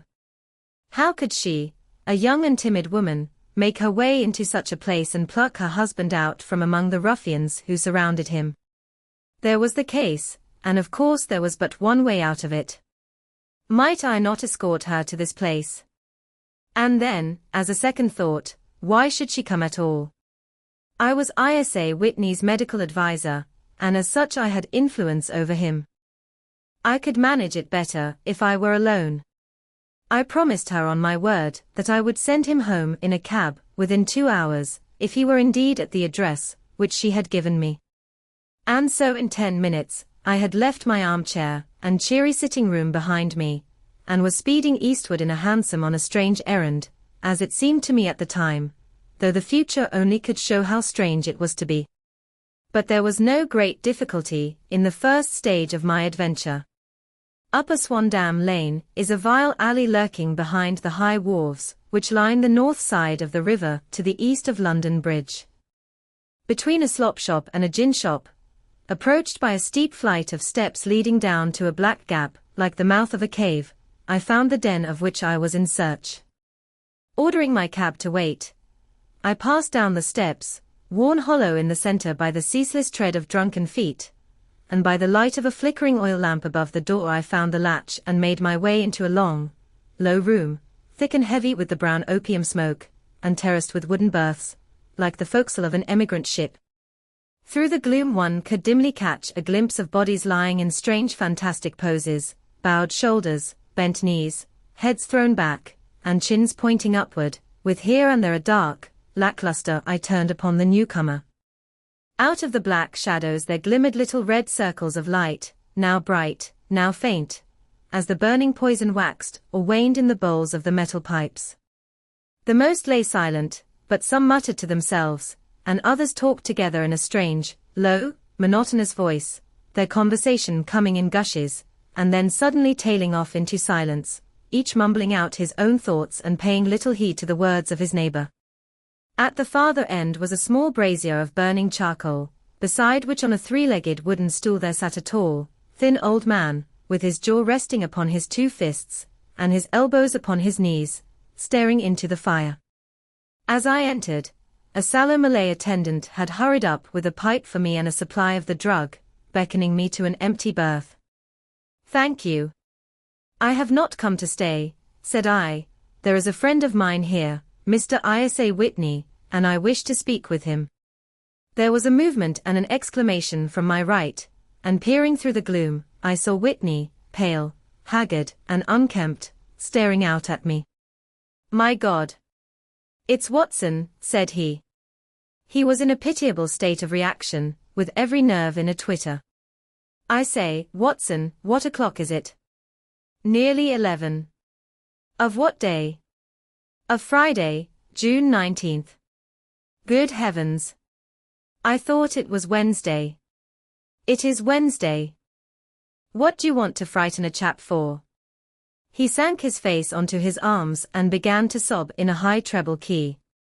"I tell you that it is Friday, man. Your wife has been waiting this 2 days for you.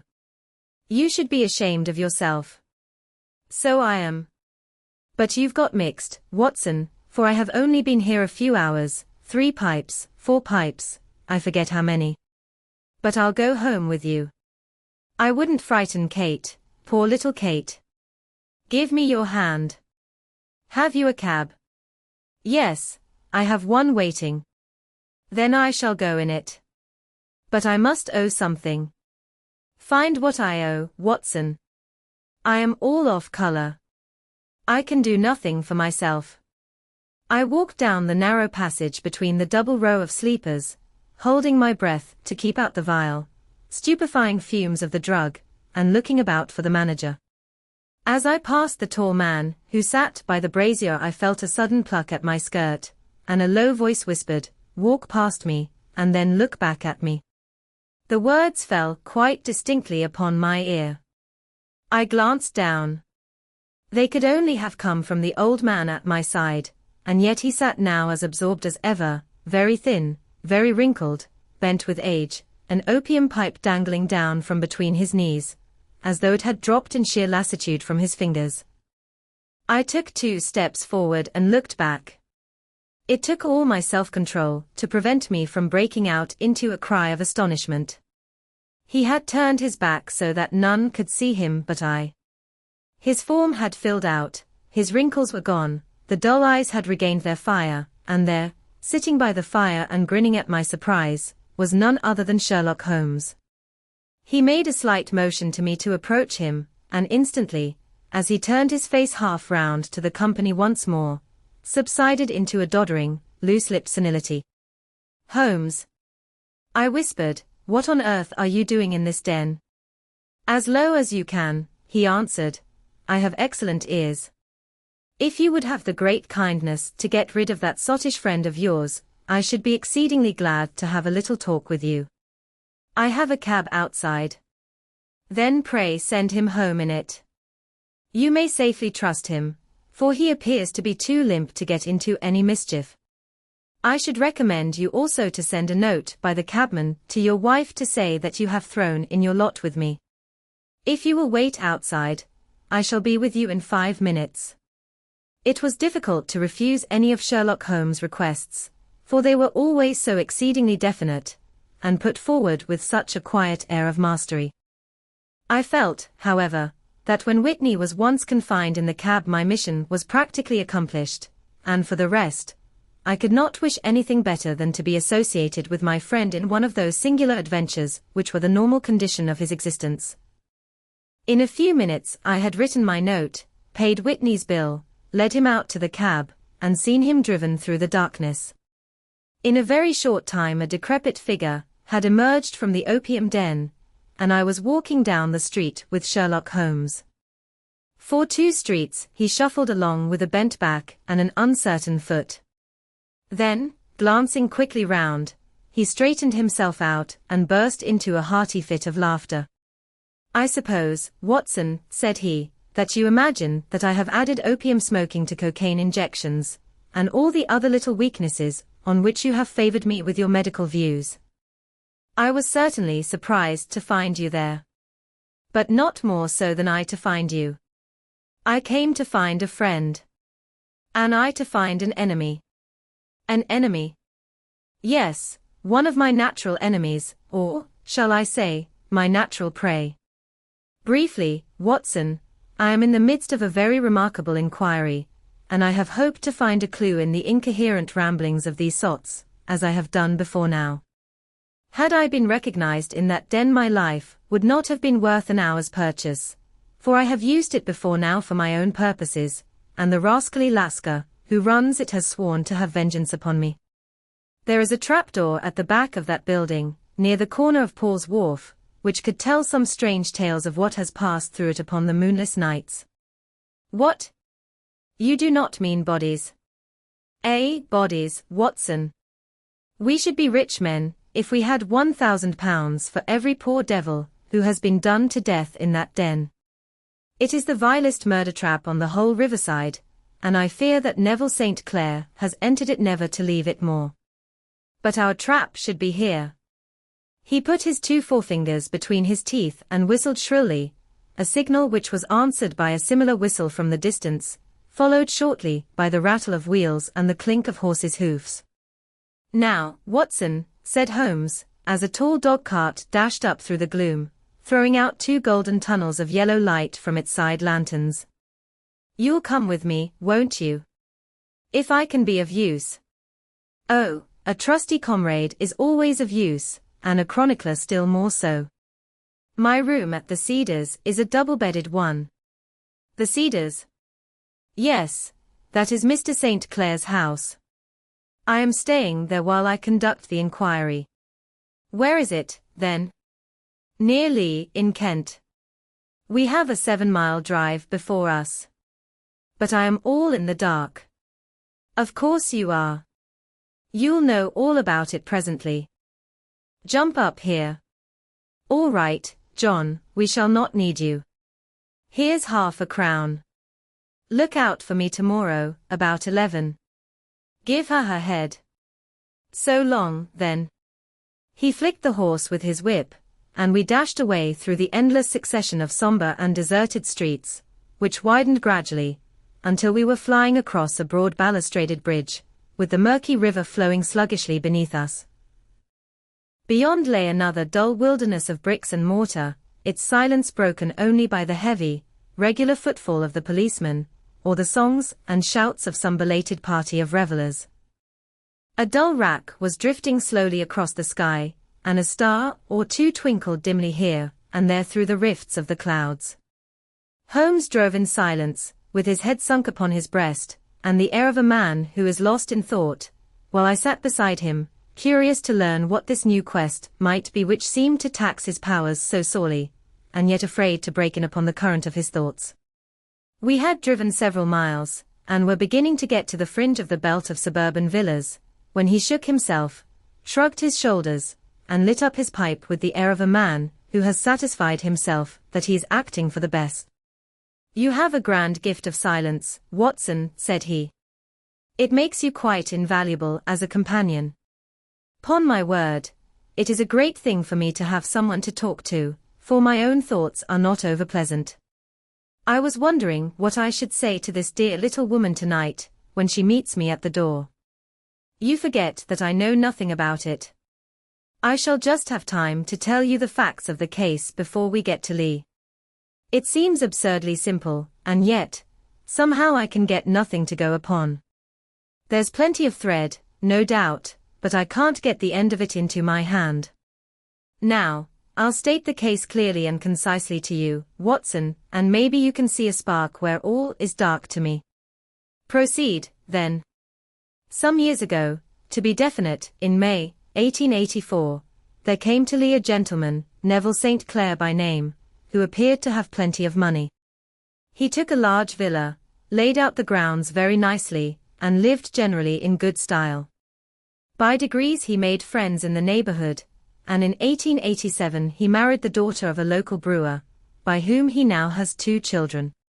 He had no occupation, but was interested in several companies, and went into town as a rule in the morning, returning by the 5:14 from Cannon Street every night.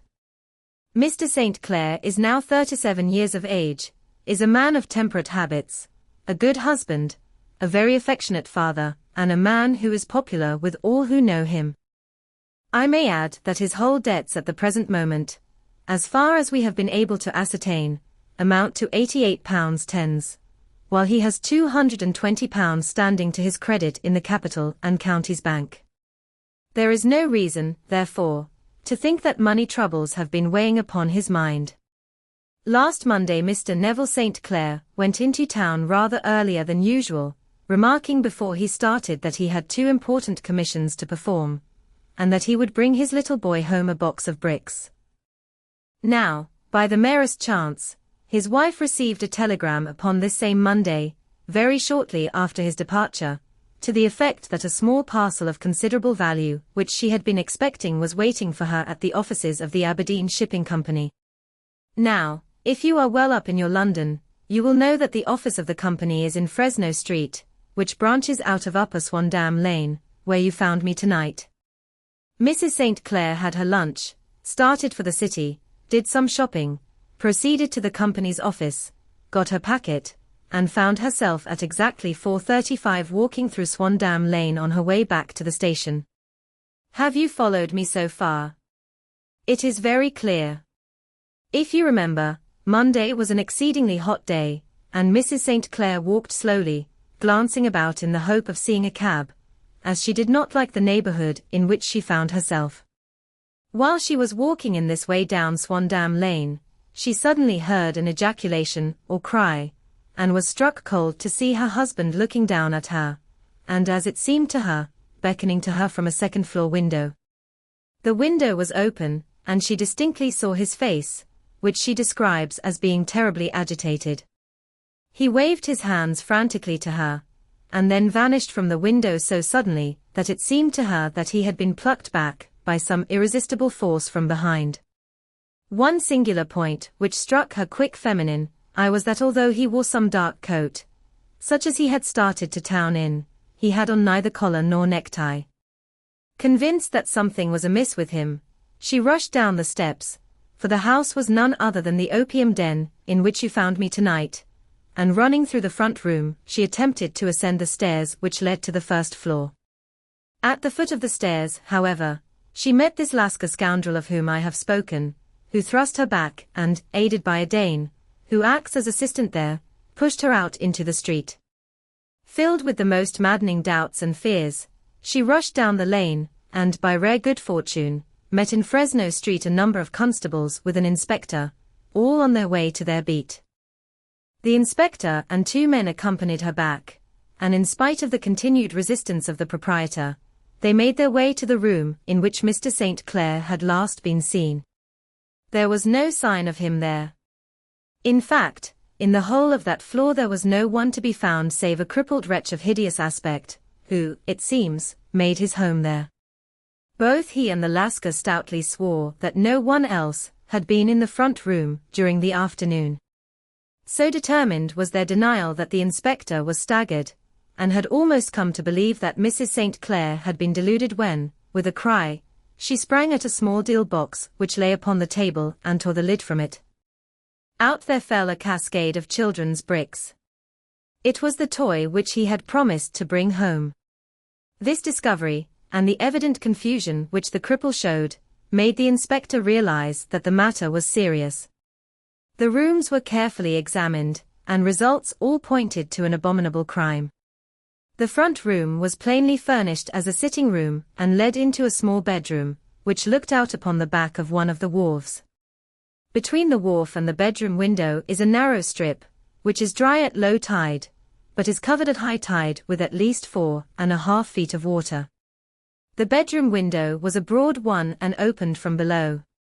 On examination, traces of blood were to be seen upon the windowsill, and several scattered drops were visible upon the wooden floor of the bedroom. Thrust away behind a curtain in the front room were all the clothes of Mr. Neville St. Clair, with the exception of his coat. His boots, his socks, his hat, and his watch, all were there. There were no signs of violence upon any of these garments, and there were no other traces of Mr. Neville St. Clair. Out of the window he must apparently have gone, for no other exit could be discovered, and the ominous bloodstains upon the sill gave little promise that he could save himself by swimming, for the tide was at its very highest at the moment of the tragedy. And now as to the villains, who seemed to be immediately implicated in the matter. The Lascar was known to be a man of the vilest antecedents, but as, by Mrs. St. Clair's story, he was known to have been at the foot of the stair within a very few seconds of her husband's appearance at the window, he could hardly have been more than an accessory to the crime. His defense was one of absolute ignorance, and he protested that he had no knowledge as to the doings of Hugh Boone, his lodger, and that he could not account in any way for the presence of the missing gentleman's clothes. So much for the Lascar manager. Now for the sinister cripple, who lives upon the second floor of the opium den, and who was certainly the last human being whose eyes rested upon Neville St. Clair. His name is Hugh Boone, and his hideous face is one which is familiar to every man who goes much to the city. He is a professional beggar, though in order to avoid the police regulations he pretends to a small trade in wax vestas. Some little distance down Threadneedle Street, upon the left-hand side, there is, as you may have remarked, a small angle in the wall. Here it is that this creature takes his daily seat, cross-legged with his tiny stock of matches on his lap, and as he is a piteous spectacle a small rain of charity descends into the greasy leather cap which lies upon the pavement beside him. I have watched the fellow more than once before ever I thought of making his professional acquaintance, and I have been surprised at the harvest which he has reaped in a short time. His appearance, you see, is so remarkable that no one can pass him without observing him. A shock of orange hair, a pale face disfigured by a horrible scar, which, by its contraction, has turned up the outer edge of his upper lip, a bulldog chin, and a pair of very penetrating dark eyes, which present a singular contrast to the color of his hair, all mark him out from amid the common crowd of mendicants, and so, too, does his wit, for he is ever ready with a reply to any piece of chaff which may be thrown at him by the passers-by. This is the man whom we now learn to have been the lodger at the opium den, and to have been the last man to see the gentleman of whom we are in quest. But a cripple, said I, what could he have done single-handed against a man in the prime of life? He is a cripple in the sense that he walks with a limp, but in other respects he appears to be a powerful and well-nurtured man. Surely your medical experience would tell you, Watson, that weakness in one limb is often compensated for by exceptional strength in the others. Pray continue your narrative. Mrs. St. Clair had fainted at the sight of the blood upon the window, and she was escorted home in a cab by the police, as her presence could be of no help to them in their investigations. Inspector Barton, who had charge of the case, made a very careful examination of the premises, but without finding anything which threw any light upon the matter. One mistake had been made in not arresting Boone instantly, as he was allowed some few minutes during which he might have communicated with his friend the Lascar, but this fault was soon remedied, and he was seized and searched, without anything being found which could incriminate him. There were, it is true, some blood-stains upon his right shirt-sleeve, but he pointed to his ring finger, which had been cut near the nail, and explained that the bleeding came from there, adding that he had been to the window not long before, and that the stains which had been observed there came doubtless from the same source. He denied strenuously having ever seen Mr. Neville St. Clair, and swore that the presence of the clothes in his room was as much a mystery to him as to the police. As to Mrs. St. Clair's assertion that she had actually seen her husband at the window, he declared that she must have been either mad or dreaming. He was removed, loudly protesting, to the police station, while the inspector remained upon the premises in the hope that the ebbing tide might afford some fresh clue. And it did, though they hardly found upon the mud bank what they had feared to find. It was Neville St. Clair's coat, and not Neville St. Clair, which lay uncovered as the tide receded. And what do you think they found in the pockets? I cannot imagine. No, I don't think you would guess. Every pocket stuffed with pennies and halfpennies, 421 pennies, and 270 halfpennies. It was no wonder that it had not been swept away by the tide. But a human body is a different matter. There is a fierce eddy between the wharf and the house. It seemed likely enough that the weighted coat had remained when the stripped body had been sucked away into the river. But I understand that all the other clothes were found in the room. Would the body be dressed in a coat alone? No, sir, but the facts might be met speciously enough. Suppose that this man Boone had thrust Neville St. Clair through the window, there is no human eye which could have seen the deed. What would he do then? It would of course instantly strike him that he must get rid of the telltale garments. He would seize the coat, then, and be in the act of throwing it out, when it would occur to him that it would swim and not sink.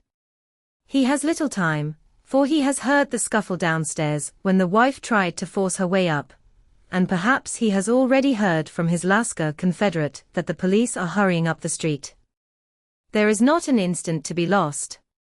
He rushes to some secret hoard, where he has accumulated the fruits of his beggary, and he stuffs all the coins upon which he can lay his hands into the pockets to make sure of the coat's sinking.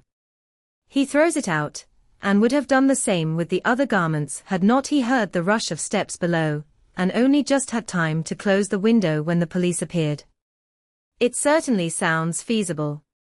Well, we will take it as a working hypothesis for want of a better. Boone, as I have told you, was arrested and taken to the station, but it could not be shown that there had ever before been anything against him. He had for years been known as a professional beggar, but his life appeared to have been a very quiet and innocent one. There the matter stands at present, and the questions which have to be solved: what Neville St. Clair was doing in the opium den, what happened to him when there, where is he now, and what Hugh Boone had to do with his disappearance, are all as far from a solution as ever. I confess that I cannot recall any case within my experience which looked at the first glance so simple and yet which presented such difficulties. While Sherlock Holmes had been detailing this singular series of events, we had been whirling through the outskirts of the great town until the last straggling houses had been left behind, and we rattled along with a country hedge upon either side of us. Just as he finished, however, we drove through 2 scattered villages, where a few lights still glimmered in the windows. "We are on the outskirts of Lee," said my companion. "We have touched on 3 English counties in our short drive, starting in Middlesex, passing over an angle of Surrey, and ending in Kent. See that light among the trees? That is the Cedars, and beside that lamp sits a woman whose anxious ears have already, I have little doubt, caught the clink of our horses' feet. But why are you not conducting the case from Baker Street?" I asked. "Because there are many inquiries which must be made out here. Mrs. St. Clair has most kindly put 2 rooms at my disposal, and you may rest assured that she will have nothing but a welcome for my friend and colleague. I hate to meet her, Watson, when I have no news of her husband. Here we are. Whoa there, whoa." We had pulled up in front of a large villa which stood within its own grounds. A stable boy had run out to the horse's head, and springing down, I followed Holmes up the small, winding gravel drive which led to the house. As we approached, the door flew open, and a little blonde woman stood in the opening, clad in some sort of light mousseline de soie, with a touch of fluffy pink chiffon at her neck and wrists. She stood with her figure outlined against the flood of light, one hand upon the door, one half raised in her eagerness, her body slightly bent, her head and face protruded, with eager eyes and parted lips, a standing question. "Well," she cried, "well?" And then, seeing that there were 2 of us, she gave a cry of hope which sank into a groan as she saw that my companion shook his head and shrugged his shoulders. "No good news?" "None." "No bad?" "No, thank God for that. But come in. You must be weary, for you have had a long day. This is my friend, Dr. Watson. He has been of most vital use to me in several of my cases, and a lucky chance has made it possible for me to bring him out and associate him with this investigation." "I am delighted to see you," said she, pressing my hand warmly. "You will, I am sure, forgive anything that may be wanting in our arrangements, when you consider the blow which has come so suddenly upon us." "My dear madam," said I am an old campaigner, and if I were not I can very well see that no apology is needed. If I can be of any assistance, either to you or to my friend here, I shall be indeed happy." "Now, Mr. Sherlock Holmes," said the lady as we entered a well-lit dining room, upon the table of which a cold supper had been laid out, "I should very much like to ask you 1 or 2 plain questions, to which I beg that you will give a plain answer." "Certainly, madam. Do not trouble about my feelings. I am not hysterical, nor given to fainting. I simply wish to hear your real opinion." "Upon what point? In your heart of hearts, do you think that Neville is alive?" Sherlock Holmes seemed to be embarrassed by the question. "Frankly, now," she repeated, standing upon the rug and looking keenly down at him as he leaned back in a basket chair. "Frankly, then, madam, I do not. You think that he is dead. I do. Murdered. I don't say that. Perhaps. And on what day did he meet his death? On Monday. Then perhaps, Mr. Holmes, you will be good enough to explain how it is that I have received a letter from him today. Sherlock Holmes sprang out of his chair as if he had been galvanized. What? He roared. Yes, today. She stood smiling, holding up a little slip of paper in the air. May I see it? Certainly. He snatched it from her in his eagerness, and smoothing it out upon the table he drew over the lamp and examined it intently. I had left my chair, and was gazing at it over his shoulder. The envelope was a very coarse one, and was stamped with the Gravesend postmark, and with the date of that very day, or rather of the day before, for it was considerably after midnight. Coarse writing, murmured Holmes. Surely this is not your husband's writing, madam. No, but the enclosure is. I perceive also that whoever addressed the envelope had to go and inquire as to the address. How can you tell that? The name, you see, is in perfectly black ink, which has dried itself. The rest is of the greyish colour, which shows that blotting paper has been used. If it had been written straight off, and then blotted, none would be of a deep black shade. This man has written the name, and there has then been a pause before he wrote the address, which can only mean that he was not familiar with it. It is, of course, a trifle, but there is nothing so important as trifles. Let us now see the letter. Ha! There has been an enclosure here. Yes, there was a ring. His signet ring. And you are sure that this is your husband's hand? One of his hands. One? His hand when he wrote hurriedly. It is very unlike his usual writing, and yet I know it well. Dearest, do not be frightened. All will come well. There is a huge error, which it may take some little time to rectify. Wait in patience. Neville. Written in pencil upon the fly-leaf of a book, octavo size, no watermark. Hum. Posted today in Gravesend by a man with a dirty thumb. Ha! And the flap has been gummed, if I am not very much in error, by a person who had been chewing tobacco. And you have no doubt that it is your husband's hand, madam? None. Neville wrote those words. And they were posted today at Gravesend. Well, Mrs. St. Clair, the clouds lighten, though I should not venture to say that the danger is over. But he must be alive, Mr. Holmes. Unless this is a clever forgery to put us on the wrong scent. The ring, after all, proves nothing. It may have been taken from him. No, it is his very own writing. Very well. It may, however, have been written on Monday, and only posted today. That is possible.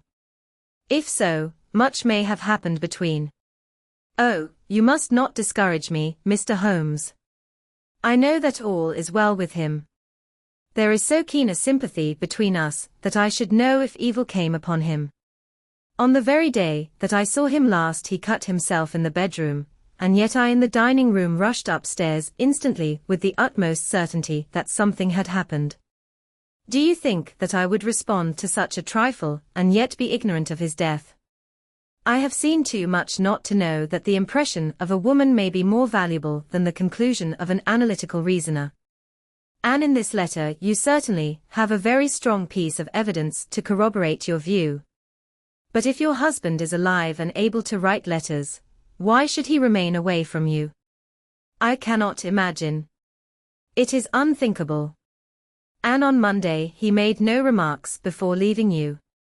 No, and you were surprised to see him in Swandam Lane. Very much so. Was the window open? Yes. Then he might have called to you. He might. He only, as I understand, gave an inarticulate cry. Yes. A call for help, you thought? Yes. He waved his hands. But it might have been a cry of surprise. Astonishment at the unexpected sight of you might cause him to throw up his hands. It is possible. And you thought he was pulled back. He disappeared so suddenly. He might have leaped back. You did not see anyone else in the room. No, but this horrible man confessed to having been there, and the Lascar was at the foot of the stairs. Quite so. Your husband, as far as you could see, had his ordinary clothes on. But without his collar or tie. I distinctly saw his bare throat. Had he ever spoken of Swandam Lane? Never. Had he ever showed any signs of having taken opium? Never. Thank you, Mrs. St. Clair. Those are the principal points about which I wish to be absolutely clear. We shall now have a little supper and then retire, for we may have a very busy day tomorrow. A large and comfortable double-bedded room had been placed at our disposal, and I was quickly between the sheets, for I was weary after my night of adventure. Sherlock Holmes was a man, however, who, when he had an unsolved problem upon his mind, would go for days, and even for a week, without rest, turning it over, rearranging his facts, looking at it from every point of view until he had either fathomed it or convinced himself that his data were insufficient. It was soon evident to me that he was now preparing for an all-night sitting. He took off his coat and waistcoat, put on a large blue dressing gown, and then wandered about the room collecting pillows from his bed and cushions from the sofa and armchairs. With these he constructed a sort of Eastern divan, upon which he perched himself cross-legged, with an ounce of shag tobacco and a box of matches laid out in front of him. In the dim light of the lamp I saw him sitting there, an old briar pipe between his lips, his eyes fixed vacantly upon the corner of the ceiling, the blue smoke curling up from him, silent, motionless, with the light shining upon his strong-set aquiline features. So he sat as I dropped off to sleep, and so he sat when a sudden ejaculation caused me to wake up, and I found the summer sun shining into the apartment. The pipe was still between his lips, the smoke still curled upward, and the room was full of a dense tobacco haze, but nothing remained of the heap of shag which I had seen upon the previous night. "Awake, Watson?" he asked. "Yes." "Game for a morning drive?" "Certainly." "Then dress." "No one is stirring yet, but I know where the stable boy sleeps, and we shall soon have the trap out." He chuckled to himself as he spoke, his eyes twinkled, and he seemed a different man to the somber thinker of the previous night. As I dressed I glanced at my watch. It was no wonder that no one was stirring. It was 25 minutes past 4. I had hardly finished when Holmes returned with the news that the boy was putting in the horse. "I want to test a little theory of mine," said he, pulling on his boots. "I think, Watson, that you are now standing in the presence of one of the most absolute fools in Europe. I deserve to be kicked from here to Charing Cross. But I think I have the key of the affair now." "And where is it?" I asked, smiling. "In the bathroom," he answered. "Oh, yes, I am not joking," he continued, seeing my look of incredulity. "I have just been there, and I have taken it out, and I have got it in this Gladstone bag. Come on, my boy, and we shall see whether it will not fit the lock." We made our way downstairs as quietly as possible, and out into the bright morning sunshine. In the road stood our horse and trap, with the half-clad stable boy waiting at the head. We both sprang in, and away we dashed down the London road. A few country carts were stirring, bearing in vegetables to the metropolis, but the lines of villas on either side were as silent and lifeless as some city in a dream. "It has been in some points a singular case," said Holmes, flicking the horse on into a gallop. "I confess that I have been as blind as a mole, but it is better to learn wisdom late than never to learn it at all." In town the earliest risers were just beginning to look sleepily from their windows as we drove through the streets of the Surrey side. Passing down the Waterloo Bridge Road we crossed over the river, and dashing up Wellington Street wheeled sharply to the right and found ourselves in Bow Street. Sherlock Holmes was well known to the force, and the 2 constables at the door saluted him. One of them held the horse's head while the other led us in. "Who is on duty?" asked Holmes. "Inspector Bradstreet, sir." "Ah, Bradstreet, how are you?" A tall, stout official had come down the stone-flagged passage, in a peaked cap and frogged jacket. "I wish to have a quiet word with you, Bradstreet." "Certainly, Mr. Holmes. Step into my room here." It was a small, office-like room, with a huge ledger upon the table, and a telephone projecting from the wall. The inspector sat down at his desk. "What can I do for you, Mr. Holmes?" "I called about that beggarman, Boone, the one who was charged with being concerned in the disappearance of Mr. Neville St. Clair, of Lee." "Yes. He was brought up and remanded for further inquiries." "So I heard. You have him here?" "In the cells." "Is he quiet?" "Oh, he gives no trouble. But he is a dirty scoundrel." "Dirty?" "Yes, it is all we can do to make him wash his hands, and his face is as black as a tinker's." "Well, when once his case has been settled, he will have a regular prison bath, and I think, if you saw him, you would agree with me that he needed it." "I should like to see him very much." "Would you?" "That is easily done. Come this way. You can leave your bag." "No, I think that I'll take it." "Very good. Come this way, if you please." He led us down a passage, opened a barred door, passed down a winding stair, and brought us to a whitewashed corridor with a line of doors on each side. "The third on the right is his," said the inspector. "Here it is." He quietly shot back a panel in the upper part of the door and glanced through. "He is asleep," said he. "You can see him very well." We both put our eyes to the grating. The prisoner lay with his face towards us, in a very deep sleep, breathing slowly and heavily. He was a middle-sized man, coarsely clad as became his calling, with a colored shirt protruding through the rent in his tattered coat.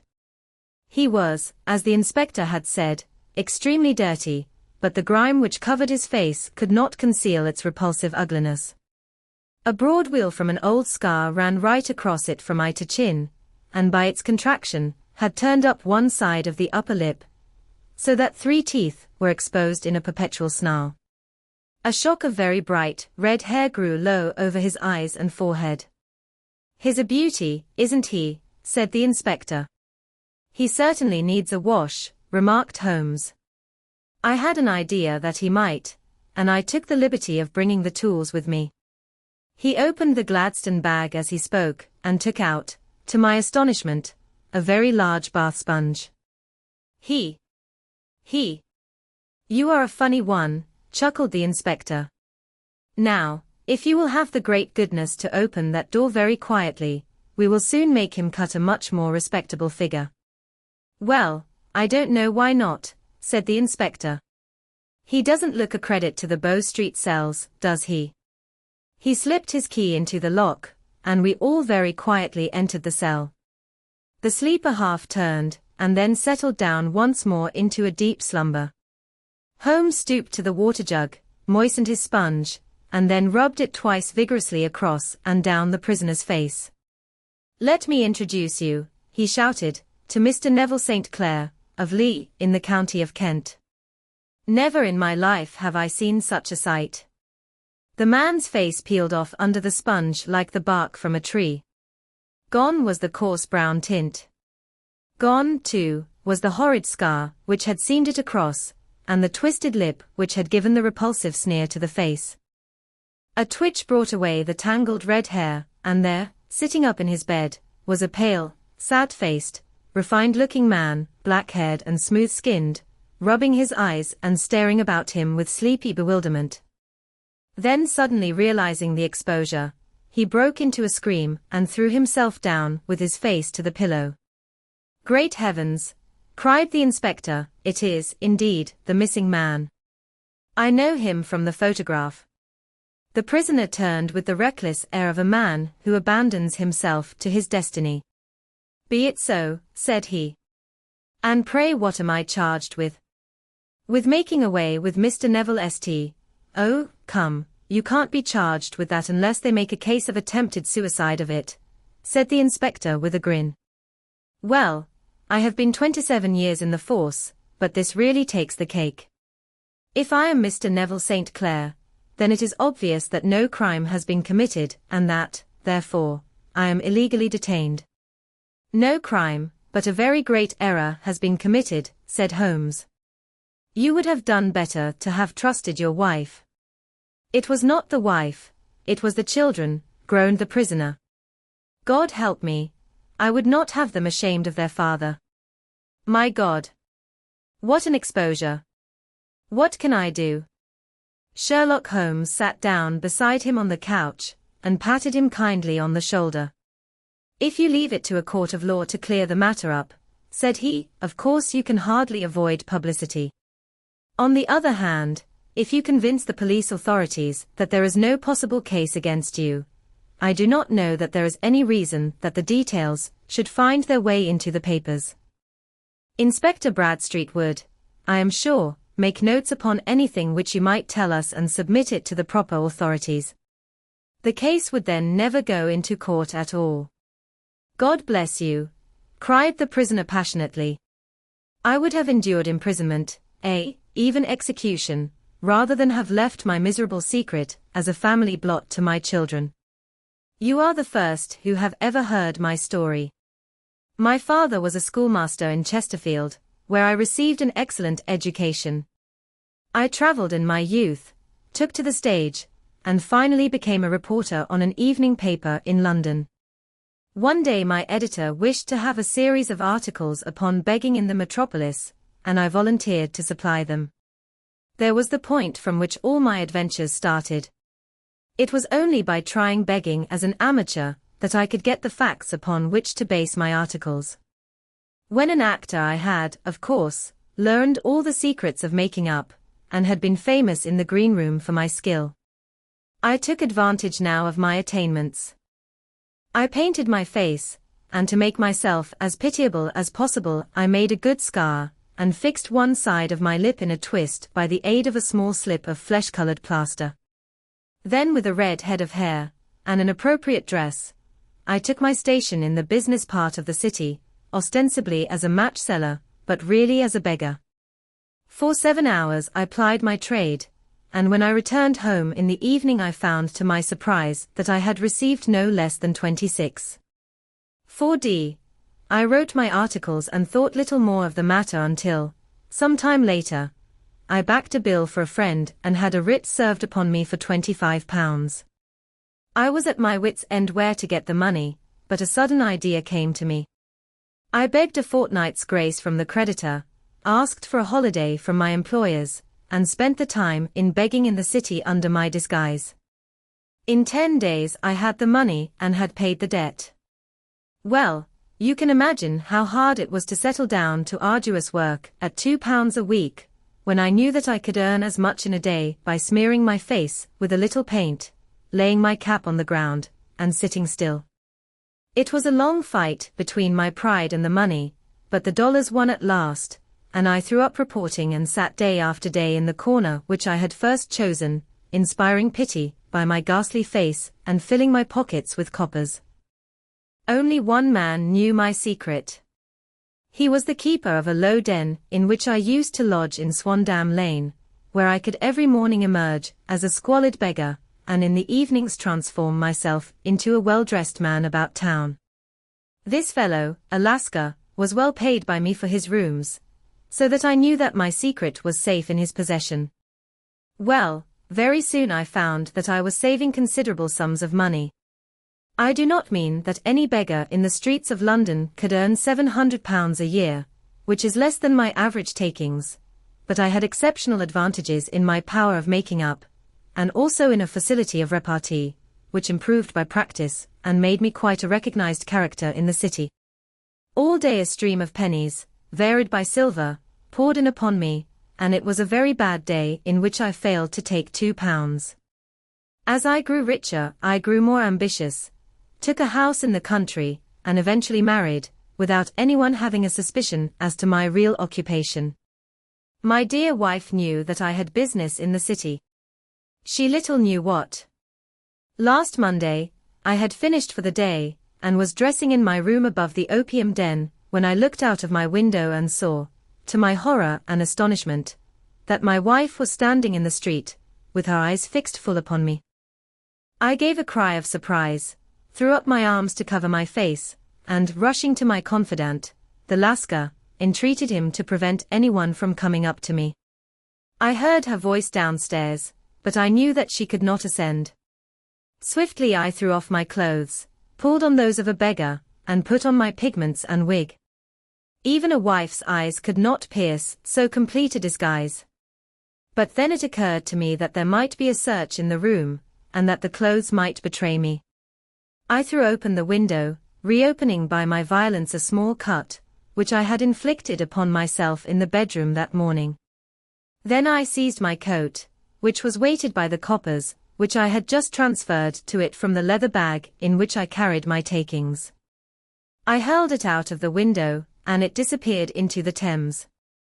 The other clothes would have followed, but at that moment there was a rush of constables up the stair, and a few minutes after I found, rather, I confess, to my relief, that instead of being identified as Mr. Neville St. Clair, I was arrested as his murderer. I do not know that there is anything else for me to explain. I was determined to preserve my disguise as long as possible, and hence my preference for a dirty face. Knowing that my wife would be terribly anxious, I slipped off my ring and confided it to the Lascar at a moment when no constable was watching me, together with a hurried scrawl, telling her that she had no cause to fear. That note only reached her yesterday, said Holmes. Good God! What a week she must have spent. The police have watched this Lascar, said Inspector Bradstreet, and I can quite understand that he might find it difficult to post a letter unobserved. Probably he handed it to some sailor customer of his, who forgot all about it for some days. That was it, said Holmes, nodding approvingly. I have no doubt of it. But have you never been prosecuted for begging? Many times, but what was a fine to me? It must stop here, however, said Bradstreet. If the police are to hush this thing up, there must be no more of Hugh Boone. I have sworn it by the most solemn oaths which a man can take. In that case I think that it is probable that no further steps may be taken. But if you are found again, then all must come out. I am sure, Mr. Holmes, that we are very much indebted to you for having cleared the matter up. I wish I knew how you reach your results. I reached this one, said my friend, by sitting upon 5 pillows and consuming an ounce of shag. I think, Watson, that if we drive to Baker Street we shall just be in time for breakfast. 7. The Adventure of the Blue Carbuncle. I had called upon my friend Sherlock Holmes upon the second morning after Christmas, with the intention of wishing him the compliments of the season. He was lounging upon the sofa in a purple dressing-gown, a pipe-rack within his reach upon the right, and a pile of crumpled morning papers, evidently newly studied, near at hand. Beside the couch was a wooden chair, and on the angle of the back hung a very seedy and disreputable hard felt hat, much the worse for wear, and cracked in several places. A lens and a forceps lying upon the seat of the chair suggested that the hat had been suspended in this manner for the purpose of examination. You are engaged, said I. Perhaps I interrupt you. Not at all. I am glad to have a friend with whom I can discuss my results. The matter is a perfectly trivial 1-inch. He jerked his thumb in the direction of the old hat, but there are points in connection with it which are not entirely devoid of interest, and even of instruction. I seated myself in his armchair and warmed my hands before his crackling fire, for a sharp frost had set in, and the windows were thick with the ice crystals. I suppose, I remarked, that, homely as it looks, this thing has some deadly story linked onto it, that it is the clue which will guide you in the solution of some mystery and the punishment of some crime. No, no. No crime, said Sherlock Holmes, laughing. Only one of those whimsical little incidents, which will happen, when you have 4 million human beings all jostling each other within the space of a few square miles. Amid the action and reaction of so dense a swarm of humanity, every possible combination of events may be expected to take place, and many a little problem will be presented which may be striking and bizarre without being criminal. We have already had experience of such. So much so, I remarked, that of the last 6 cases, which I have added to my notes, 3 have been entirely free of any legal crime.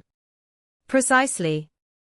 You allude to my attempt to recover the Irene Adler papers, to the singular case of Miss Mary Sutherland, and to the adventure of the man with the twisted lip. Well, I have no doubt that this small matter will fall into the same innocent category. You know Peterson, the commissionaire? Yes. It is to him that this trophy belongs. It is his hat. No, he found it. Its owner is unknown. I beg that you will look upon it not as a battered billycock, but as an intellectual problem. And first, as to how it came here. It arrived upon Christmas morning, in company with a good fat goose, which is, I have no doubt, roasting at this moment in front of Peterson's fire. The facts are these: about 4 o'clock on Christmas morning, Peterson, who, as you know, is a very honest fellow, was returning from some small jollification, and was making his way homeward down Tottenham Court Road. In front of him he saw, in the gaslight, a tallish man, walking with a slight stagger, and carrying a white goose slung over his shoulder. As he reached the corner of Goodge Street, a row broke out between this stranger and a little knot of roughs. One of the latter knocked off the man's hat, on which he raised his stick to defend himself, and swinging it over his head, smashed the shop window behind him. Peterson had rushed forward to protect the stranger from his assailants, but the man, shocked at having broken the window, and seeing an official-looking person in uniform rushing towards him, dropped his goose, took to his heels, and vanished amid the labyrinth of small streets which lie at the back of Tottenham Court Road. The roughs had also fled at the appearance of Peterson, so that he was left in possession of the field of battle, and also of the spoils of victory, in the shape of this battered hat and a most unimpeachable Christmas goose, which surely he restored to their owner. My dear fellow, there lies the problem. It is true that "For Mrs. Henry Baker" was printed upon a small card, which was tied to the bird's left leg, and it is also true that the initials H.B.